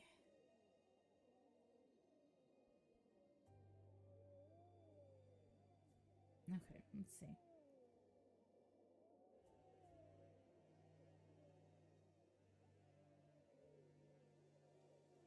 I've seen the room where our family kept those other Scarlets. It's not exactly a luxury suite. That's where I come in. You can do a lot with a small space these days. You know, tiny living. It's a great. It's a trend right now. See, it's trendy. We're going to do better than Tabitha's older relatives ever could. This isn't some kind of divine punishment. We care about you. We want you to be happy. We can get you a plant. I've heard those are good for air quality and morale because they're nice. We care about that stuff. And maybe we can move you to a bigger room eventually, once we've done some work on the place. But we only do work on it if it stays standing. And it only stays standing if, you do this. Stella, how do you know Tabitha has told you everything there is to know about this? I don't think you understand how well I know Tabby. She told me about the room you'd be staying in, and I've seen enough to know she's telling the truth. Tabitha remains conspicuously silent. What if I say no? Do you let me walk out? I don't. I think you should say no. Not because we'll do anything. That's not a threat. Just because I don't think there are really any other options for you. Yeah, if you try to leave town, you're not going to get far. Trust me. Again, not a threat, just reality. Either you do it and the town recovers, or you don't and the town keeps getting worse. All while we're stuck here. It's not like there are good options here. Tabitha, why can't you volunteer? Why does it have to be me? The deal doesn't mean the mines run themselves, Kay. This is how it works. One Scarlet to run the mines, and one to shoulder the other burden. Neither of us is getting out of this with all our freedom intact. Know that. This doesn't add up. How does Wayne fit into all this? Don't ask me about him, please. Tabitha, it's okay. You can say more. We're being honest now, remember? That's how we build trust. Tabitha sits in stubborn silence for a long moment, squirming under Stella's thoughtful gaze. He doesn't fit into this. He's just a mistake. Not my mistake, and one that never should have happened, and it won't happen again. And don't keep needling me about it, asking what should have happened, Tabitha. What shouldn't have happened, Tabitha? Why is he all gross? Is he dead? Is he alive? Just stop bringing him up. I know we're supposed to be all open and chatty or whatever, but it's painful for me. I liked him. It's okay. You have me now. And that's better. Even if everything else is worse. That's better. She didn't answer your question.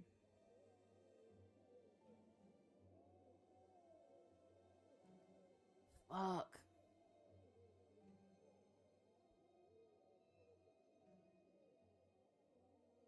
You're better than this, Stella. You know this is wrong. You can tell she sugarcoated it for you.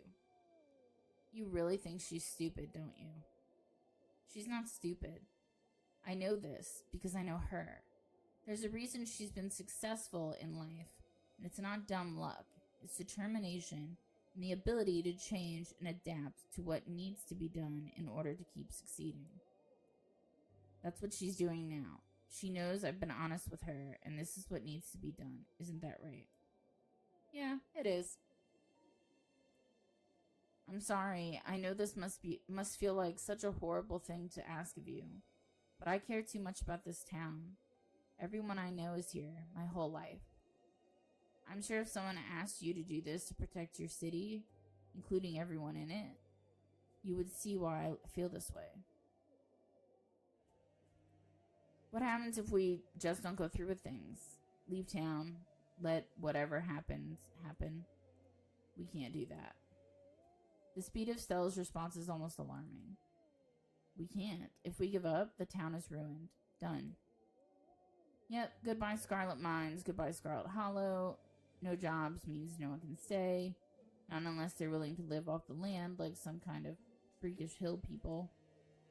But even ignoring that, no one can leave. My parents, that's why they died.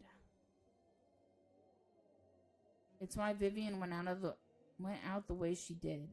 It's why everyone who leaves town is met with ruin until they eventually drag themselves back, destitute, with their mistakes trailing after them. If they ever make it out in the first place. But if we make the town a nicer place to be, if we bring it back, people won't have to leave. Okay. What are we gonna fucking do?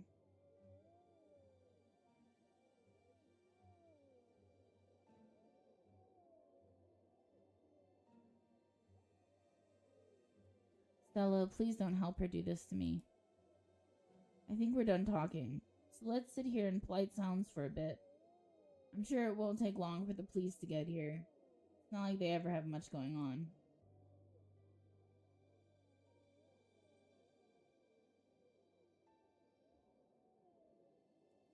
That was pretty stupid. I'm going to tell them everything. Oh, and I'm sure they'll believe you.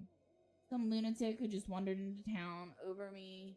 The person they've known for years who happens to hold most of the political influence around here. Before you go rambling about how you're trying, you'll bring them up to the estate and show them everything. You know that our family has kept that room hidden for years. They'll never find it. And I may have to let them in, but I can't leave you alone. I can't leave you out in the cold while they go looking, so it's not even like you could show them anyway. Show them the way. Hey, we are very practiced at this. One way or another, you'll be stuck in there. I promise you that. And we'll make it nice. It's okay that you're upset right now, but we won't let that influence the way we treat you, okay? We still care about you. A knock at the door interrupts the unpleasant conversation. Miss Scarlet, permission to enter? Stella, the door. Right, sorry. Are you Tabitha's bitch now? As Stella quietly removes the chair from in front of it, Tabitha motions for you to stand. This is the mayor's goon. Oh. This is the mayor's goon at Tabitha's beck and call. But that would mean he's at our beck and call. Well, if it isn't Kay, I assume your cousin has been a problem, and that's why you called me up here. Isn't that right, Miss Scarlet? Exactly, officer. A big problem. Seems Kay has been making a habit of that lately, to the point where I was already out looking for you. I'll be taking you in for questioning. I'm still investigating the collapse in the Shaw mine the other day, and your cousin is the prime suspect.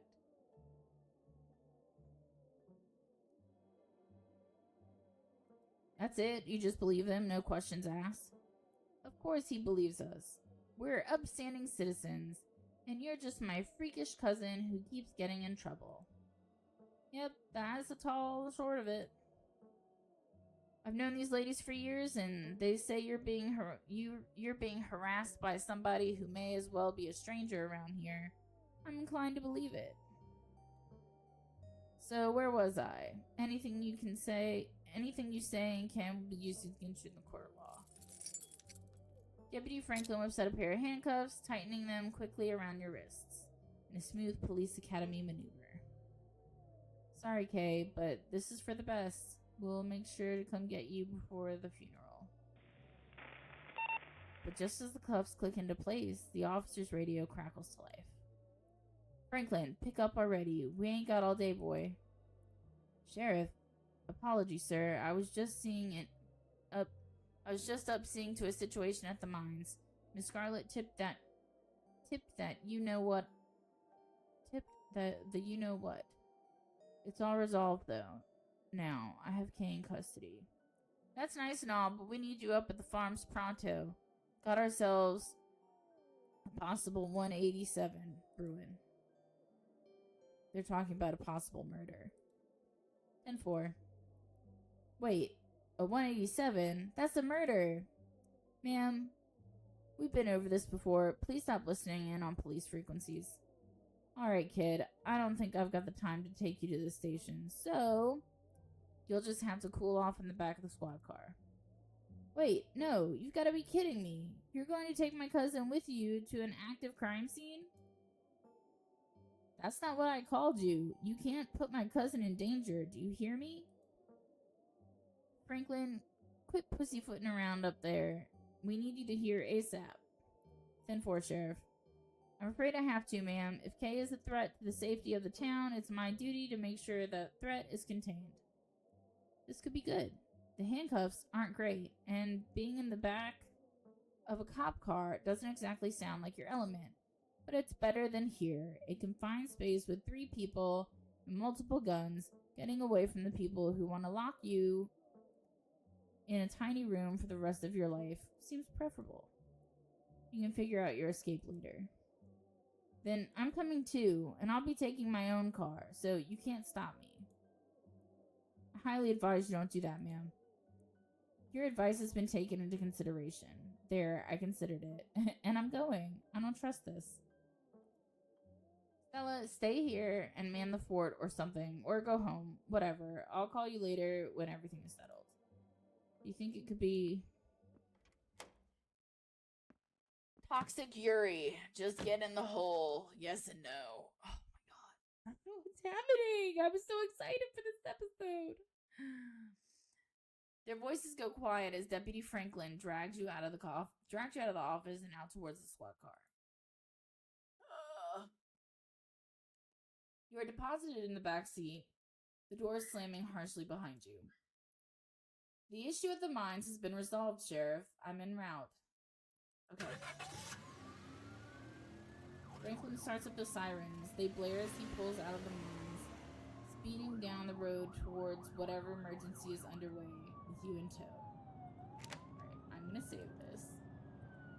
And this is where we're gonna stop. I have to go take care of my dogs.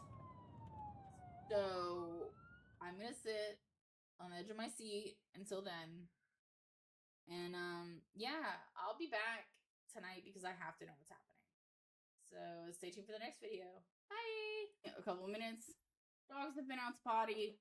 They are running around my house right now. You will hear them. That's okay, though, because we're getting back to this fucking game, my fucking choices.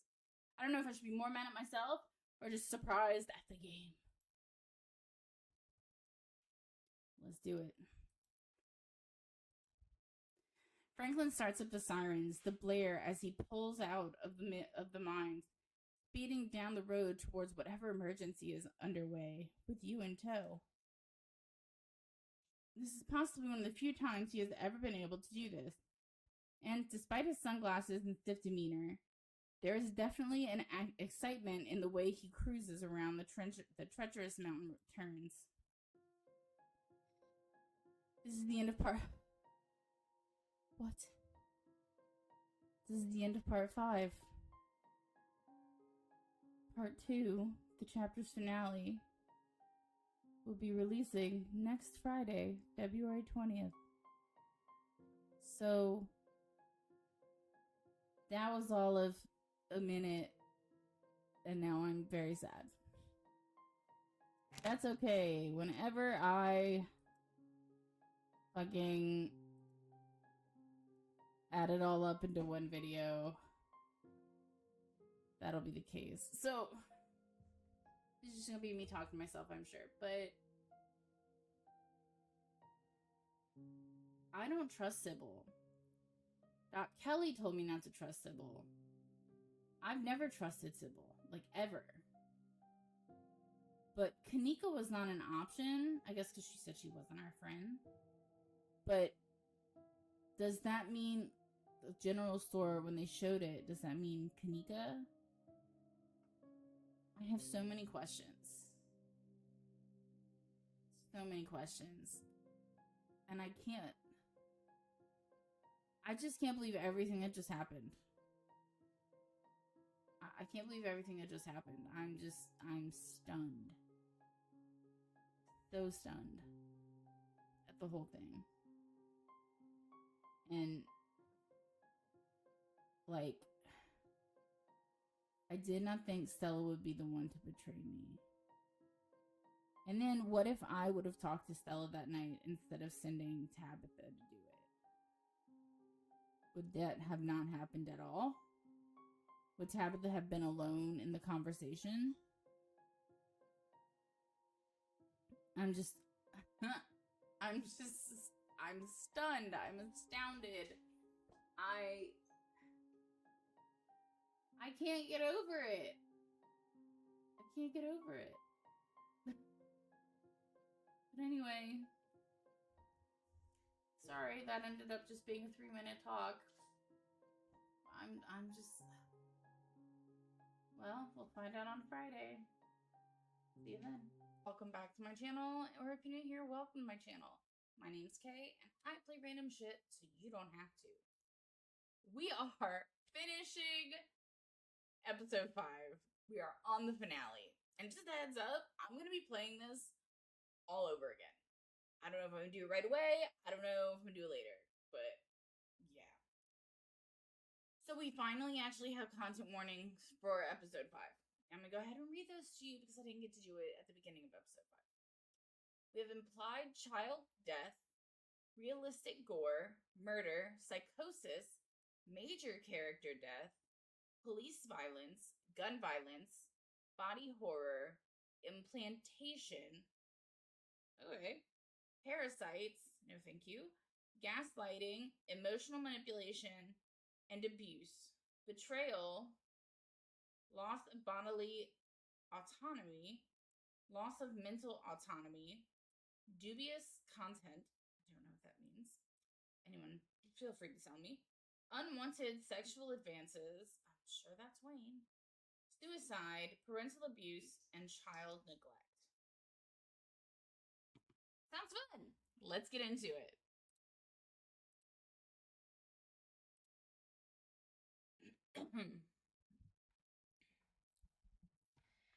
As the car pulls to the farms, you feel it again, a tingling at the back of your skull, an urgency, almost like a hand pressing you gently forward with the threat that it might become more forceful if you don't comply.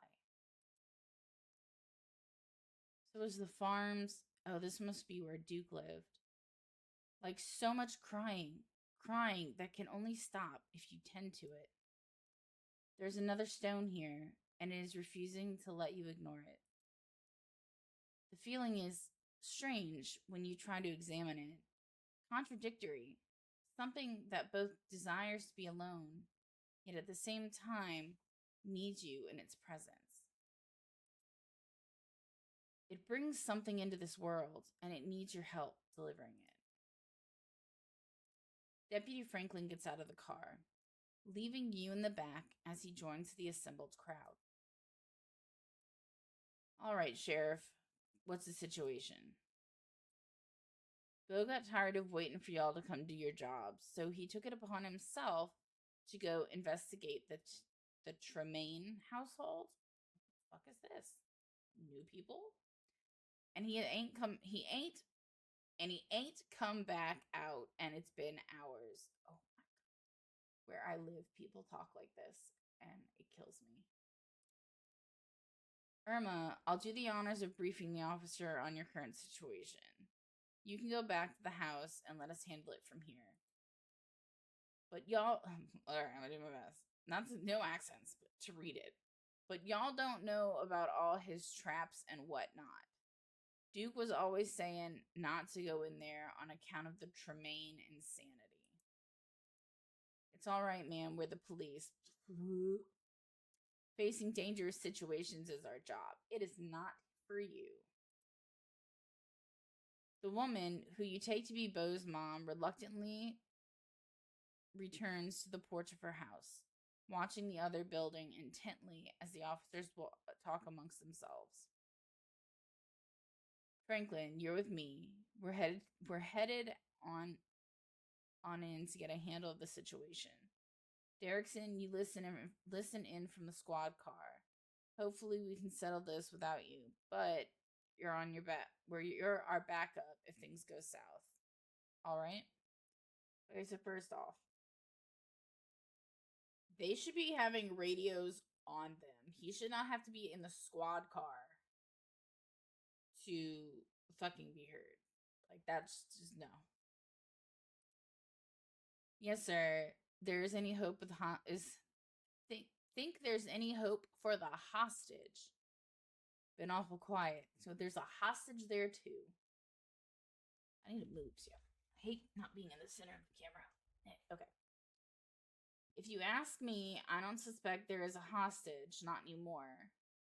We'll more likely be giving the doc a call once this is all settled.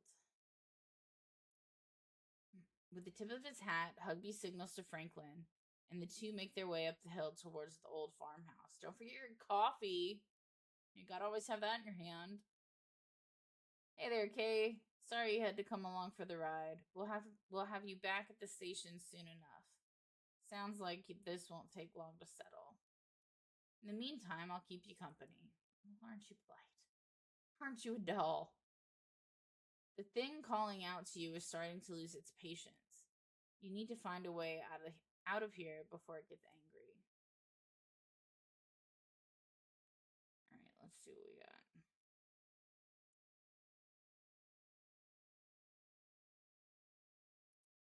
If you guys are arresting me, could you also arrest the guy who's been stalking me since he is doing real crime? Stalker, huh? Look, I'll level with you. There's not much we can do about a stalker until they do something more incriminating than follow somebody around. So you let us know when that happens and we can see about helping you. In the meantime, we'll keep you safe and sound down at the station where no boogeymen can get you.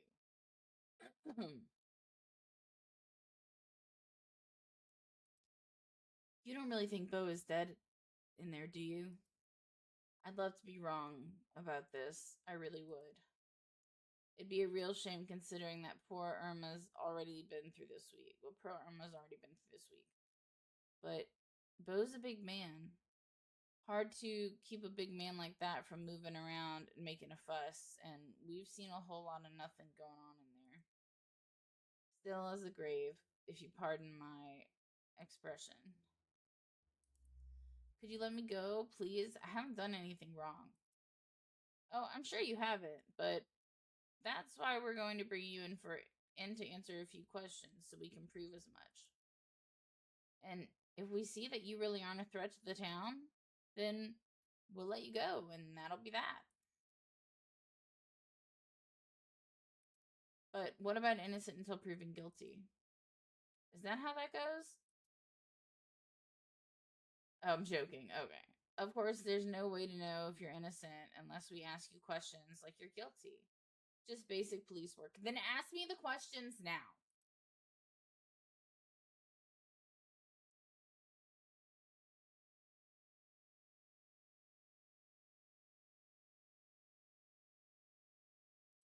I'm going to sue you all so hard. I'm going to take this to the FBI, the Supreme Court. What? Like you had big important plans around town today? Perhaps you'd care to enlighten me. Whose lives were you going to make a mess of this time? Threats are no way to get what you want. Just sit quietly and we'll sort this out. And know that if you try to make problems, we can make plenty for you too. There's a sound coming from the house on the hill, shouting, angry, and panicked. A frantic voice crackles over the radio. Derrickson, come in. The sheriff is down. Well, he's like 95. Those damn traps. Irma wasn't kidding. Keep it together, Franklin. Is he breathing? And what is his status on Tremaine and Calloway? People we've never heard of. Something is in the basement. Going down now. You hear an ungodly noise over the radio. A gunshot and then static. Franklin, report. But there is only silence. Damn it, Franklin. Deputy Derek Derrickson, as far as I'm concerned, hesitates briefly outside your door, and if hoping someone might leave the farmhouse without his getting involved. But after a few seconds, He's heading up the hill, yelling something to Irma. Hey, Wayne, what's up? And then a figure appears outside of the car door. A moment later, you hear the click of a lock. Time to go. It sounds better in my mind when I have the microphone in my mouth. You get out of the car and your body moving on instinct. The stone is louder outside, its song buzzing in your ears, drowning out the world, calling you up the hill towards the old farmhouse. I can't think straight. That's all you're able to sputter out. The buzzing drowns out your words. You can almost feel it pulling, your feet aching to move. It's all right. This will be over soon. I really would have preferred it if we could do all this together, but the witch started it early. I couldn't have known I should have known she would. Good Lord, it doesn't sound good. I gotta correct it. The handcuffs fall away from your wrists. You weren't paying attention to what he did to make that happen because it doesn't matter. You have somewhere to be. But she's at her most vulnerable now, and she won't be expecting you. So go on. I'll be waiting. Nothing bad is going to happen to you. He gives you a hard shove forward, and then he's gone. Hey, what the hell just happened? Was that Wayne? But you don't have time to respond to that piece of shit cousin of yours. Today's events has already begun. And yeah, I had to say that, because if you watched the last video, fuck them. Fuck Tabitha. And yet, you're interrupted by yet another car pulling up to the scene. Tabitha, Irma, Kay. I got paged by the sheriff. What the hell is going on here? Where are all the cops? Fuck you. Fuck all y'all. I don't know who to trust. The talking is just noise. The words don't matter. There's a humming in your head, almost like a voice. One you can just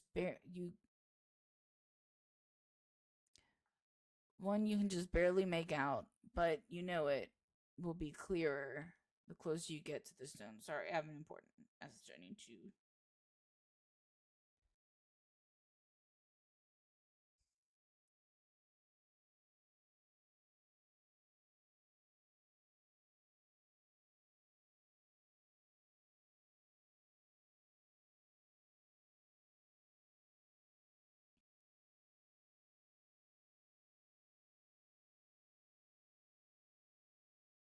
Sorry, hold on.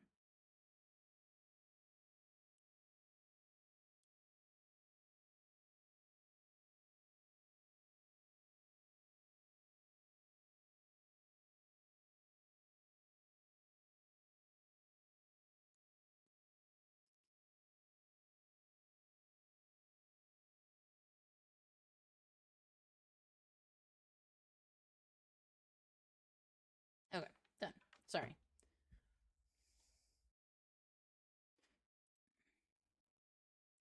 You start wandering up towards the farmhouse at the top of the hill. Hey, I'm talking to you. Go fuck yourself, Tabitha. Oh, come on. She's headed to Julius. But you continue forward. You barely even notice your hand slipping over the doorknob. And now you're inside.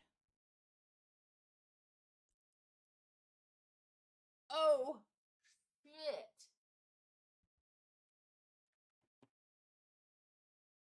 Fucking shit. Sheriff Hugby dangles in the middle of the room. An axe attached to some strange mechanism in the ceiling is embedded in his face, holding up his corpse and an imitation of life. Okay, so first off, love this. This is kind of shit I'm into. Second of all, now they can get a real sheriff. Jesus. Careful, Joan. There are traps all over the damn place. This old guy really is crazy, huh? Who the hell put something like that in their house? I want to know what all this shit is. Like, looks like fucking intestines. Nobody's wondering about that, apparently. Past the body, you can see a giant pumpkin through the door to the garage, cracked open, its guts strewn across the floor, seeds dotted around across the hardwood like a trail of breadcrumbs leading to the basement stairs. I just realized it probably would have been better to turn on my ring light, but y'all be alright. What the hell is going on here? Derrickson, is the doc here yet? We need a medical professional down here. His voice is coming from the basement. That's where you need to be. He's been shot, Joan. I think you'd better call somebody. The doctor's here? Julius, you should let her come down. You don't really want the officer to die down here, do you? Who fucking knows? I'm not the one blocking the stairs. I'm not the one you gotta convince. These are the people who stole the pumpkin. It won't be blocked for you. The stone wants you here. Everybody shut up. Avery, that's your name, right? Get pressure on the wound. Yes, ma'am. Get away from me, kid. But the doctor, I don't care. Let him bleed. You're only making problems for yourself, Tremaine. Dr. Kelly quickly pulls out her phone. Damn it, there's no signal in here. Fuck all you guys. I've got to step outside and keep holding the wound. And no one else had better die while I'm gone. The doctor pulls at the door, but a weave of fibrous tendrils hold it shut. It would seem that the same forces that let all of you in refuse to let anyone leave. Are we stuck here? What the hell are we supposed to do? But you already know what to do. Approach the basement. You're vaguely aware that Officer Derrickson is trying to stop you, but he's too nervous to take a step. You reach the basement door and start to claw at the weird fleshy vines blocking your way. They're strong, but they relent under your touch, welcoming you down below. I have to wipe shit off my glasses.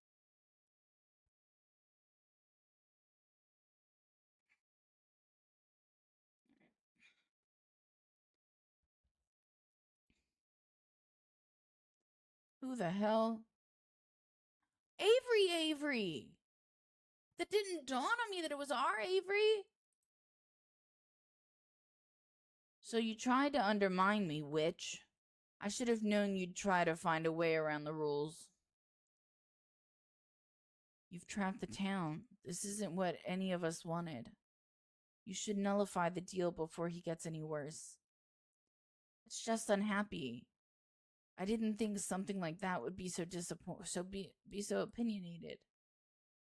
But I have a plan to placate it. If it wants a less broken body, it can have one. Then we'll see if it still feels cheated enough to hold a grudge. It's not too late, Enoch. You can let Eddie have the baby, and your family can go back to a normal, happy, and unburdened. I'll clean everything up. It can be like nothing ever happened. I'll even leave town. Manipulative hag. That's what you wanted all along, wasn't it? This whole ordeal was just an opportunity for you to have access to it. Well, I know better than to hand an ounce of power over to you, Verena. Okay. Hey. Everybody still alive? Tabitha coughs. Fuck you, Tabitha. I think I broke something. Good, I'm glad you did. Yeah, me. Did you have to fall right under the gunshot wound? Which? Verena? Who the fuck is Verena? Only witch I know is about is Sybil. She's a witch. She's a blah. As if she hadn't already fucked this up enough. She's got another thing coming if she thinks she can go back on our deal now. I'm getting what she promised me. Whatever she sent you for, I'll shoot you before you do it. So don't even try. Hey now, nobody has to get shot. How did Avery get there? Nobody else, I mean. Sorry, Franklin. What are you sorry for? You aren't the shooter or the one who got shot. Oh my god. I'm not a baby, I'm a tumor. Sorry. That's like my favorite part in the second Hellboy movie. Your vision finally focuses, and your mind is once again your own. Avery watches you furtively from across the room. The man, Julius, holds a gun in silent threat. Franklin clutches at a nasty wound in his side, blood spilling out onto the dirt floor of the unfinished basement. I want to know what the fuck's going on with Bo. And in the corner is Bo. Something is attached to him. The source of the awful noise. It stutters with pained inhalations. Bo is still breathing, but he doesn't look well. The stone brought you here and struck you in the middle of another nightmare. Tabitha, go back upstairs. Nobody wants you here. Okay, we can't get to you. The door's sealed shut. Even as she yells at you, her voice is faint, barely audible behind the now thickened roots and vines that lock your escape. Let's bring the Scarlets up to speed, Julius. They look a little shell-shocked. Where do I fucking begin? Alright. So the witch, I caught her doing some shit she shouldn't have been doing. And she offered me a deal if I kept it to myself. Always wanted to raise a boy of my own, but never saw fit to give me the chance. She gave me the means to right that injustice. Only it obviously didn't quite go the way it was supposed to. Calloway's interference, just like always, made it so I had to hatch him earlier than he was ready. Oh my god, I can't read. And he came out hungry. Too hungry for me to handle. He kept trying to get at me, so I had to hole up down here. Been stuck since fucking Wednesday night. Damn roots won't let me leave, and they've clogged up the drain, so I haven't been able to call that witch to get her to make things right. That's why he took the pumpkin. But I'm a man of preparedness. Figured I could wait it out until Bo here decided to trespass. Guess he lost a tussle with my boy, and the two of them wound up down here with me. And that about sums it up. I guess in the end, it's only fair. Son for a son. That's so fucked. We don't know Bo a lot, but he seemed sweet. And birth ain't never pretty, is it? It's not like doing it the whole old-fashioned way is all sunshine and roses. Just hope he winds up looking more like a person than he's when he's done cooking. So what? We're all supposed to just wait around down here until he's done or something? I don't give a shit about your story, Tremaine. None of that gives you a reason to shoot a cop. Self-defense, castle doctrine.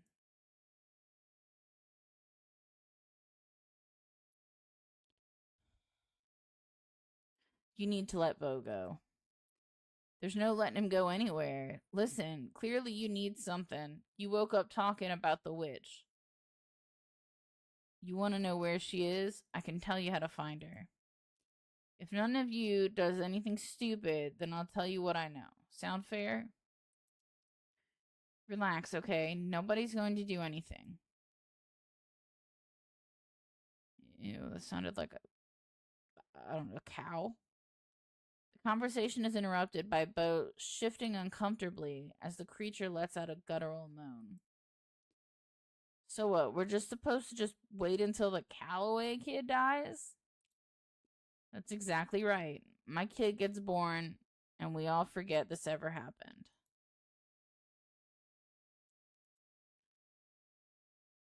Does your son have a name? You don't name a kid till after it's born. Even I know that. Bad luck if you do it early.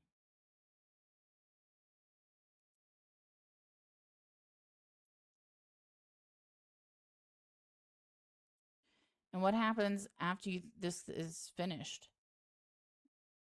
Do you think it's just going to be a normal kid? Would you say that about those little premature babies they keep in the incubators? We don't know what he's going to look like, but that doesn't matter because he's my son and I love him. And I know he'll be big and strong if he just gets himself enough food. Even if he doesn't change, he's kind of cute like this anyway. Definitely weird, but cute. Why does Avery seem like he's involved? Bo squirms with discomfort. The baby seems to be digging deeper.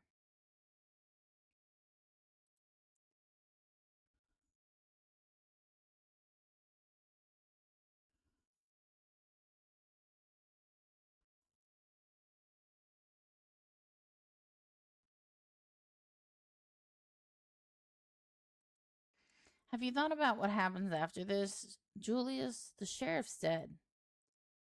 I should have disarmed the trap. I knew it. I just didn't think anybody else would be coming. Don't blame yourself, kid. The sheriff knew better. I did. That's why none of these boys ever come around here, and they know they've met their match.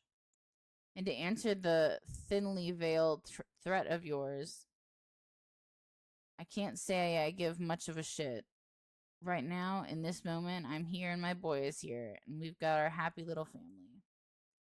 You're gonna be tried for murder, Tremaine.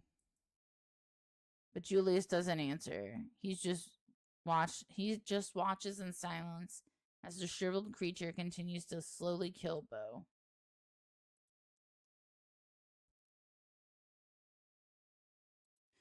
Is there really no way you can separate him from Bo? Maybe if we offered him something better. This ain't a debate. Shut up or I'll shut your mouth for you. I don't know, Julius. I still think there's something we're missing, and if Kate thinks so too, maybe it's worth talking about again. That's why I'm here in the first place, right? To come up with some other solution. And you and I already decided this was best. That decision was had and done with before anyone else even showed up. Anything else we can say?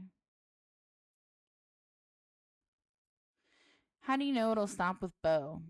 It sounds like it was hunting you before it found him. What happens when it gets hungry again? I don't appreciate you trying to pick all this apart. Just sit there and stay quiet, and we won't have any trouble. Got it? Doesn't matter what it does. It's not like we're trying to stick around. It won't get the chance to go after Julius. I'll be taking you in. Not if you hurry up and die. Bo twitches, his skin blossoming with fresh bruises as the thing takes more of him.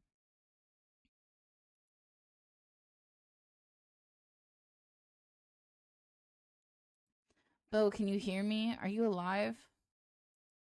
Uh-huh. Gotta get back to Mama worrying about me. I don't think it likes when he talks. Those things under his skin start moving. It looks painful. Then everybody should stop asking him questions. Let him die easy. Can it talk? I don't know why that gives me an option, but why the fuck not? He's barely a day old. Of course he can't talk. And it's making noise. It kind of sounds like babbling, right? Like babies do? How about it, baby? Can you say mama? The baby makes a horrible sound that is not even remotely similar to mama. What is that thing doing to Bo? He's fertilizer. He's a person. Not anymore. He's a body that just happened to still be moving around. If my boy had the time he needed, he wouldn't be doing all this. He could have been born quietly in the field like he was supposed to, but he came out too early. An exchange has to be made. That's what the crone always said. So I'm exchanging. But does it have to be him? Could we move it to somebody else? Any volunteers? Avery slowly raises his hand. Why? Put your hand down, kid. That was one of them rhetorical questions. You weren't supposed to answer. I wouldn't do this to you. Besides, my boy's got the biggest hunk of meat in the room, and I think he's happy with that. I doubt he'd give it up easy. I get the feeling tearing him out wouldn't be so good for Bo either. The thing under Bo's skin shifts, writhing in an imitation of clenching muscle. Oh, his face just got worse. What were the terms of this deal you made with the witch? When I caught her doing what she was doing, she offered me this ritual thing in exchange for my silence. Offered it right away, like she could just see right through me. Knew exactly what I wanted. What I wanted most. I suppose that she didn't know. What she didn't know was I'm not the kind of man who turned somebody in anyway. Her business was her business. She didn't have to bother giving me some recipe to cook a boy from dirt, blood, and pumpkin seeds. But I took it anyway. Then I just sat on it for a while, till a moment of weakness. What was the ritual? Did you do something to Duke's pumpkin? It wasn't his damn pumpkin. It was on my property, and the only reason it was as big as it was is because I fed it to I fed it my own damn blood every night since the day it was planted, bleeding on the dirt like some kind of Satan worshiper. If that don't make it mine, I don't know what does. God knows I felt crazy doing it though, but I'm not proud to say my judgment was a bit unclouded. I'm sorry, excuse me, a bit clouded. I was in a bad way. The thought of bringing a boy into the world was just about the only thing that made me feel like I should stick around. Not that any of you need to know about all that, only serves as explanation as to why I trusted her in the first place.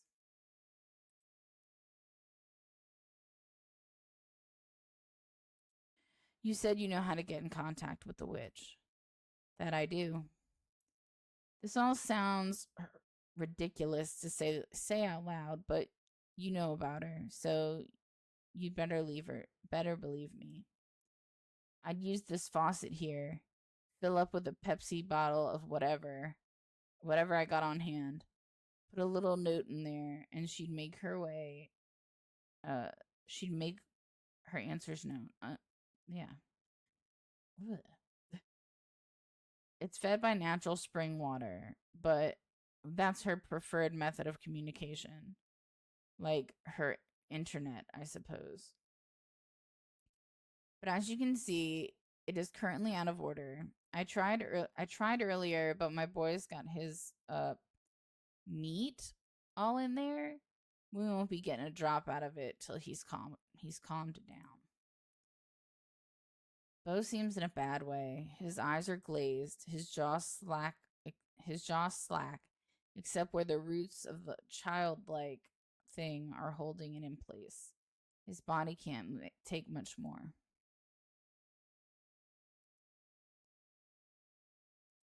Why do you even want a kid? Like, I need to explain myself to you. You make a habit of going around asking everybody why they had kids. Question mark. Wrong inflection. Stop asking questions that upset the guy with the gun, Kay. You can go fucking get shot, Tabitha. What if I'm the one asking?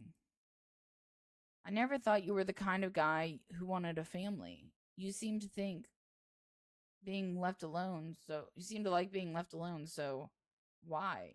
Why is Avery here? Fine, only because you're asking. Kid gives me something to live for, somebody to do right for. Some hope that life goes on after I die. Same reason anybody has kids, damn it. I don't know. I'm sorry, Julius. Should have talked to you more or come out here to visit. You did plenty. Don't worry about it. I don't understand what's happening. Julius, dude, we gotta do something. Beau's in a lot of pain. This can't be what was supposed to happen.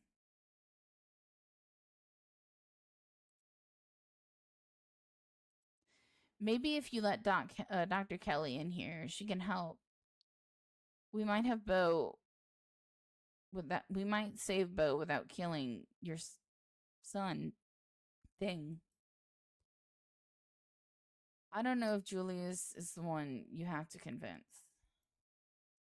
The baby is pretty freaked out right now. It's been getting worse since everybody started coming in. It's trying to protect itself. That's right. My boy's got excellent instinct for self-preservation. How do you know it's a boy? Do they have a pee-pee? So, unless he decides to let her come down here, we'd best leave it be. Inactions is a still choice. My achievement. In the end, you don't do anything other than talk while the creature finishes its work. This isn't the time or place for you to make a choice. Even if that wasn't the case, it's too late for make any other. Okay, that was a mistake somewhere in there. To make any other choice now other than continued inaction. You watch as the thing slowly solidifies, its breaths more confident as Beau grows shallow. I can't let this happen. He attempts to lean forward, reaching with a bloodied hand for his gun. But Tabitha kicks him, stopping him mid-motion, his face contorting with pain. Quit it. Just let the guy have his freak baby. Or do you want to get shot again? I don't appreciate your tone, young lady. Remember, you're in my house. It doesn't matter who you're related to here. Okay.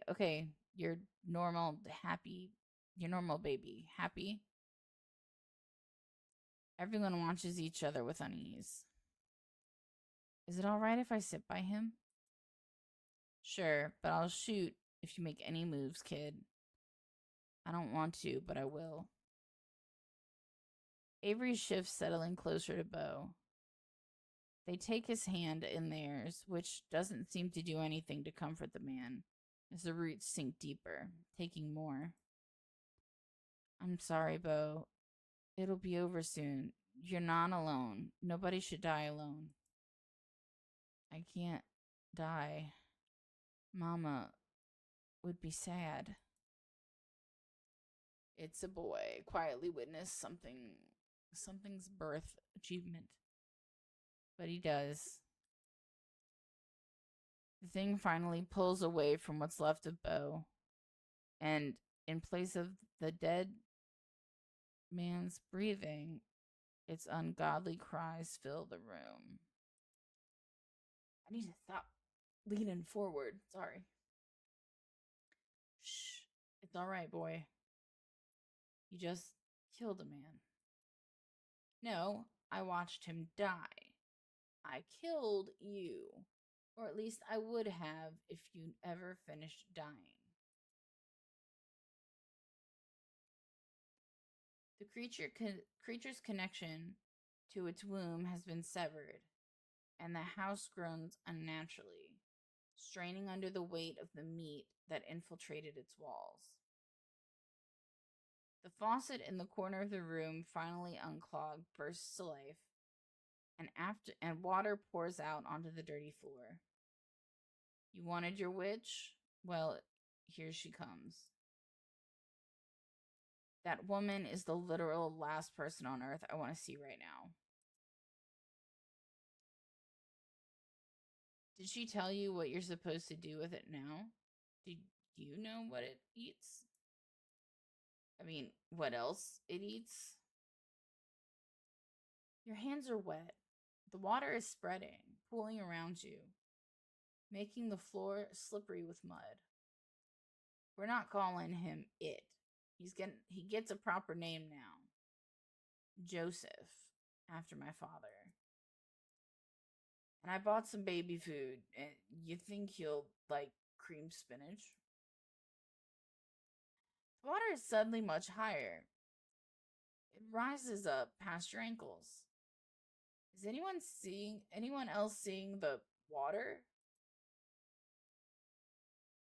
If he doesn't, maybe he'd prefer a taste of pig.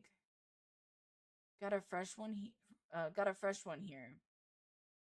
If that thing gets anywhere near me.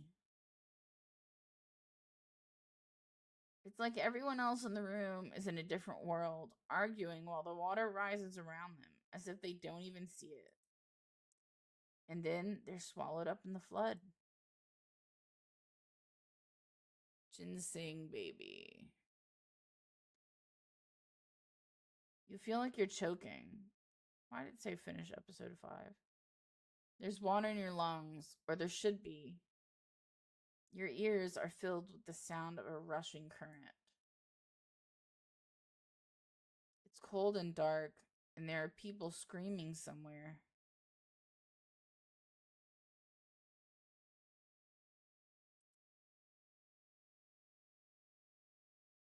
It's moving a little with my mouse, but like I can't move a lot.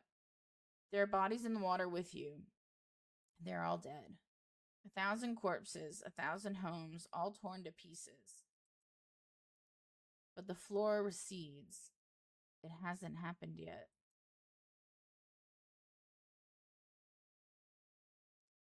You're the mother of a daughter, and your daughter has told you about her terrible dream. It's going to kill everyone. You are not the one who had the vision, not yet. It has only been described to you by the daughter you have been teaching, as your mother taught you. You're the one who can't stop it, mother, but you won't be strong enough. You're the only one who can stop it. I don't know what I read, sorry. Her words are heavy.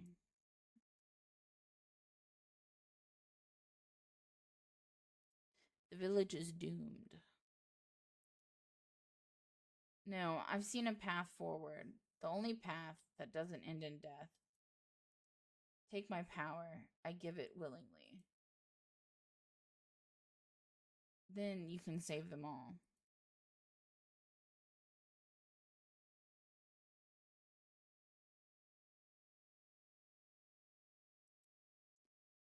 I should have read what I fucking clicked. I'm so sorry. There is one way you can keep me with you. Take my power. I'll live in you as I once did. I will never leave you.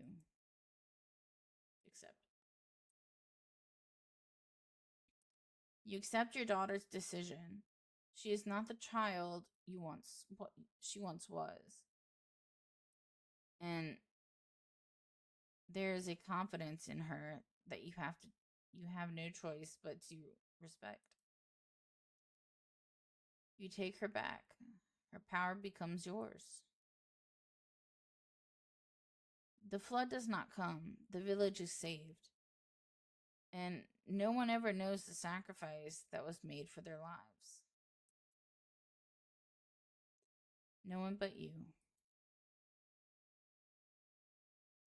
Years have passed. You outlive everyone you used to know. You move on. You meet new people. You start a new life. You have another daughter. This time the vision is yours. The piece of your first daughter that lives in you shows you what is coming. Rotting bodies in the streets, the smell of sickness on the wind, church bells ringing for an endless parade of funerals. An entire city whose gateways will never reopen. Everyone inside the walls falling to the curse of the plague. You are among their number, your body no longer strong enough to heal even itself. You are not enough to stop it. Not as you are. There is another path, a narrow thread If you were stronger, you could tug at it and unravel the tapestry of the future. Mother, what's wrong? Your daughter will never be as strong as you are. Not after what you had to do. But she still carries in her some strength. Enough. Take your daughter back. I don't like kids anyway. You do not offer her an explanation before trying to take her back. She rebels. Her power is weak, but enough that she is not easy to contain. She is frightened, as she should be. Explain it to her. You tell her what's coming. You explain what she has to give up. What you both have to give up. You love your daughter. After all, you will miss her as you miss your first daughter. She is angry. Even when you try to explain that she will be part of you, that she won't die, she cries and cries, and she tries to run away from you. Fate is tempting to cut its loose thread. An entire city rests on you. Get that bitch. You do not let your daughter run from you.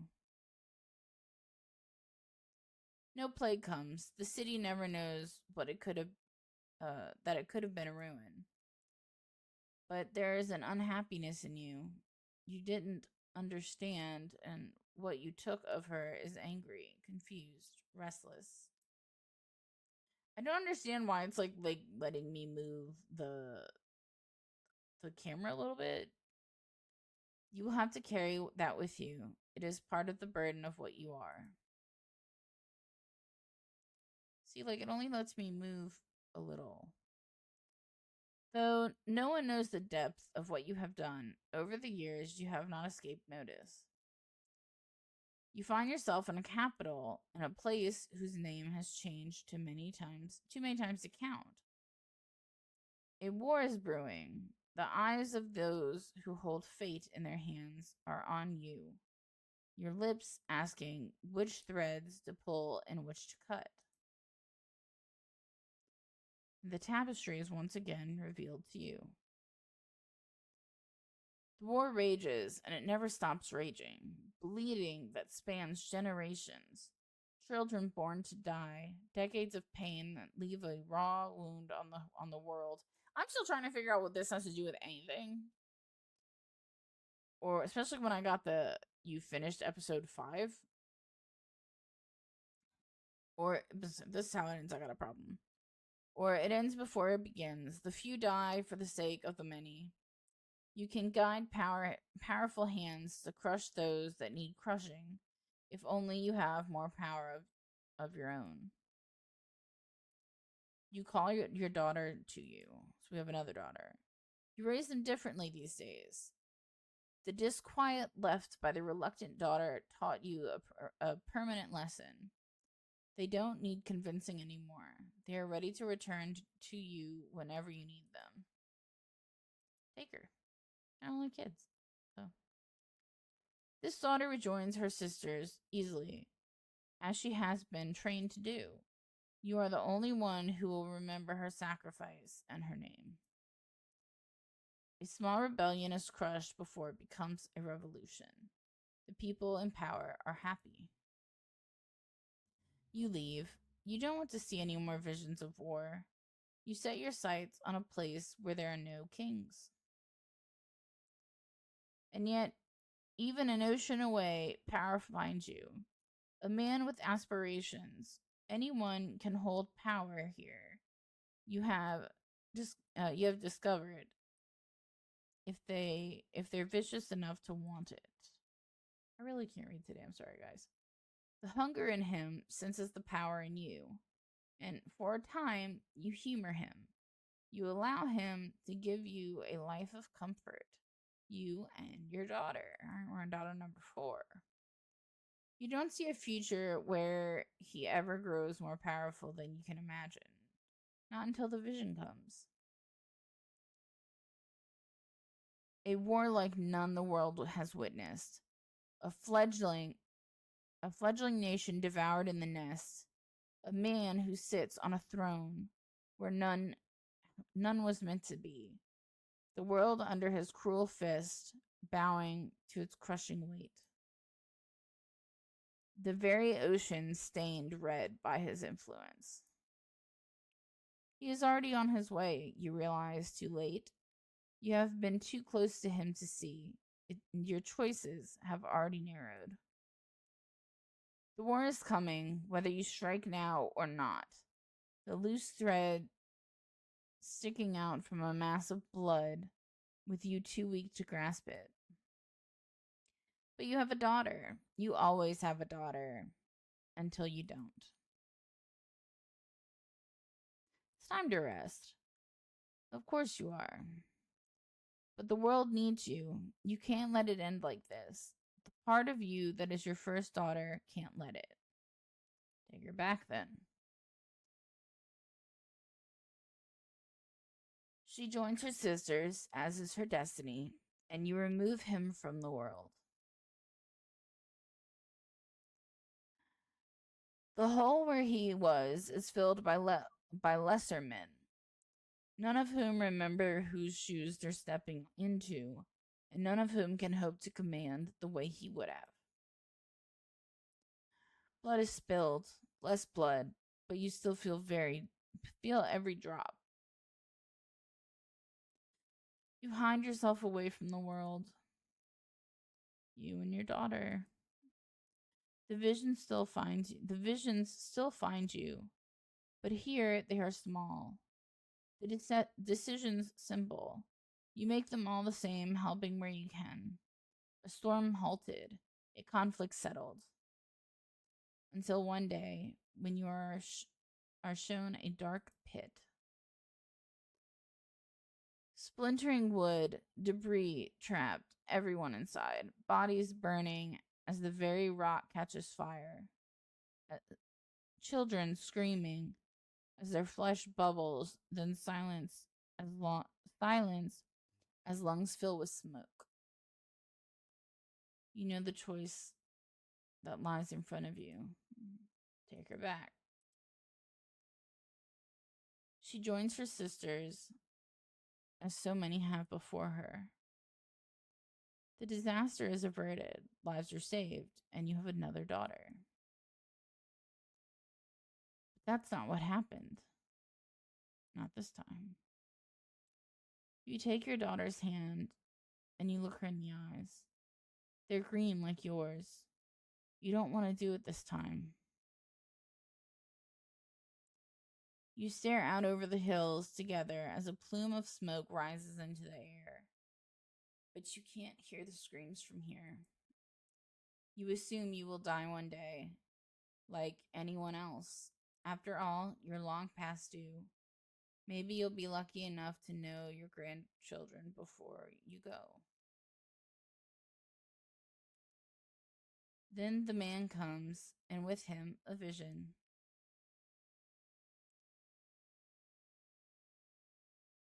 He has already decided. He is bringing something here, something ravenous, that doesn't belong, but that has been pressing at the edge of your world, trying to find a way in. It has its way now, whether you help him or not. More of the thread you've followed comes into focus, and for the first time, you follow it beyond your death. Disaster after disaster, crisis after crisis, thousands of years of little cuts that you weren't there to mend. On and on it goes, longer than you can ever hope to follow. It's totally eternal and incalculable. But there's a new thread too. If you are patient enough, if you are strong enough, when the moment finally comes, if you do everything right, you can devour this thing that sits outside the world. And it will give you so much power that you will never have to take back a daughter again. You could fix as many things as you'd care to fix. Floods, plagues, wars, kings. You look into her green eyes, so much like yours.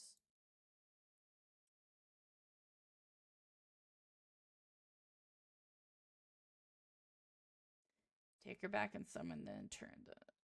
You welcome her back, as you have with every daughter before her, and you help the man. He is arrogant. He cheats the things from another world in every way he can. He wastes your time. There will have to be more daughters before the day comes that this will be over. But days and daughters come and go, and you are very patient. You have to be, if you're to stop the hurt that would scar a world without you there to guide it.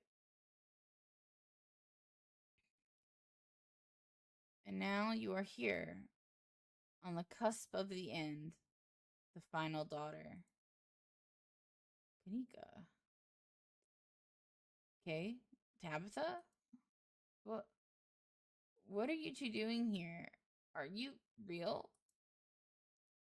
Yeah, we're real. Are you? I don't know. Probably. I wasn't expecting anyone to see me off. I especially wasn't expecting the two of you. Sorry, excuse me. So that means you've made up my mind. Yeah. Don't try to talk me out of it. It won't work. You're kidding me.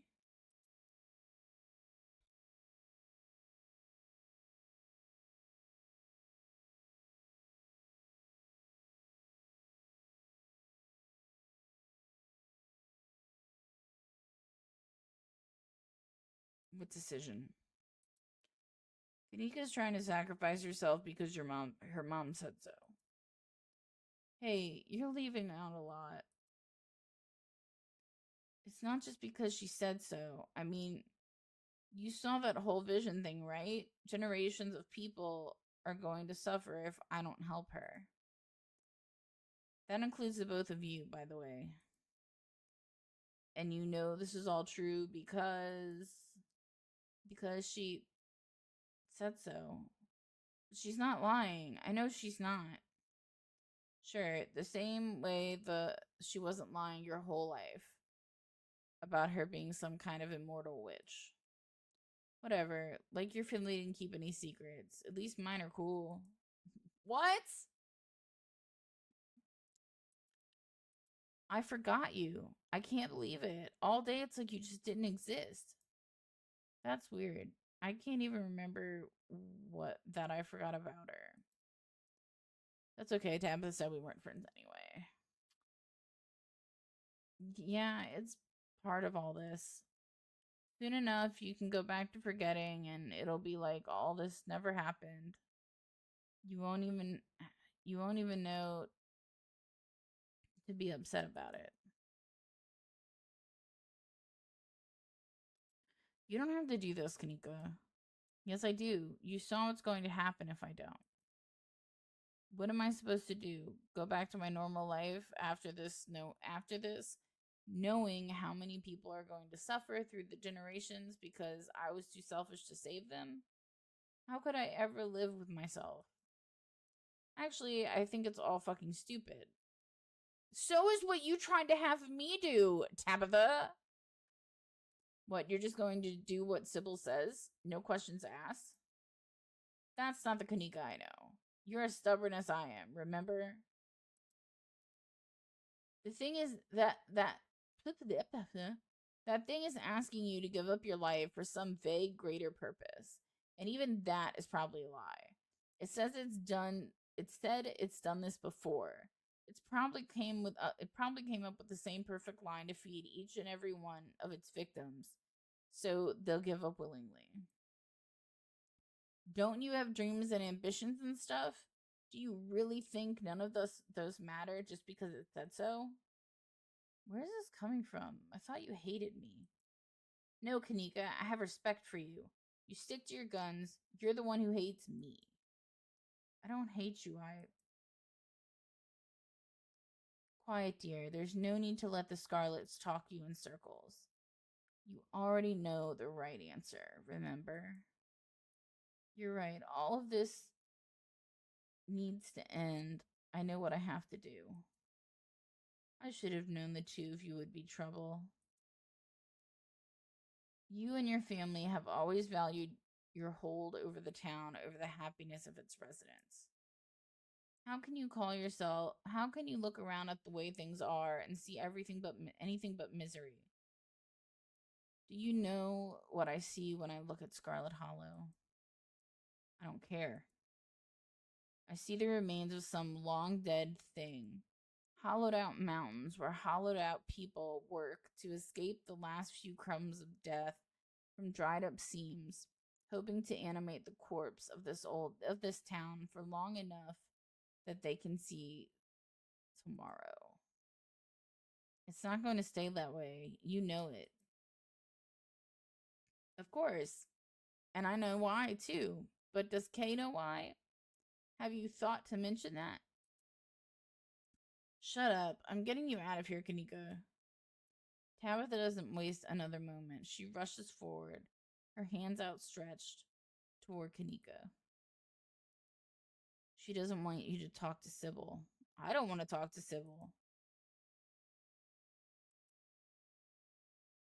You and Tabitha dart forward, each of you grabbing for Kanika's wrists.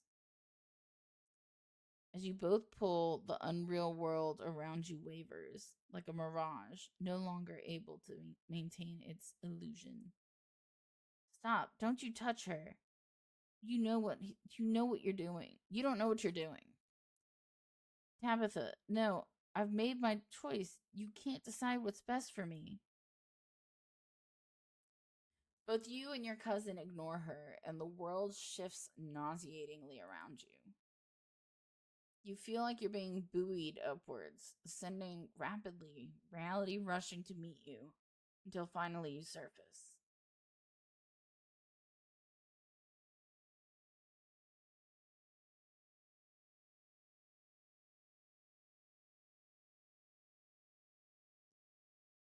You're outside. It's raining. You have no idea where you are.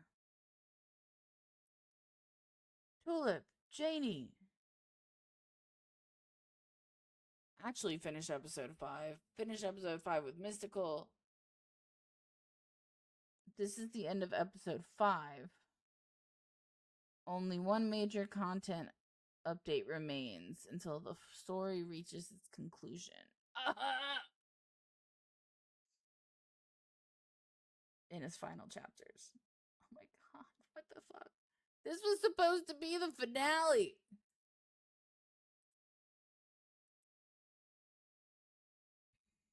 This was supposed to be the finale. Well, I don't know if any of you are disappointed, but I'm disappointed. I thought that this part 2 of this part of the end of episode 5, I thought that this was supposed to be our ending. And then it says, this is the end of episode 5. Only one major content update remains until the story reaches its conclusion in the final chapters. Chapters with an S. S. So there's more than one. I won't be playing it over again until that happens, because, yeah, fuck that. Anyway, I hope you guys were as into it as I was. The second half that got downloaded today, I didn't really like a lot. I didn't like where it went with the witch thing. Like, I'm okay with the fact that I don't like the whole story that explained the witch like absorbing the daughter and things like that. Everything else I was about.